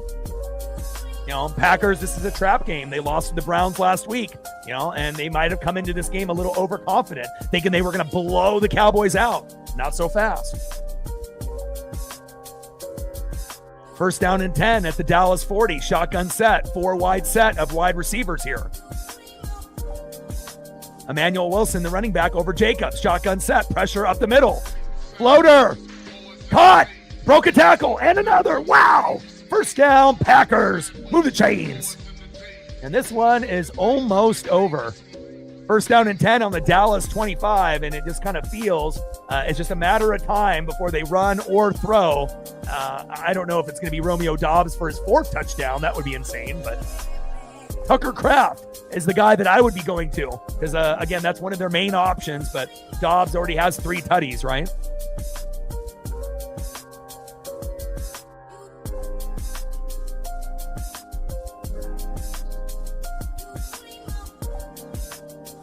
Jacobs with 2 and Doubs with 3.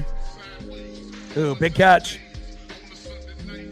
6-yard pass to Doubs. Mando, yeah, again, if we got more than 2 field goals in the first half and we didn't have a fucking blocked punt for a touchdown on our first drive, I think we would have won. And we usually, play pretty well against them. We won 5 out of the last 6 rather than today, but Packers rumbling and a bumbling. First down. Wilson, move the chains. And this one is about to be over. Unless you literally get an interception, fumble, it's, Dallas is reeling now. They're fatigued. They're on their heels. The Packers know it. It's almost over. Oh, good tackle there. Good read by Diggs. Loss of 3. Second down and 13. I mean, unless they are able to come up with 2 more plays like that, and maybe they'll kick the field goal, and then we'll continue to play. But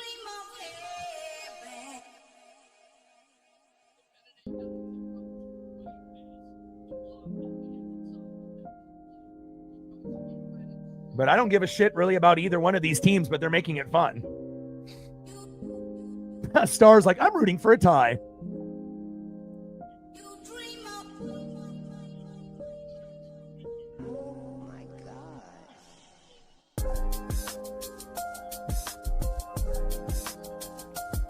But I do love Baker Mayfield, perfect quarterback for my team. And, when you got a guy like a Baker, like some of these other teams have, a guy that can come up with the 2-minute drill and win you a game when you're down, that's what you look for. And we had to come back to win 3 weeks in a row, and we just ran out of luck today. Love, looking, little check down. Oh, good tackle by Dallas. Ooh, loss of a yard. Uh-oh, they're running out of time. 3rd down and 14. Tick, tick, tick, tick, tick, tick, tick. 13 seconds left in overtime. What are you doing? Uh-oh. Green Bay. Here's the game. And complete. Wow, 1 second left. What was Green Bay doing? They almost lost the game right there. What are they doing? That was the biggest brain fart of brain farts. Like, do you realize the clock is ticking? Jordan Love, hello. Tick, tick, tick, tick, tick, tick, tick. And then the field goal is up. And good. Double overtime? What is this? The Ducks in Penn State? Apparently it is. And McManus is good. 40-40. Who would have thought that the Packers and Cowboys would be play one of the best games of the year on fucking Sunday night? But here we are. Oh, is it final now? Oh, it's a tie. Wow, we did get the tie. Wow. I don't think anyone really wants to fucking tie. Oh. I was hoping that we could continue the game, but apparently that's it. And I don't think anybody feels good with the tie. I mean, I guess you feel, thankful if you're Green Bay because you could have lost, but wow, 40-40 tie. No more double OT. I think I would have enjoyed double OT, honestly. Wow. Like in this situation, don't you want to keep going? I'm not satisfied with just a fucking tie. I want to see who wins. I wish they would change that rule to the old days. Let's keep going, and then, force the teams to go for 2 or whatnot. But there it is. End of the overtime session. And the Packers are fucking lucky that there was 1 second left for them to kick the fucking field goal. Kind of feels like the Cowboys deserve this win, but, it is what it is. So, yeah, second stream of today. Long day today. Appreciate you, man. And for anyone that hasn't seen a football stream, if you're used to me just doing Mariners, we bring it here. We bring the energy and the hype. Stacks, racks, with a little Cactus Jack. Bang, bang. Give me that double overtime. Come on, NFL. Change that fucking rule. But was this one of the more entertaining games? Yeah. But it kind of feels like the Cowboys let this one slip through their fingers, and Green Bay got incredibly lucky that there was 1 second left for McManus to hit that field goal. So tomorrow we are going to be doing the Bengals and the Broncos.